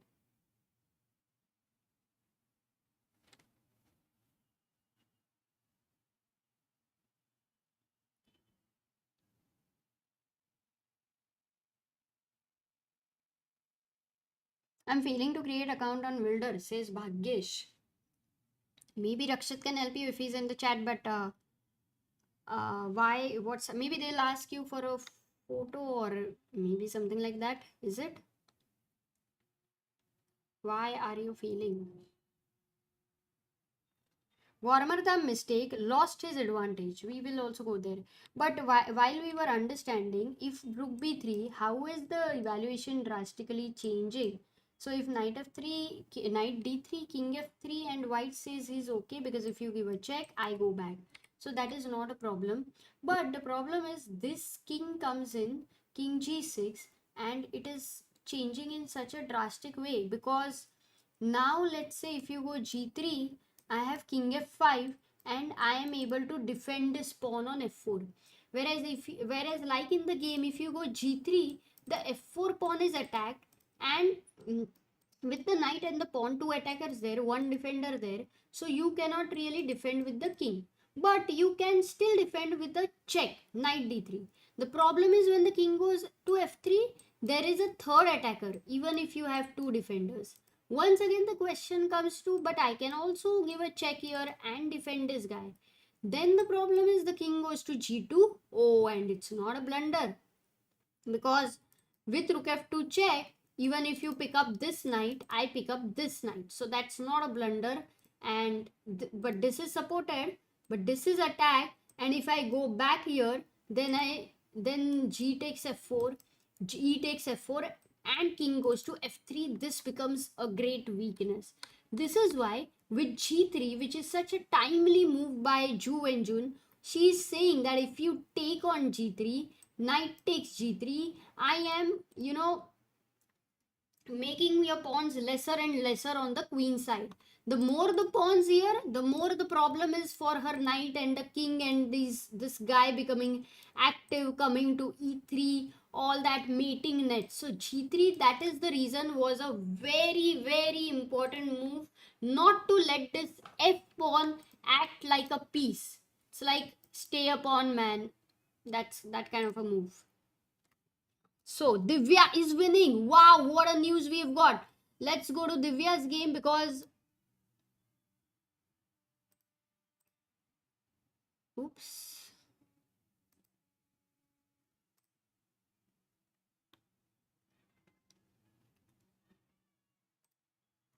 Yeah, here we have Divya. Wow, today also she is in a completely aggressive mood. We saw till king f8. She goes queen h3, knight g8, knight b8, f5. As I mentioned in French, this is a very very thematic break. It doesn't matter यहाँ पे इतने सारे pawns है, just doesn't matter. The moment, the right moment you find it, go for it. f5. Here you see if gf5, which happened on the board, but if e takes f5 would have been played, then Divya had a wonderful wonderful move. White to play. What was Divya planning here? White to play. Think like Divya. Think like CEO.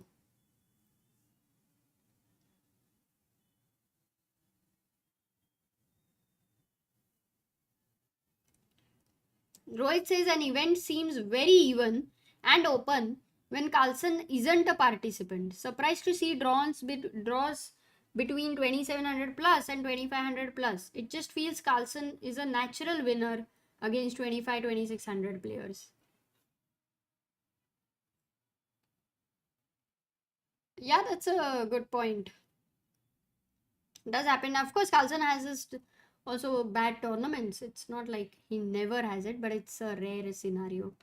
Yes, yes, yes. All those who found it, I believe you were able to think like Divya. Knight takes f5 is what she had planned. If g takes f5, queen takes f5. Here you are checkmating her, checkmating, and the bishop needs to move. That's the only way to defend the f7 guy. But when you move the bishop away, another attack comes in. With e6. Wow, this is so beautiful. The attack is so beautiful. So Divya finds this move f5, gf5 by Eline. Divya takes with the knight. Doesn't matter for her. तू इससे खा या तू इससे खा. मैं तो यहाँ आ रही हूँ. That's what she says. E takes f5. In fact, she could have also taken this, but doesn't make sense. The whole point is the f7 problem. This is the problem, It's not about recovering the pawn. So after ef5, knight f5, ef5, queen f5, Divya has sacrificed a piece. Rook g7, Eline defends here, but now go e6 and open this guy. e6 here happening on the board. Divya moving towards another victory. What a game played by her. By the way, Leon, who was in a big... Oh my god, Leon, who was clearly losing, is now winning against Korobo. With his such a difficult king, he has managed to get this position. This bishop is under a pin. Piece is being lost. Oh, this game is crazy. Both are crazy players there, but here we at least understand what's happening. There the kings are like absolutely on horse riding.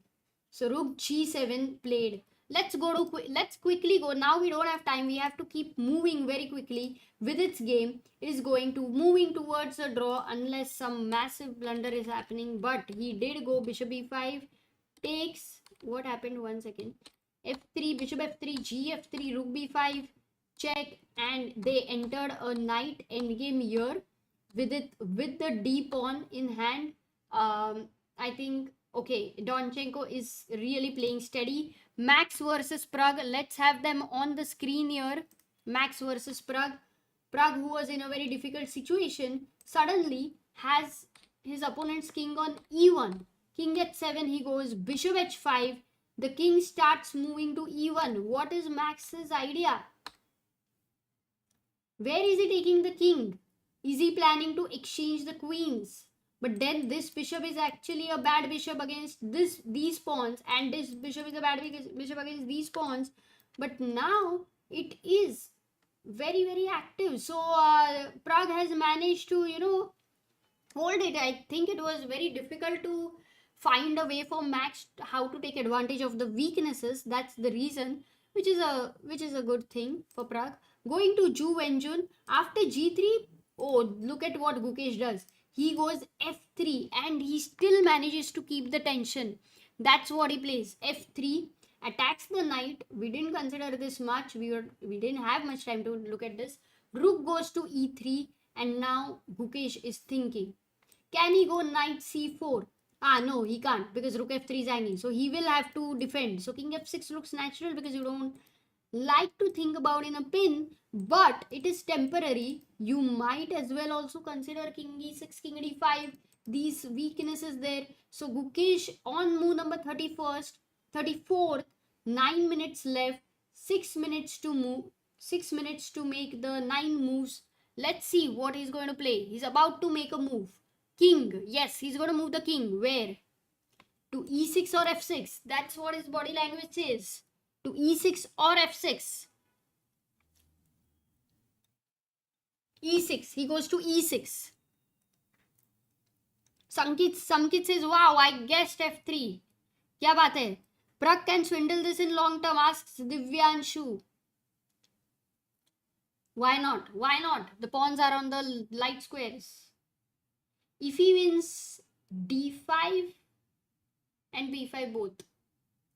So no, I don't think Max will make that kind of a blunder. But yeah, maybe on the king side, if f5, f4 would be very hard and would be very heartbreaking for Max, in fact, because yesterday he lost two.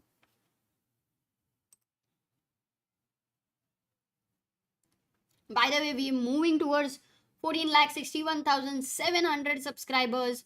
So 24 to go. That's a very small goal for now.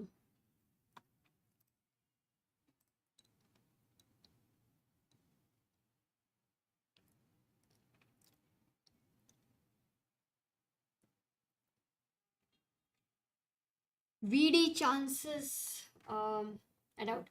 Just to give you a quick look after in Nepo's game, Nepo is beating Nodirbek, the joint leader as of now in this before this round. So Nepo is having one extra pawn here, a very good king, and this double pawn also has a weakness. That does mean that Anish on 5 is a good score today's draw. And Gukesh here, if he wins, that does mean he will become a sole leader. So it is an important game for Gukesh. Can he become the sole leader?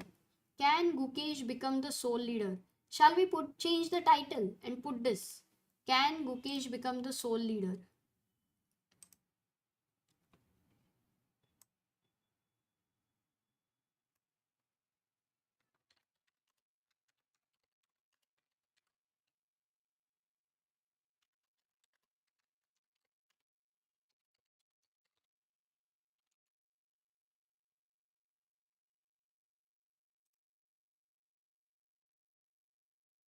No, Gukesh was on 4, right? Actually, it was Vidit. So, did I make a mistake?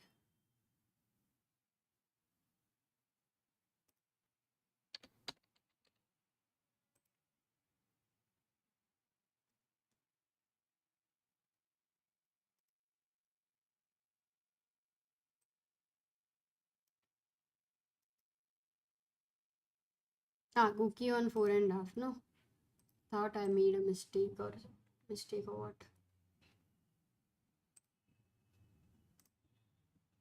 Let me just confirm once. Yeah, Gukesh is on 4.5. So, yes, can Gukesh become the sole leader? Is the question right now. King e6 has been played. How is. Oh my god, where is this knight going to go? Guys, where is the knight going to go? A question to you. Leon beats Korovo. Nice. And Firouzja beats Ding Liren. Can we try to look at the hall once and see? Ah, they are gone. They're gone. That's a big result. Ali Reza beating Ding Liren today. Northerbeg losing to Nepo.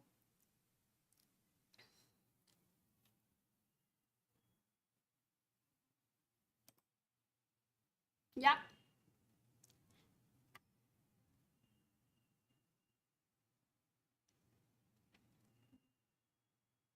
So knight c3, knight g1, and nice. Few of you did answer knight f4. Vaibhav, Prathamesh, and Arnav, and few more. So knight f4 is a very nice move, Ju Engine. If she spots it, that's a great check, because if you take, then take, and it's a pin, and then it goes to a rook end game. So this should be close to a draw. Only that after check, the king will have to choose a right square for it, which is, where should the king go?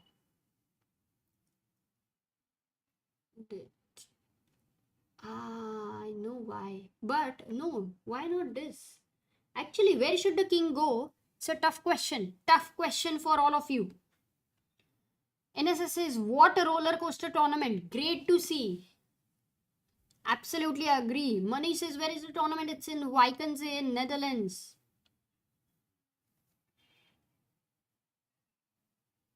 King F1. See, most of you want to go King F1, which is a blunder. Because of which is a blunder, man. Gukesh managed whatever the evaluation in the best case scenario. Like if your opponent makes the best moves, it might be equal. But Gukesh manages to put that kind of a pressure where the opponent has to keep choosing the best moves again and again, again and again. And when the point comes when you can't, she has gone knight f4, by the way. Good move by Ju and Jun. She's playing really well. She's giving a very tough fight to Guki. The move here, which people had mentioned, is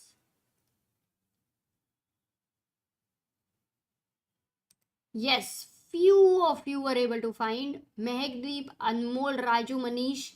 Yes, and Rook e2 is the move, because you don't, this is a pin, right? You want to save a piece. So if you take, then this comes with a check, and then you are a piece up. That's the point to take care of, to not mess that up. That's why you can't move the king anywhere else. Anyway, rook e2 is the threat. So king e1, stopping rook e2, and now rook e2 doesn't make sense. Like you don't remain a piece up, because you first take this and you land up in a king pawn endgame. But this king pawn endgame seems like, oh my god, can black not enter? But no, we know what a position is. And if you go h5, then there is h4. So we know what a position is, and if the king goes to e4, ooh, that's a big blunder, because 3 against 2, the king doesn't care when you're gonna reach there, because this is like a bullock cart. Dheere, dheere, it's not gonna work. These guys are just going ahead. So knight f4 check found by Ju Enjun, and she is playing amazing chess. In the meantime, we have 13 more to go to reach 700. What is Gukesh going to do? Is he going to take, or will he say that I want the knights on the board because I'm a tricky guy? And then he wants to go king f5. Because if you go king f5, look at this knight. Once again, looks very, very sad situation with the only square to go is knight h5. And this does look tempting, ki man, I am kicking you to the edge of the board. I have this wonderful pawn and these pieces. See, shouldn't black be much better? Like, shouldn't he be just winning? But the Indian says, no man, he's not winning. Why? What happens to this check? Very surprised that he's not winning here.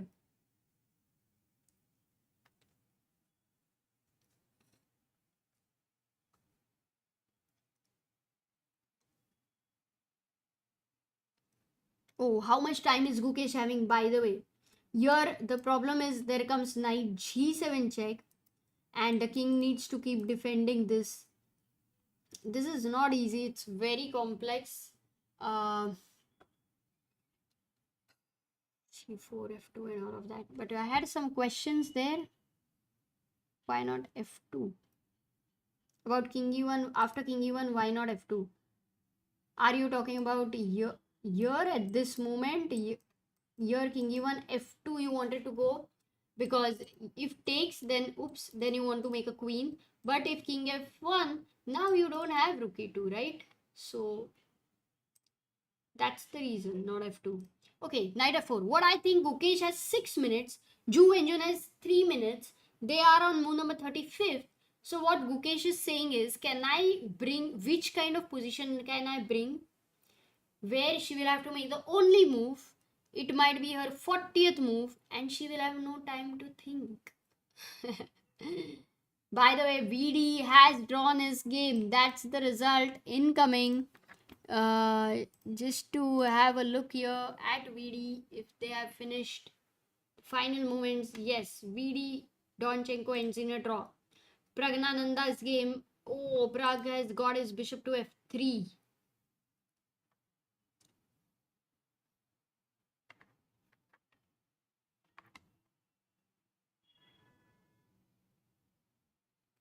And Gukesh, here very interesting moment. So he goes king f5.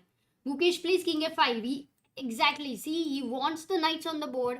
Yeah, that's over. So we can't see them, which is fine. We will right now look at Gukesh's game because that's the most exciting one. King f5. That's a good decision to be tricky. Knight goes to h5. And now we might reach the similar position to what we were analyzing with check and rook h2. Also, can you consider directly rook h1, but the same problem? What was the problem after rook h2? How was White saving himself? This was the question. He had given a check, and after king f6, how is he saving himself? Because if you give a check and you ask where is the king going to go, if it goes here, there's check again. If you go here, it's a draw. If you go to d5, no, I still can't defend a pawn. So let's. So what is the best way to save the pawn? Or you ignore the pawn? Oh, this is complicated. Tremendously complicated. Divya won! Kya baat hai? Shall we have a look at the hall? See, Divya is playing over there on the, at the entrance. It's the second board. By the way, that's a big result. Divya Deshmukh beats in a wonderful finish Eline Rubers after sacrificing yet again. She goes e6, f6, queen h5. Lot of things happening here. Bishop f6, queen h8. Oh, she goes bishop back. She didn't take on f6. What was the problem? Takes, rook takes f6. And king goes to g8, and black is defending himself. She's got the king safe, so Divya doesn't take it. She goes back to e3. Bishop goes to d6, and now why king g8 was not working? Rook h3. Now if king g8, rook h3 with the threat of mate, you can't stop it.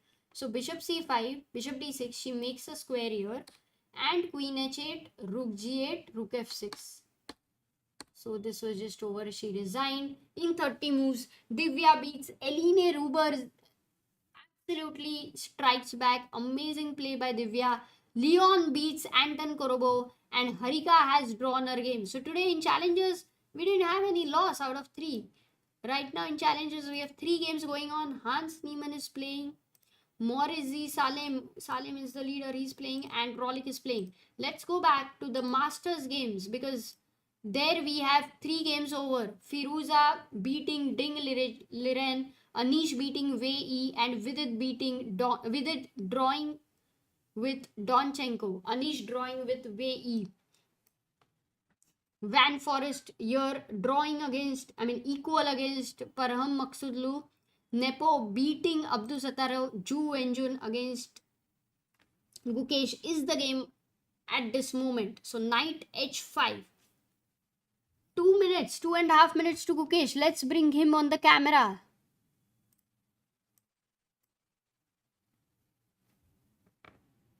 Pragg, you wanna see Pragg?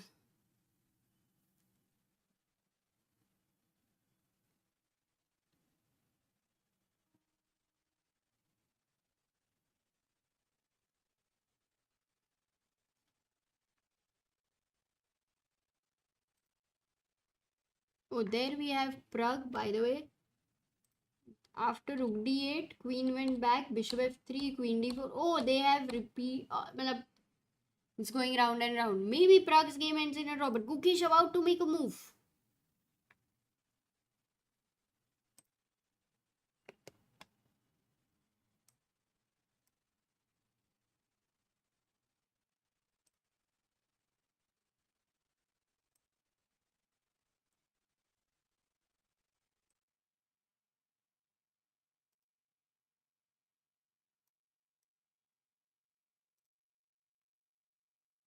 The collar being adjusted again.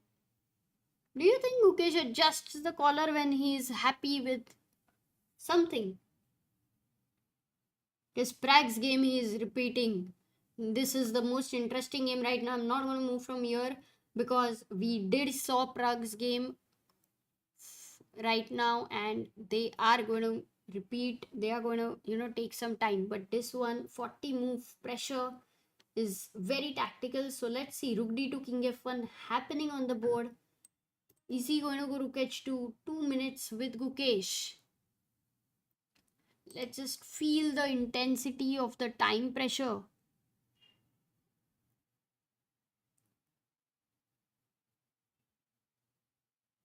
Gukesh is not repeating. Pragg. Oh, Gukesh also repeated or what? For 40 moves.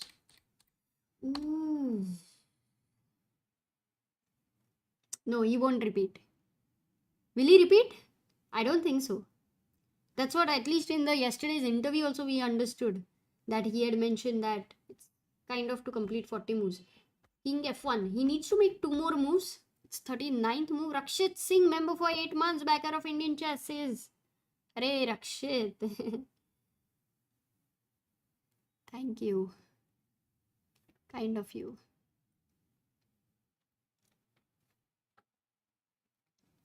Yeah, only for 40 moves, right? G4 is suggested by a few of you. G4. Nice. So if H4, you want to bring knight G4. No, then rook F3 is a problem. And then you can't take king G4. No, so then I don't like. Looks good. But I've been wondering what's the rook H2 looks more interesting to me.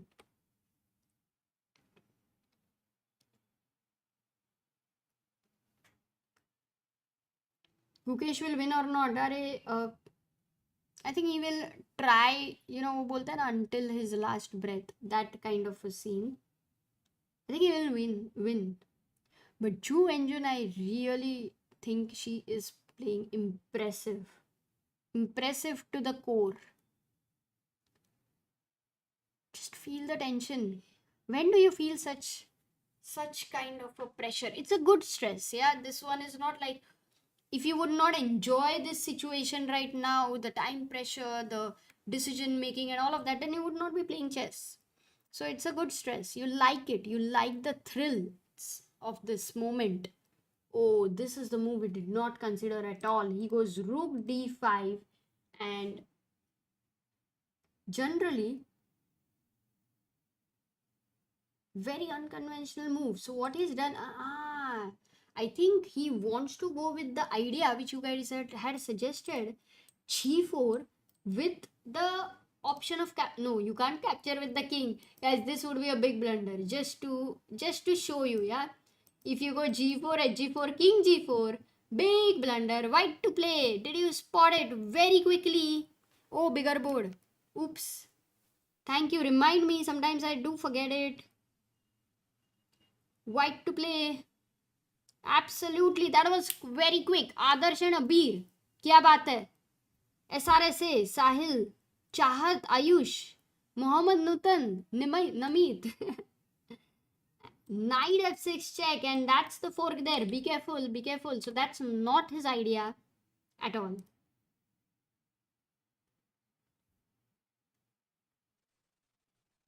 So rook d5 he has played. Ju and Ju. In fact, Gukesh made this move with 6 seconds on his clock. One move only to make, but still you had to, go to the 6 seconds. And Wenjun has 4 minutes. Last move for her.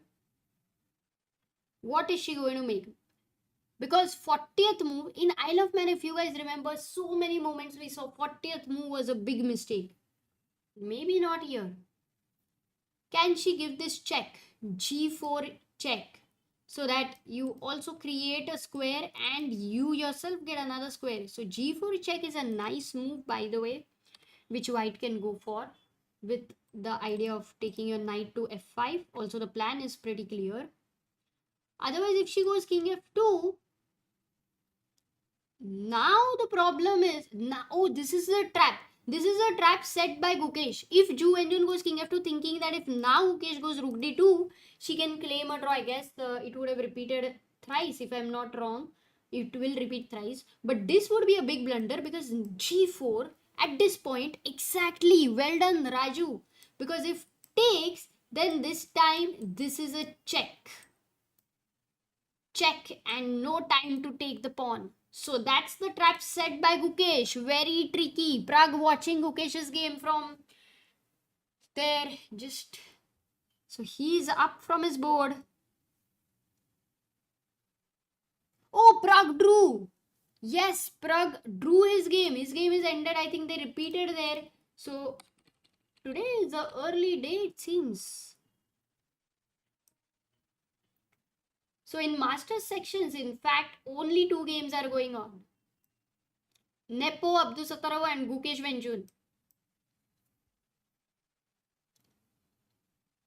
I think it's a very important question. Can Gukesh become the sole leader?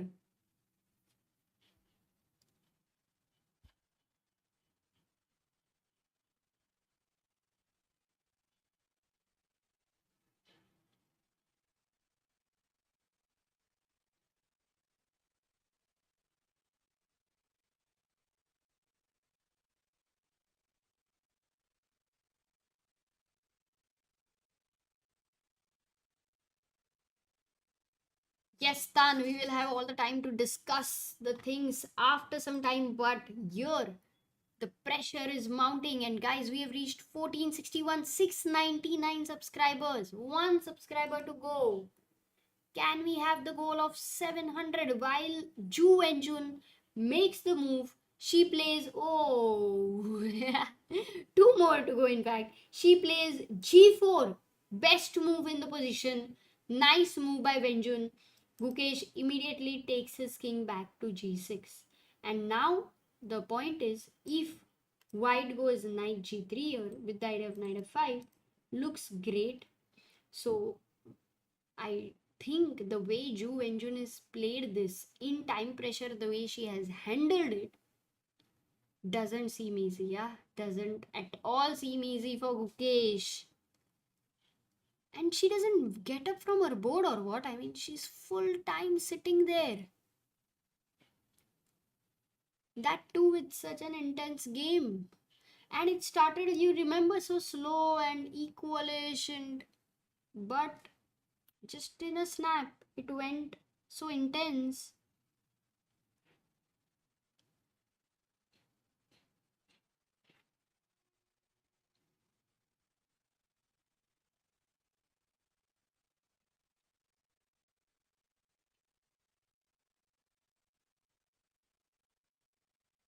If rook d3 and you trade the rooks, that's what Vamsi is. You're asking here if rook d3. Oof, man.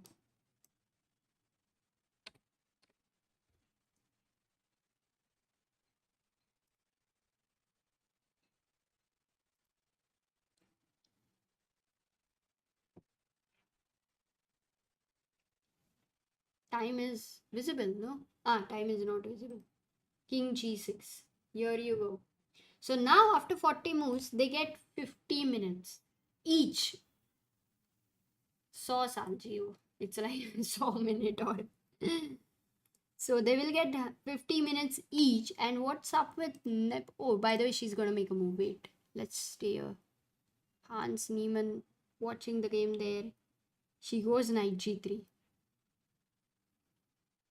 I'm wondering if she will get up now because it's 40 moves are over. 40 moves are over. Yeah, she does get up. It's time to get up, in fact, and go for a walk. A little bit of a walk as well. Both the players not on the board.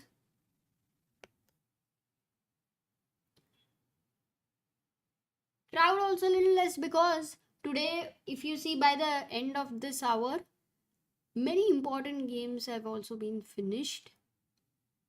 Yesterday we had many, crazy games happening at the same time.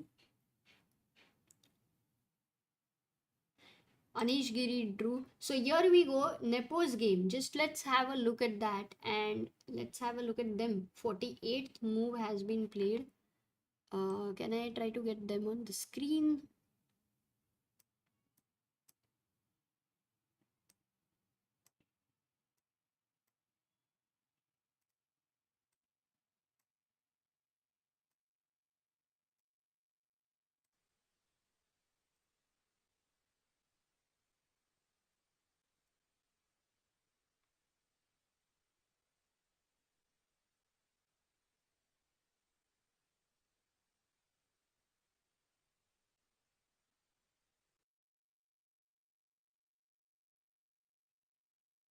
Yeah. So it will come back, the camera will come back. So Nepo has played c4, his last move. And this knight, just look at this. Doesn't have any of these squares and it can only be at the edge of the board. Even if it goes here, it doesn't have anywhere to go except for the edge of the board. What a wonderful position White has created against this knight. So c4 there, rook b8, Northern is played. But now the king goes to c5 and it's a big weakness there. Also a pawn down. So there is no way that Northern will be able to, create a miracle here to fight for a draw. So he is losing. He is definitely losing. But Gukesh there also drawing. That means just objectively based on the position as of now, if Gukesh draws this game, he and Anish will be the leaders. He and Anish will be the leaders. Nobody on the board yet. Gukesh and Venjul. Guys, Gukesh is not lost. Don't worry, Gukesh's time is gone, but 40 moves are over. He gets 50 minutes. So it will get updated. Pake says Ju Venjul is so underrated. She is by no means an easy opponent. Agreed. Completely agree.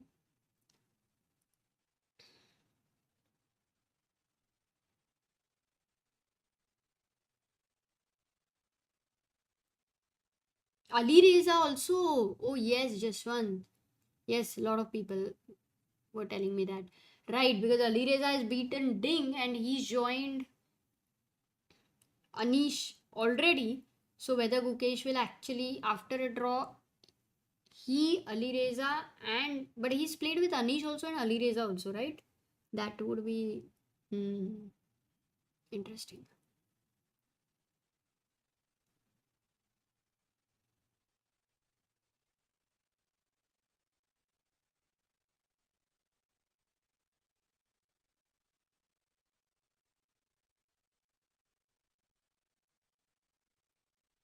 Yes, speed, because when you drink tea or coffee, generally it is like it's in the, like for me, for example, in the morning when I drink tea, morning, the first thing I want wake up, I want to drink tea.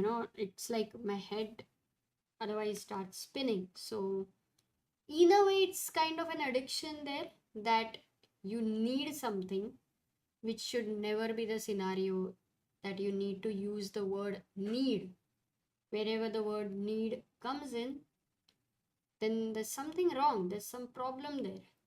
So that's what Bobby Fischer, would say, that he was not addicted to any of it. You don't be in any situation where you're dependent on something that if you don't get that, then you cannot even think. So yeah, tea and coffee just like that. You don't feel addicted. Otherwise, you're playing a game and you want tea or you want coffee. It's a distraction. Just keeping your mental state that way, not to be addicted to anything, is an important part.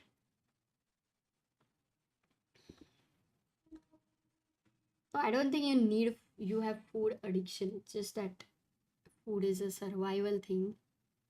But addiction is when you keep eating. What you love, you just keep eating.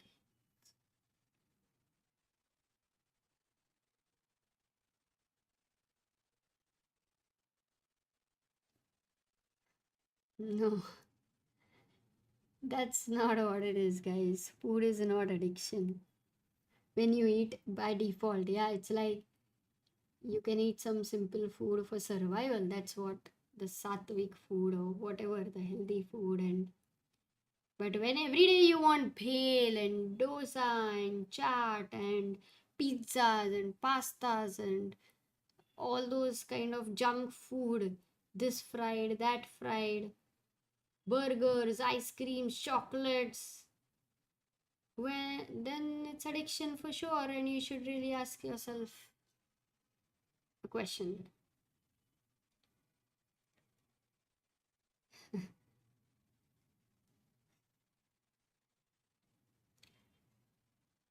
Yes, playing chess should not be an addiction, it should happen out of love.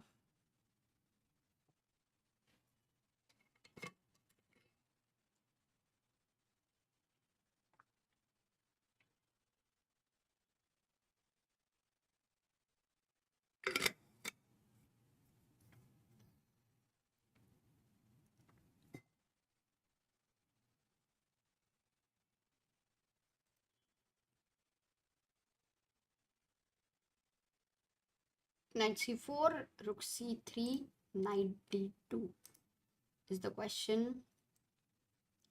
You want to go knight c4, but that's a little trap you have set. Got it. Fork.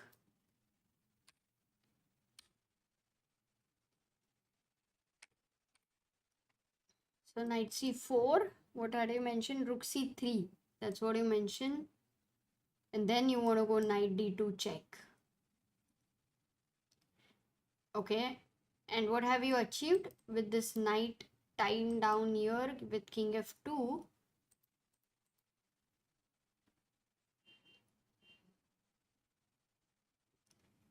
No, you've tied down your pieces unnecessarily dependent on each other. Not a good way. It's better placed here. Here, I think Gukesh will think of maybe, but then if he goes a5, the problem is he's reducing the pawns here.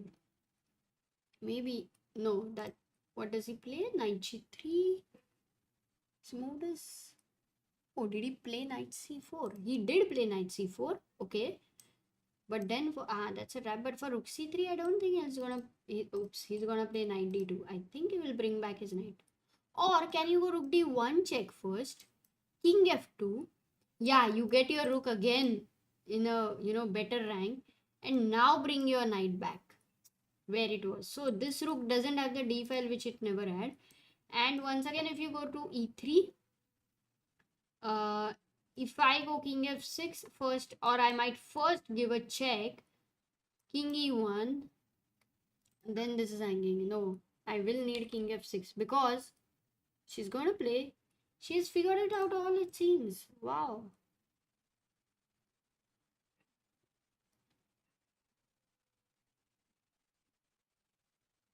At 6. No, at 6, unless needed, then you're just helping the knight f5 in the long run.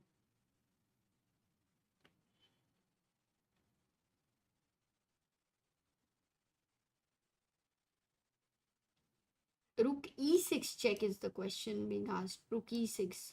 Yeah, I like rook e6. Looks good. You don't have a move there. If you see, the rook doesn't have any move here. If you go rook e4, there is 92. So you don't have rook e3, rook e2. So you have to go back. Either you go back or you go here. Yeah, rook h6. Yeah, nice. I like rook e6 check. What did she play? Rook c3, I believe. Ooh, this is happening.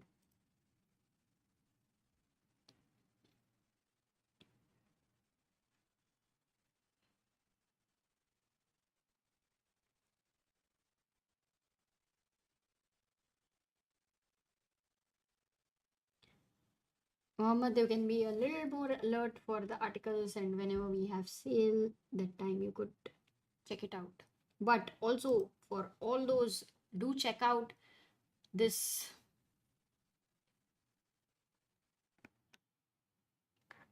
wilder.chessbase.in, and here we have amazing challenges there, the caption challenges, and also Anish. By the way, what did Anish have for dinner yesterday? Did anyone see? But these are the challenges, photo captions. You can see day 4, day 5, then we had this day 6. Very nice pick of Pragg, and will be updated. But I think there is 18-day challenge with Vidit Gujarati with game recap and a dinner challenge. So this is a very interesting place to find all the things. We have these three guys as ambassadors, and it's a very funny things also happening there. So check it out. Many of you didn't know the grandpa and uncle joke there, but you might get it if you join Wilder. Ritik Ritik says, don't these cameras on the tables pointed at the face of the players distract them? Actually, Ritik Roshan can ask this question, right? Because he's in filming and cameras, he must be having good knowledge about cameras. so so that's the whole point. Now, if you see the way chess is changing, a lot of things can be distractive. But for a chess player, imagine, right? Magnus, everyone's following him, everyone's behind him. Like you just focused on him. He managed to remain the world champion with all that attention.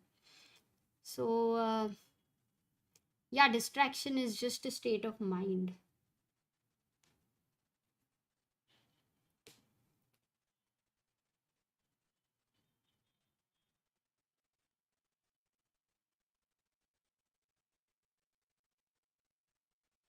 That's a good question, Bharat. I do have that question as well. I do think maybe something like 10 years, but I don't know factually.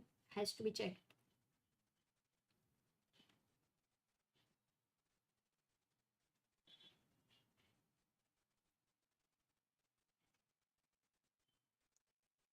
Okay, so rook c3 has been played, and now let's not forget that Gukesh actually has got 50 minutes, so he's gonna think quite a lot here. So let's go and check Nodirbek, because Nodirbek is losing after after c4, rook b8. He attacked this knight, it had to be defended, and now he takes the b file as well. He's just trapping the knight. I think a resignation is going to happen very soon. So Nepo beating Nodirbek. Shall we have them for a while? Because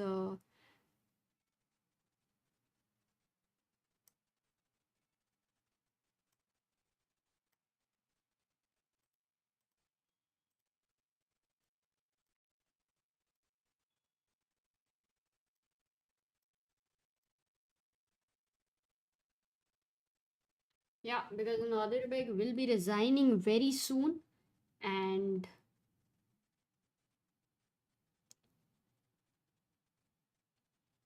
the roundup is, if you just look at the bars, you get the whole picture here. Vidit has drawn his game with Donchenko.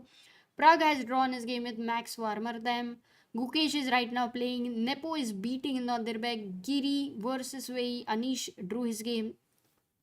Ali Reza beats Ding Liren. A big result of the day. Then we have Leon also beating Korovo.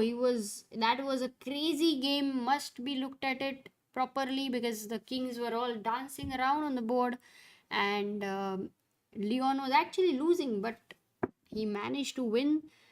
And another result of the day, Divya beating Eline Rubers in a very fashionable style, sacrificing a piece and just the way she loves to finish the game.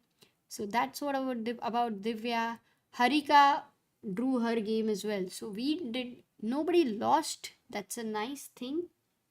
And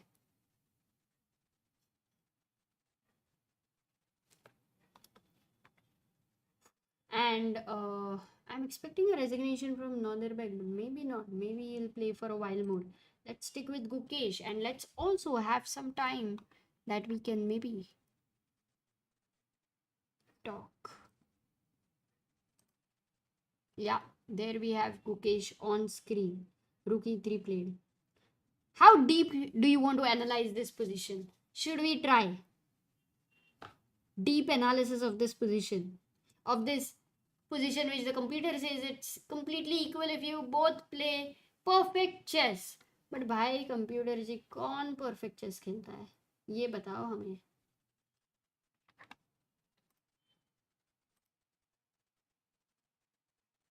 Dead draw. Abir is saying dead draw. Dead draw अलग रहता है. Dead draw मतलब really dead draw. Like you do anything. It's a dead draw. A5. MD says A5 kilo. Okay, let's say if you play A5, for sure you can't take this. It looks really bad. But computer says I can even take that. But chalo, we don't want to take this and spoil the structure. For white, what is he going to do?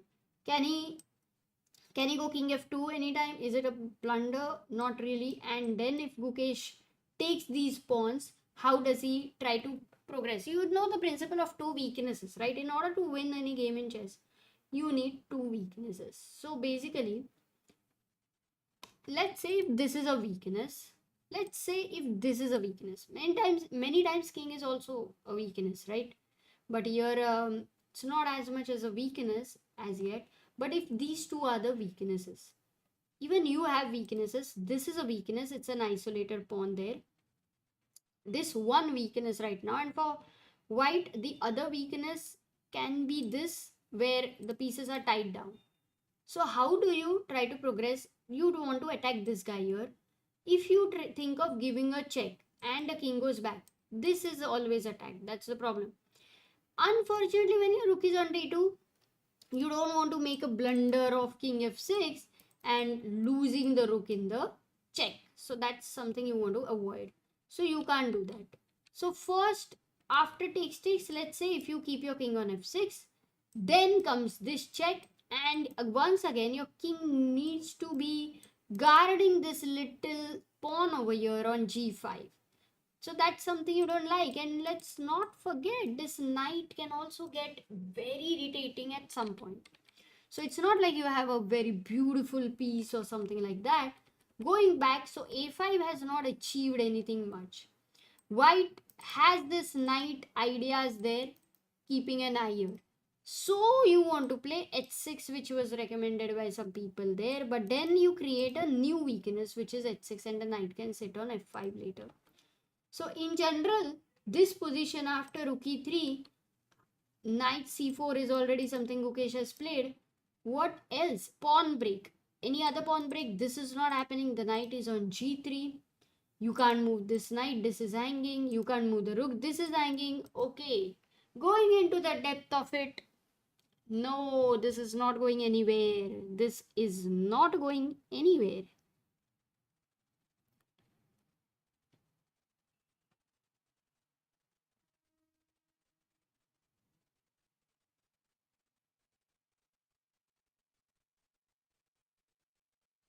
What about rook d3 and rook d2 in d2?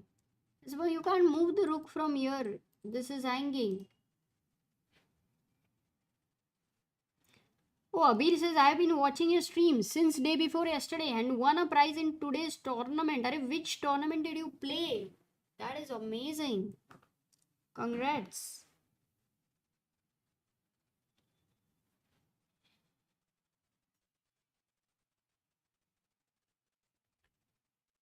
So I think yesterday's Vidit's game would be really, really inspiring.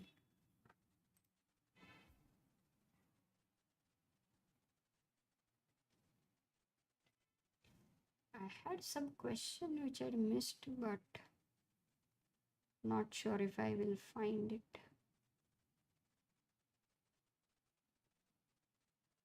Mhm.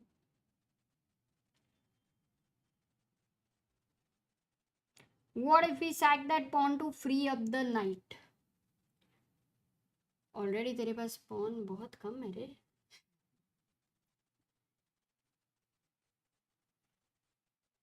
To free the knights, that won't be enough, right? You will need to win some pawn back, or you will need to have some threat, because otherwise white would be absolutely winning with that extra pawn.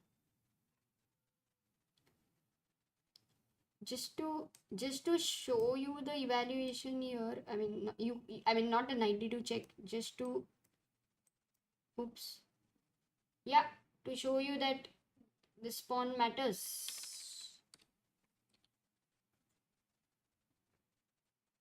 White has some chances. 94. Ah, by saying now white is the one who can try.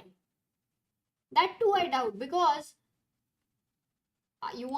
you think that if you attack this is very close. And I thought that these guys then will become much weaker without the knight around. Also h5 is something to take care of when the knight moves, because I'll create a, how is this that if at all white black gets h5, so rook e3 has been played. Yeah, if I play a move like h6 and you go knight f5, can I go h5 over here? Ah no, again I'm blundering. That's the thing with the knights, don't have time, so this is irritating. Check, then king f2, and check, and king f1. Is Gukesh going to repeat or what? He'll use all his time to find all possible tricks. Divyansh is working for AG, must have helped Max a lot. AG is opening beast. Yeah, and Max was always a strong player. So for sure. No, he's in this tournament, he's definitely proving himself. Not somebody who can be taken lightly. He's playing amazing chess, in fact. Cash prizes I'm not aware, but let's check.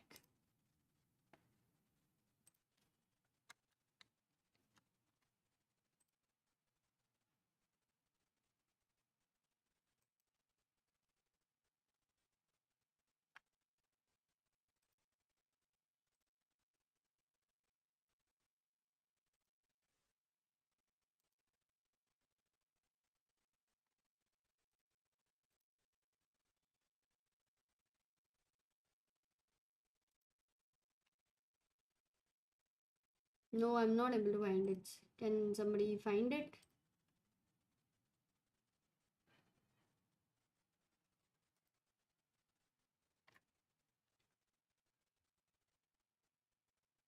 Ah, the prices are not disclosed. That's what Sakar says. What if rook d1, king f2, rook d2? Wait. So what if rook d1, king f2, rook d2, rook g2? That's what Ayush Anand asks, attacking this knight. And if rook e5, rook g3, he wants to go. That's the question you have asked. After rook g3, and this is the rook endgame you are saying, but that would be drawish. But over here the problem is after rook g2, the white has a nice move. Wow, what's the nice move? That's a good question there. That's a good question.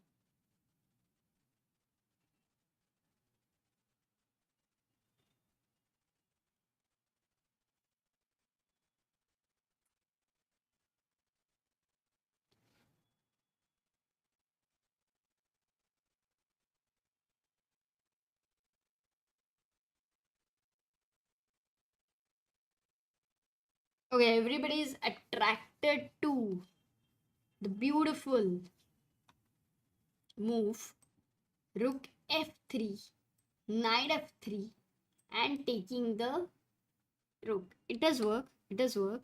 It's a nice move. I really like that you found this removing the defender. There's a better move than that. That's what the computer says. My mind's not gonna work. Knight h5 here. So with knight h5, you have threatened that this is attacked. You cannot defend a knight as well. And when you move the knight, you lose this pawn. When you lose this pawn, you also attack this guy.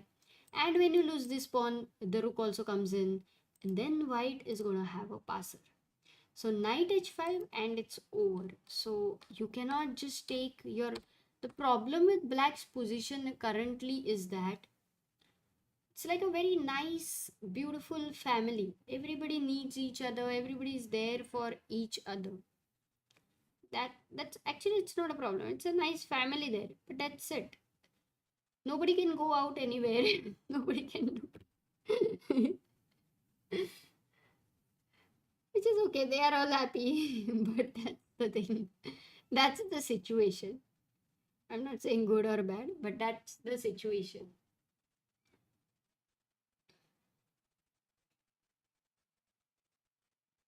If h6 and rook e1 knight d3. तो ऐसी सब कहानी है गुकेश के game की. Gukki can't lose today. Anonymous is absolutely कि गुकेश हार ही नहीं सकता. Totally Gukesh can't lose. Don't worry. Shri says, my family after 9 p.m. Nobody can go out.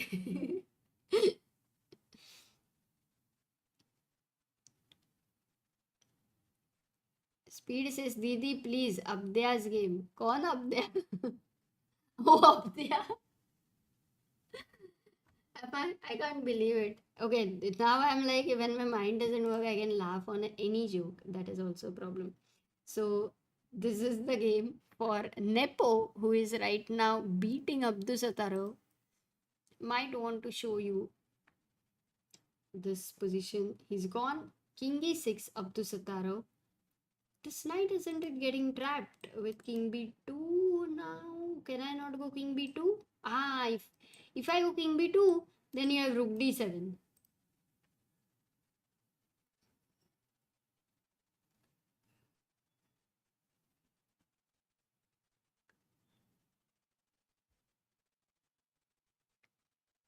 What did Nepo play?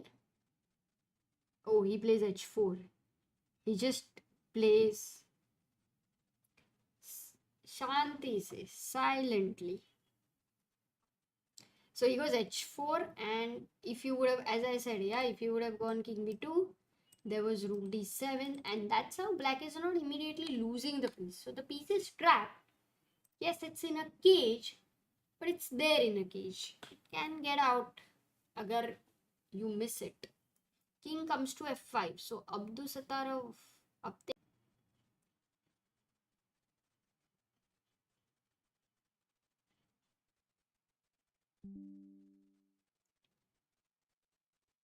Yeah, there was a lag, but just refresh. OBS got disconnected and it's all reconnected. Everything is super fine, so don't you worry. There's no blue screen of death. That's what the texts call it now, as I get it, but it's good. No, king f5. Yes, that's what Nepo goes. f3. He's gone for f3. How much ever you are winning, still you need to convert it till the end.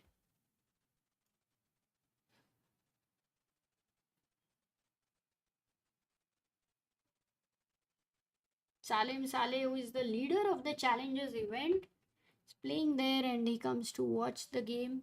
He's playing with whom?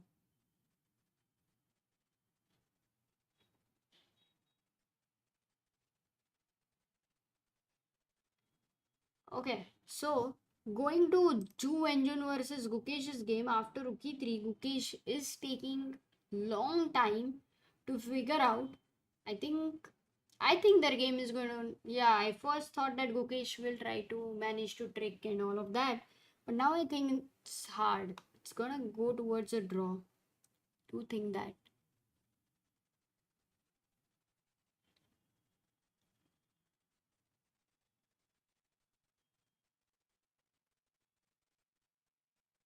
Knight c4, rook d1, knight d2, rook f1, checkmate. Arre baap re. Ashish, how did that happen? Knight c4. You want to go rook d1 and knight d2 and you want to checkmate. Okay, firstly, this is already guarded. That's the very first thing.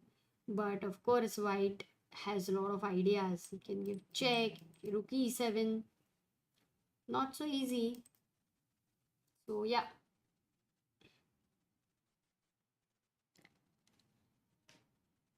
Nepo's facial expressions. Guys, are you able to see the shots on ChessBase India? Abhira has made some beautiful shots of this tournament. Did you check? Do you like to see shots or how is it? Also, there's some videos on Bangalore Open which is happening. No, my name is Amruta, not Amrita. It's Amruta. Though it doesn't matter. I myself forget the name so much that I really don't expect anybody to remember my name. Goku face cam. Okay, let's go to Gukesh camera and see what is doing there.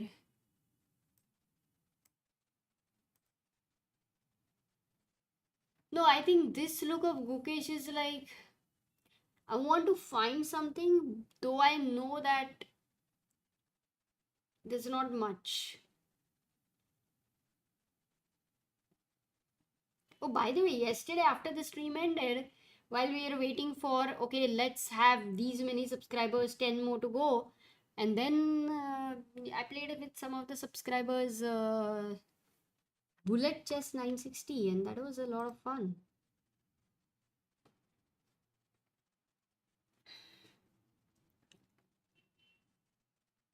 He's already down to 22 minutes.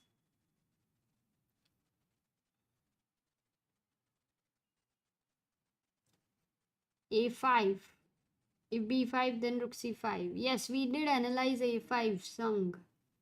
Because white is not going to take here. White is going to go king f2. White can go knight e4. Again, white go knight e4. And now if I want to go h5. God, I made a blunder.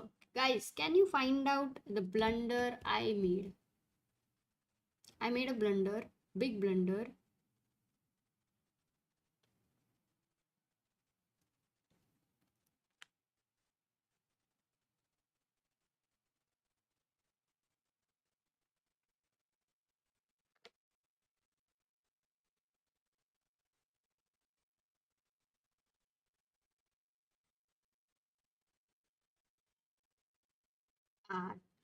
मैं तो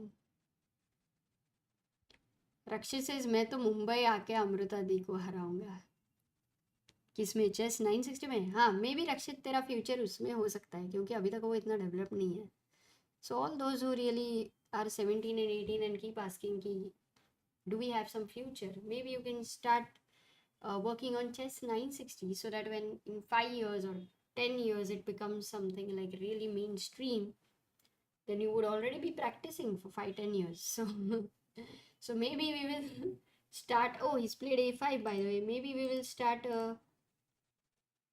yeah new opening course for chess 960 okay yes the move was what was the question over here if I go back the question was if h5 knight c3 was one question because you don't have this check and then you lose this piece the right move knight c3 all those who found and some of you have also mentioned g takes h5 because if king takes h5 I believe you wanted to give a fork very nice and if I don't take it you still have knight c3 so if gh5 you had this idea you saw well done but if you have not seen this idea then you should have seen it aise nahi chalta boss but knight f5 look what she's played a5 and knight f5 she jumps in Gukesh there's a fork ah okay good he moves the king immediately to f6 of course very alert so one move threat it will be back There was a small lag, just refresh, it's all okay. So knight d6 here. If Ju Enjun, I think will play knight d6. And Gukesh, does he have a chance to repeat? By the way, rook d1, king f2, rook d2. If king f1, yes, he can repeat. And this is a biggest blunder. Biggest blunder. It's even embarrassing to ask you guys, why is this a blunder? But still, it is also unfair that I just show the move. In the meantime, we have reached 14,61,743 subscribers and we are going towards the goal of 800. Yes, rook g2, and that's a nice mate. The rook and the pawn and the knight on and the knight and then your own pawns. This is the whole pattern. As you can see, they've played the moves king f6. What did she play? Knight d6. Yes, she's gone to d6. I think Abhay had mentioned knight d6 with this idea. So b7 is hanging and it cannot be defended. Okay, can this, is there a perpetual or you can avoid it? Let's say rook e1 and you avoid the perpetual. Takes, then you have knight d3 check. You're attacking this. Then you pick this up, but then Ju also picks this up and there is this extra pawn. I mean, this. Oh, offer a draw. He's offered a draw. Will she play? I mean, of course, it's a draw, but would she like to play a few moves because she's not in a risk?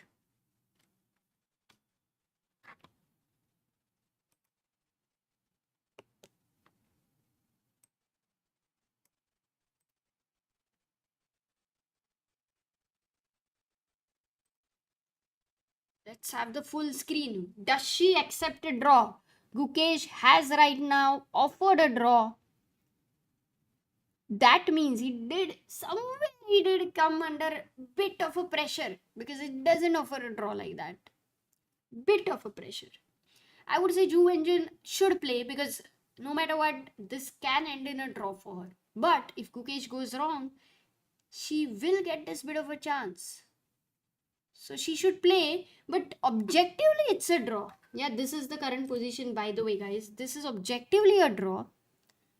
So, and she knows Gukesh is tricky. Come on, Ju Wenjun, you have to play. There's also a fun in, rejecting the draw from a top player. Go for it.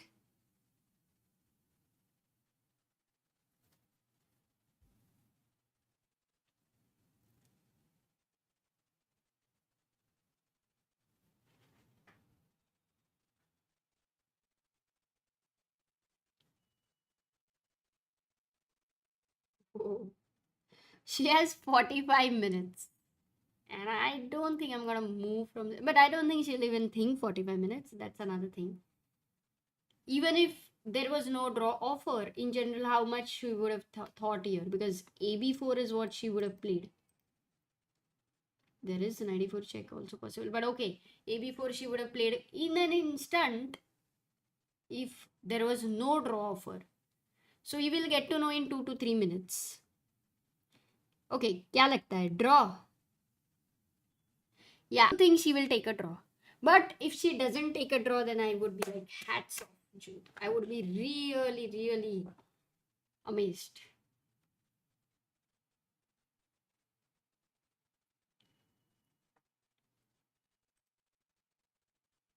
Nepo absolutely winning, dead winning. It's gonna be over. So Gukesh, if he draws, he joins the leaderboard there with Anish and Ali Reza. 3 people will be on 5 out of 8. Nobody will go to sole lead. Yes.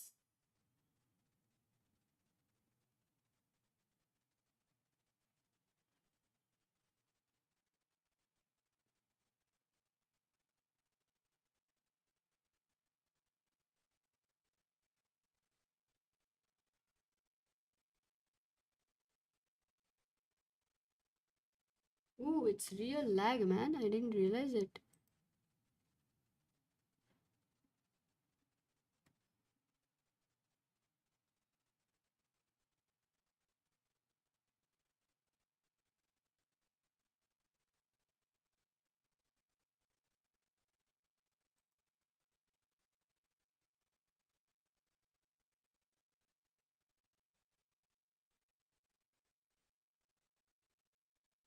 Oh, she plays.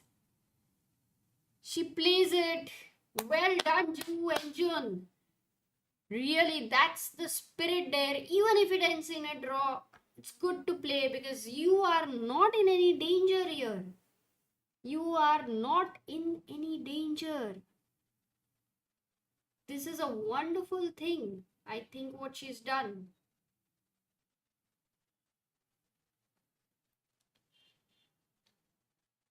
Tushar says, I hope she doesn't make a mistake towards the end. Gukesh is a mastermind in the end.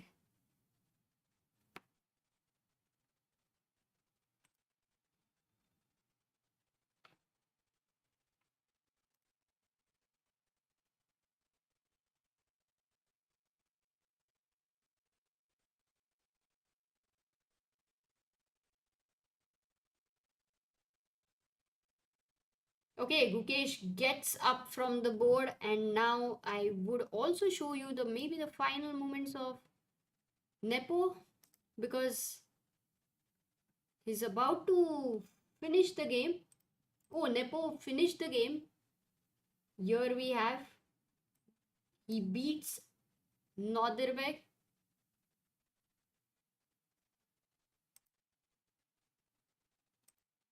Yeah, this was the last position.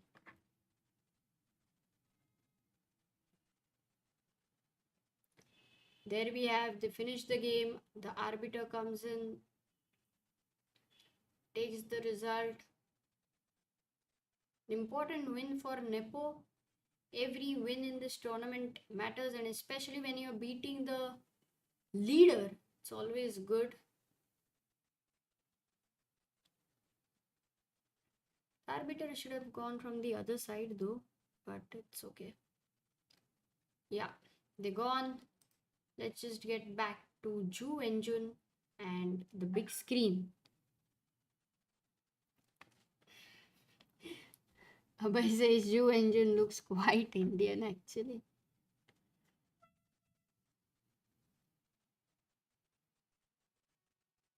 So now a draw offer from Gukesh has been rejected. That shows the mental strength of Ju Engine. She believes that if anybody has a chance, it's her. And I think because she has rejected the draw, I believe that Gukesh will repeat. But the only part is, if she has rejected the draw, then maybe she'll not go king e1 and all. What she will try to do is, over here itself, think of rook e1. This is the, oops, let me just show you the main screen. But this is the point which we were looking at because here Gukesh will give a check. Try to win this. Try to win this. Yeah. Try to win this pawn and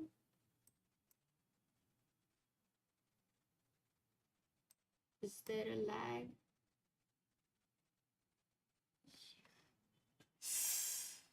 I don't know what to do. I'll try to change the internet. Let's see if it helps. But I know there's a lag.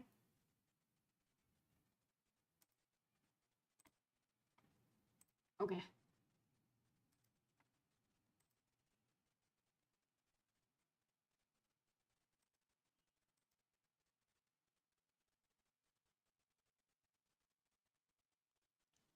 See if it is okay.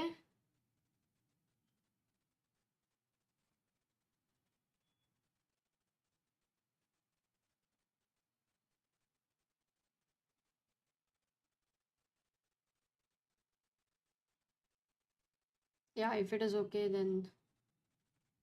then should be okay.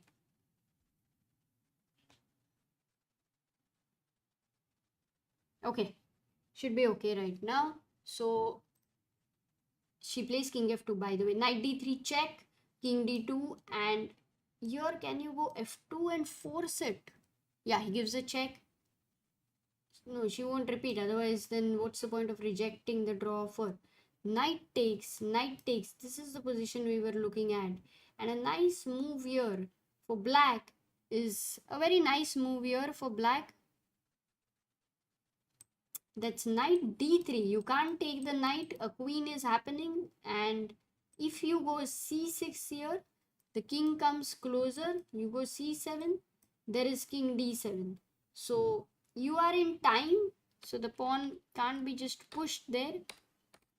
But yes, this is going to go on. Rook d2 check. Maybe she'll just repeat, yeah? Maybe she'll just repeat. Hello, is the internet okay?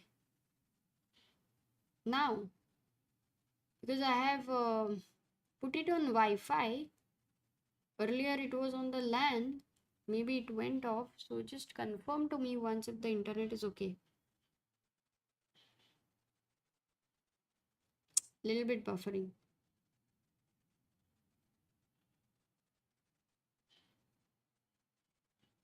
Okay, better now.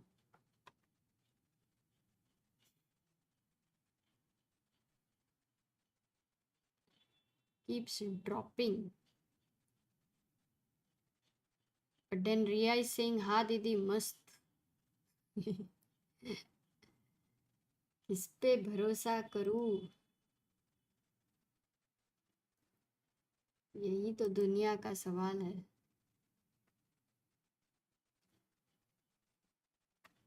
Okay, another thing is, can Gukesh, suppose he gives, suppose after king f2, rook d2 check, king f1, when he gives a check, after rook e1, can he say he doesn't want to exchange the rooks? Can he do that? Can he go rook d4, attacking this? Because if you take here, then I can take here, and then this is attacked. And when you move knight to d6, can I not go knight d3?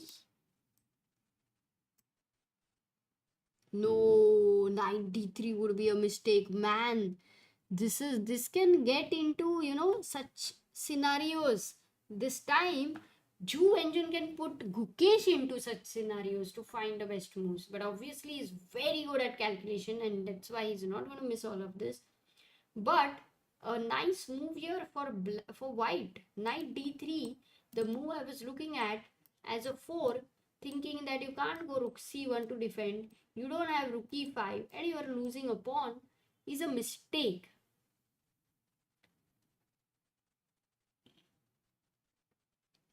Is a mistake.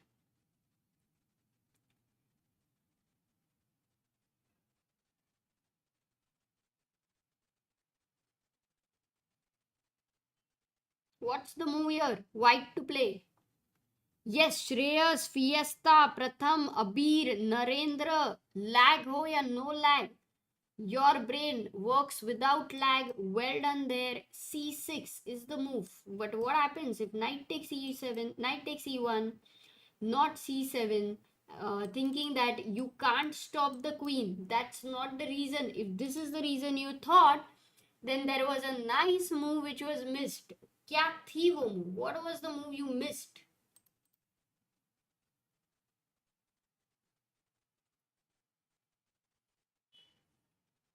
कौन थी नहीं क्या थी? What was the move you missed here?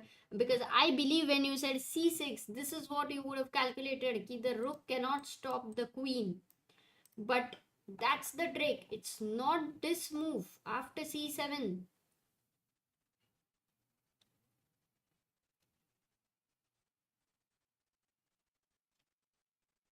Krishna, Abhishek, Mr. India, Sasuke, Harsh, Yug.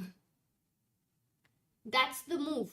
Knight d3. But many of you want to go rook b1 over here, which is, by the way, very interesting, because your end goal is the same. Firstly, why is knight d3 the right move? Because if I make a queen, there's no check, and it's as good as a back rank mate. Rook b1 check, and there you have a mate in 2. So all those who wanted this move order with rook b1, with the idea of if a queen, then the same plan. Knight goes to d3, covers the square, escape square, and it's a mate. Barabar, perfect. The problem is not queen. And there is a problem with this move, rook b1. How to get out of the problem? How to get out of the problem?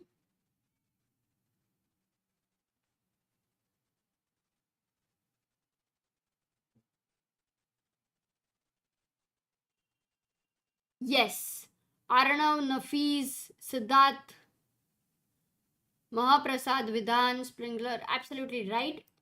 Actually getting the king out so that there's no mate there. And if check, then you take this. But the only point is check. Where do you go with the king? Is there rook c1 and then stops the queen and then it ends in a draw because rook c8, knight c8. So that's a very nice and very cool defense there for black. So it was important that for knight d3, c6, knight takes c1, not c7, but actually just take the knight here. Isn't it surprising? Because how do you stop this pawn now? Let's say you go rook b1 check, yeah? Because if king d2, then there is f2, f1. So king f2. Now you want to go rook c1, trying to stop.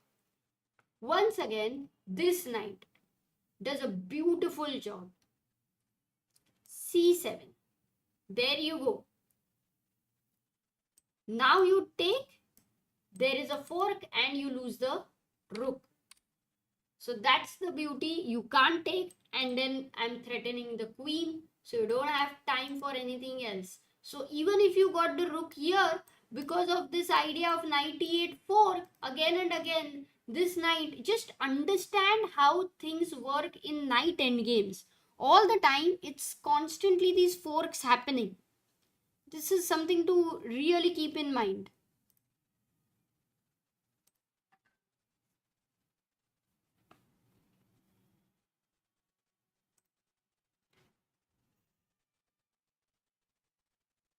Okay, should be fine, guys. Should be really fine. Shiva says it would be nice to have live board with the times for both the players in the windows rather than the video of yours. क्या करे शिवा, क्या करे? Analysis के वक्त time नहीं दिख सकता है. That's how it is. And maybe you would have come late because rook d2 was there since a long time.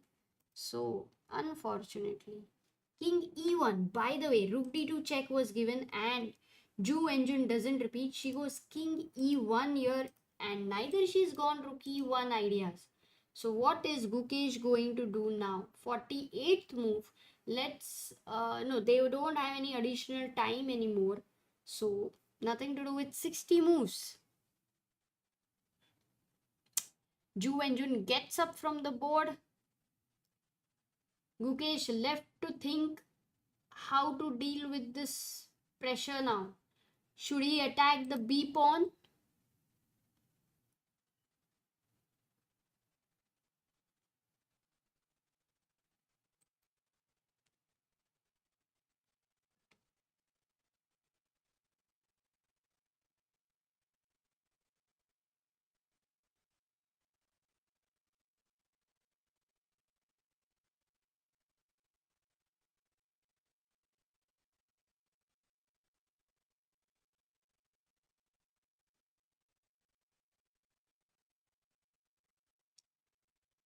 Yeah, I was going to put live board, but sometimes it's like only one board you can keep. And right now, because the computer keeps hanging, minimal windows I'm trying to keep. So otherwise I would have loved it. So I believe it's this tournament does have some technical issues from our end. Unfortunately, can't solve it in the middle of the tournament.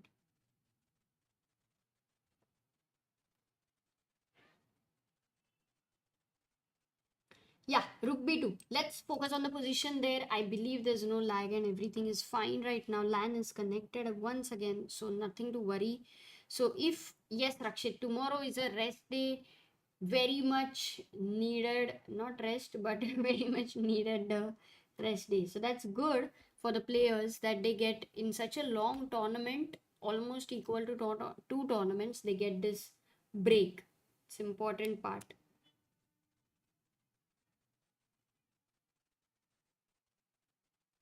Okay, so here after rook b2, okay, this is attack. Let's try to see knight b7 if is played. Then what? Oh my god, black can be winning if knight b7. ऐसा क्या हो रहा है यार position में? Because let me ask you what's happening. Do you guys see why black is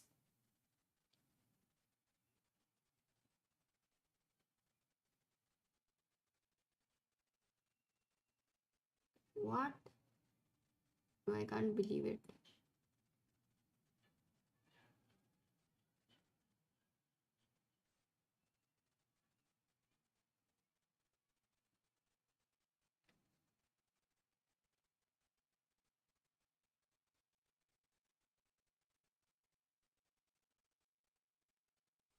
Shiva says you can use a Mac for streaming and Windows PC for analysis.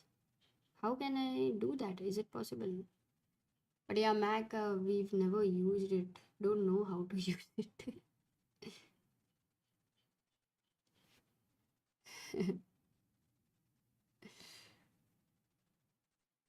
Rakshit says an important news. Pragg is no more India number one in live ranking, by the way. Is it Vishy Anand again?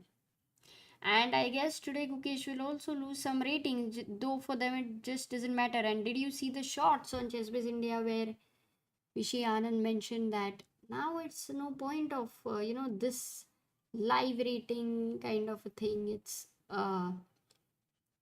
good if they try to cross his peak rating, which is, does anyone know Vishy's peak rating?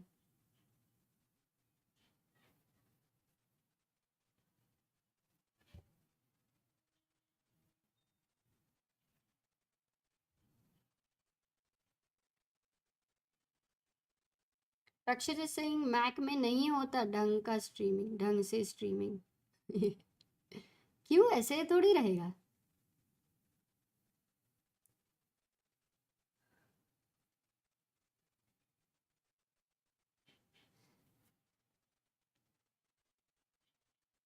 281228 yes Dhruvil Aryaman Rohit they all know it 2817 is the rating peak rating and that's where I think now these guys need to cross that.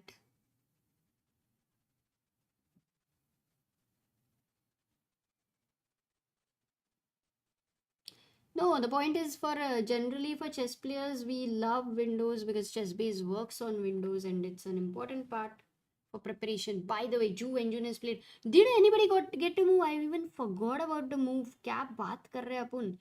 Yes, Pranjan is the only one, but too few people had mentioned f2 check and rook b1, and that was not the move because if you go f2 check, the king goes to f1. Your rook is tied down in defense over here. When you take this, this will be taken. Right now, let's just look at the moves which are happening on the board. King e6, knight c7, king f6. Is she going to repeat? Now I think yes, she is repeating. She is repeating. And there you go, a draw, a handshake finally happens because she realizes Gukesh also heaves a sigh of relief because this was still a complicated position where you can trick each other when there are knights on the opposite sides. The trickiness, the value of trickiness is very high. So here the question which I had asked for, just completing that thing, where was it? Yeah, she went king e1. We were looking at, oh, I completely rook b2 here. And what I was looking at? Knight b7. This was the moment where I had asked the question that how is black winning? How is black winning? Gukesh taking his score sheet, neatly folding it. If we go to the full screen, there's where it's all over, and he goes, he folds the score sheet, keeps the chair properly, leaves the tournament hall. It's all over right now. But this was the point, yeah. Knight b7 and how is black winning was the question. So rook b4, when you guys are saying for rook b4, there is knight goes back to d6. You have this pawn and I have this pawn. That's what white is banking on. And this move which the computer suggests, I am also trying to sink in. Why is this just winning? I mean, this is the only move which is winning, but changes the evaluation drastically. For what reason? How are things changing? Because let's say I go back knight d6 with the idea of b5. Oh, then this is hanging and takes knight takes and no takes. Wait, h4, h4. Ah, this is the reason. Nice. f2 check. It's all about the forks. If you take, oops, you can't take. Sorry, there's a rook. So there is nothing about the fork actually. It's all about queening here. I can make illegal moves right now. That's how tired I am. So if h4, that's over. But what if g takes h5 and you just ignore, and this, wow, this is epic. Imagine Gukesh would have got such a chance. He would have found it. And I think Ju Engine was aware. So that was a good reputation, because all the time both of them were kind of in some tension ki I might miss some crazy tactic. So this was good. Rook h2 ideas will also check, but over here white to play. No, not rook h2, not rook h2. Once again, revive that idea. Yes, Kamal. G4 is the move. The whole idea is that you want this pawn to progress. This was your pass. This was your passer. This was your कहता है ना इक्का. This was the ace, and you wanted it to be pushed. So G4 there. That's how black was winning. Not knight G4. That's important because you will lose that ace, of course. So F2 check, and then you go knight g4 with the mating ideas, I mean queening ideas, and so on. So epic, but you didn't have time to do all of that before. So when the knight moved from g3, this idea was so dangerous that for white to be very alert for this idea was important. So rook b2 and knight b7 was not played. That's why she went knight e8 check. Gukesh went king e6. She went check. That's the only move. Yeah, yeah, that was a draw. Fair result. Hats off to Ju Enjun, who played an amazing game with Gukesh.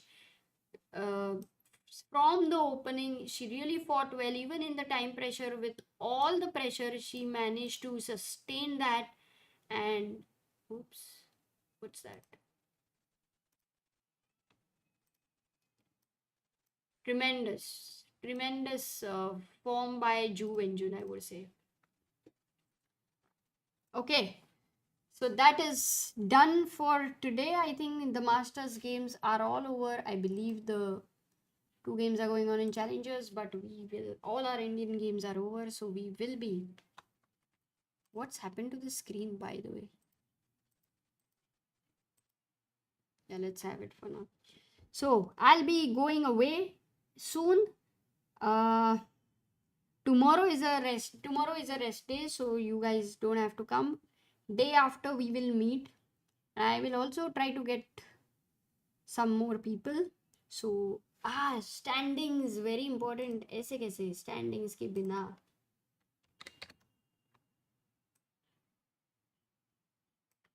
No, I need to refresh.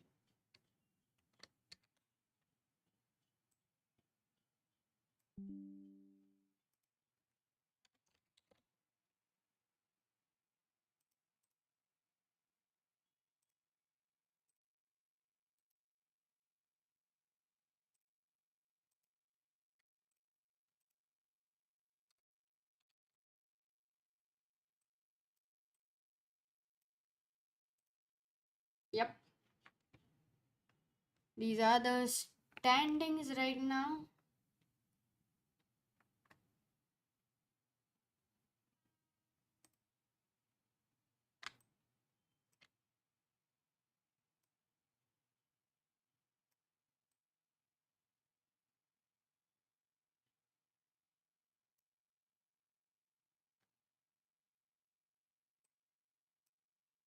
Okay. And we have Gukesh, Anish, and Firouzja leading with 5 out of 8. In fact, Gukesh's tiebreak takes him to the top spot. Then we have Abdusattorov, Vidit, Nepo, and Pragg all on 4.5 out of 8. Pragg did have a scare today, but he managed to get out of it. And Max playing amazing chess. Then we have Max and we both of them on 4 out of 8. We drew with Anish today. Ju Engine and Ding Liren on 3.5 out of 8. Oh, when are they both playing each other? But did they already play? We have Van Forest on 3 out of 8 and Maghsoodloo and Donchenko on 2.5 out of 8, having a very, very tough tournament. What are the pairings, by the way, for tomorrow, for day after tomorrow? Those also, let me just pull it up and show you. Also, this, uh, let me show you the challenger standings because Divya has played amazingly today. So, yeah, here we have 23rd.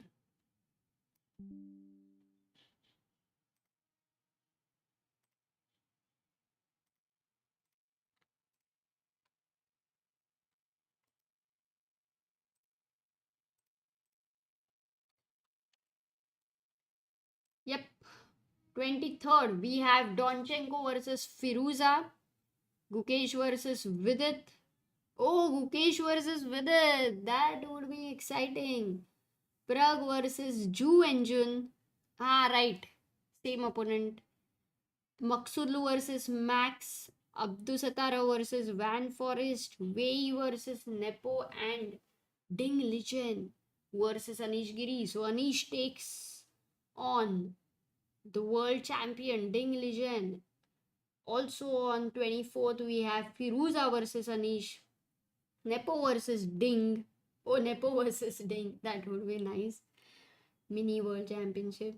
Then Van Forest versus Wei, Max versus Abdusattorov, Ju Engine versus Maghsoodloo, and Vidit versus Pragg. Oof, 24th. Donchenko versus Gukesh. So these are the 2 days ka pairings. Also, if you are keen to see challengers standings right now, the current one.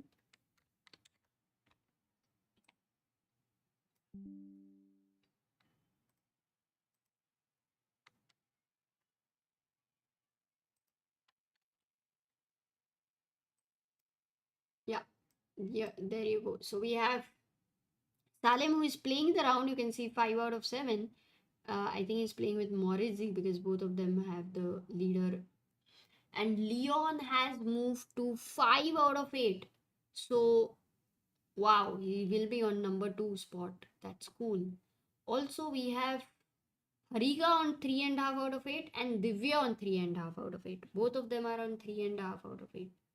So that's the standings for them here. And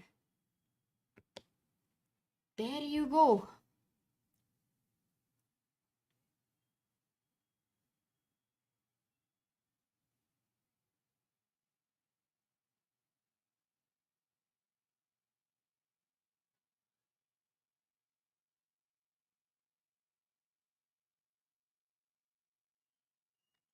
Yes, MSK Jakob Agard is coming to India, and it's going to be a very nice camp there. It will be held at where we had done the World Cup Baku commentary with Samay and Sagar, and that time this was going to happen. So we were at one hall. So it is going to happen there. The camp is going to happen there. So that would be nice. Rakshit says, I don't understand why people are blaming VD for drawing games this tournament. Isn't he doing quite well? This is a tough field. Draws will happen. Yeah, the round robin and the topmost events draws will happen because many of the times you're playing against very strong opponents. Rakshit says, if Ding beats Anish, tournament will be wide open. Totally. Rakshit says, Divya is doing great considering she was the second last seed. Yeah, Divya is playing amazing. It's not just about her score or anything as such, but The kind of game she's having, the just fearlessness she's showing, the way she's beating her opponents is mazar, it's enjoying.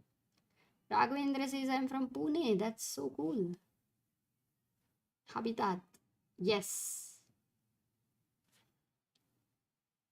Yes, Vaibhav, we did check the game. It was a crazy game. Leon had a very crazy game. I would right now end the stream, but because I'm very tired uh, today, but we will see each other very soon. Any questions last before I go in the next 2 to 3 minutes? Camera kya? Riser says camera question mark. ये challenges ranking दिखा दिया. ये देख, ये है challenges ranking.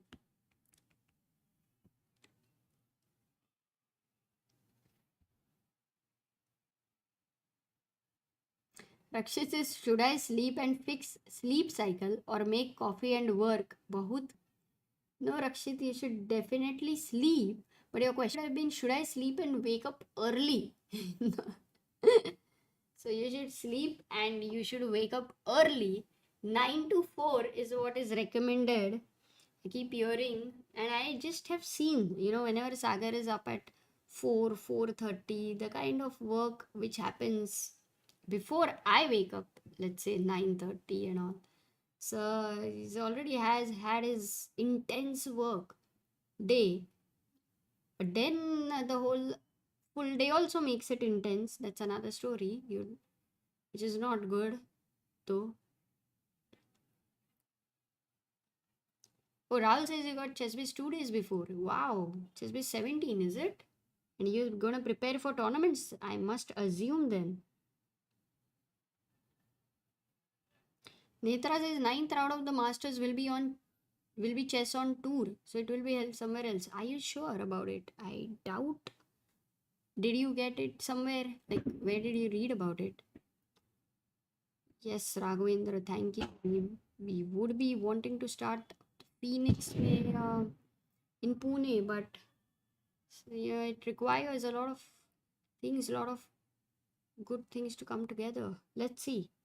Riser says, my college is not giving me a holiday for tomorrow. Does it matter? जब जाना है तब जाने का, जब नहीं जाना है तब नहीं जाने का. मैं तो ऐसे करती थी, so I don't know. Does it matter? Asim says, Amrita just joined in. What are the results? Can you share quickly? पटाखे फूट रहे हैं इधर 12 बजे. Okay, ठीक है. What are the results? Asim, I will let you know the results. The bars are there to give the results, which makes things very easy for all of us. Yeah, there we have. Vidit drew his game with Donchenko. Pragg also drew his game. He had a scare actually today. He was in a tough situation, but it was not easy to kind of, convert. It was nice one. Actually, a very interesting game.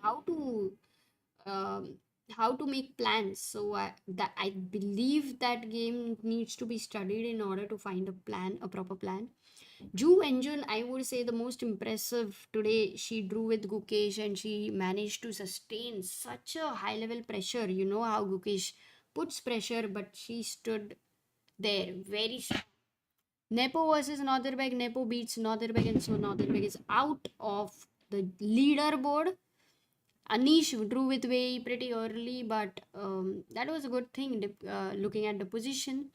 Ali Reza versus Ding. Yes, Ali Reza beats Ding Liren. That's a big result. And Leon won they had the most crazy game at Korobo versus Leon today. But Leon was losing and then he managed to win. But the challengers result, Divya beating Eline in a very beautiful sacrifice. That was superb. A thematic break with F5 in French. And also important to notice that Leon goes to I think second, joint second. So he's really doing well. Harika drew her game pretty early. So that was it about. That was the roundup.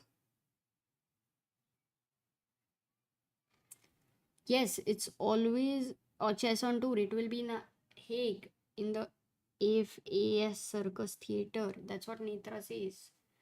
Got it. That would be interesting. Maybe in the last 3 days they will have it over there. Yeah, all 3 days. Shiva says, why did Sagar not make it to? No, we didn't plan it to Netherlands. Hmm. There was too much of things happening here or two, so it's done. That's it. Oh, Sakar says my student won first rank under 9 girls trophy and earbud as a special prize in Thane tournament. Hooray, wonderful Sakar. Congratulations. Very nice to know. This January 23rd, we travel to the Hague to play round 9 of the Masters. Wow, that means if the tournament hall is changing for one day, will that have an impact on the players? Would be very interesting to see. ठीक है. So guys, मजा आया. 12 बज गए. New day starts. So have a wonderful day ahead of you. Tomorrow we don't meet. So that's good. Day after tomorrow we meet. Good for you. Some rest. But ChessBase India will keep putting up a lot of videos. Do watch them.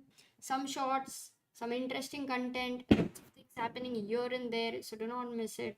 Baki to we will meet day after. Okay. So take care there and have a very good night. And Rakshit, today's challenge for you. Today challenge. Sleep now and wake up at 6:30. 6 o'clock. Ah, Rakshit watched my analysis video because I really try to not go into too much of depth. I generally do that. So this time I try to improve. I believe to I believe you got an overview, but please give me a very honest feedback later, where I could have, in analysis if I should have improved or. But हाँ यार कल 4:30 बज गए सोने को, so that's why I'm a little dead. I will now sleep. ठीक है. Tada, bye bye, sayonara, and have a great day, all of you.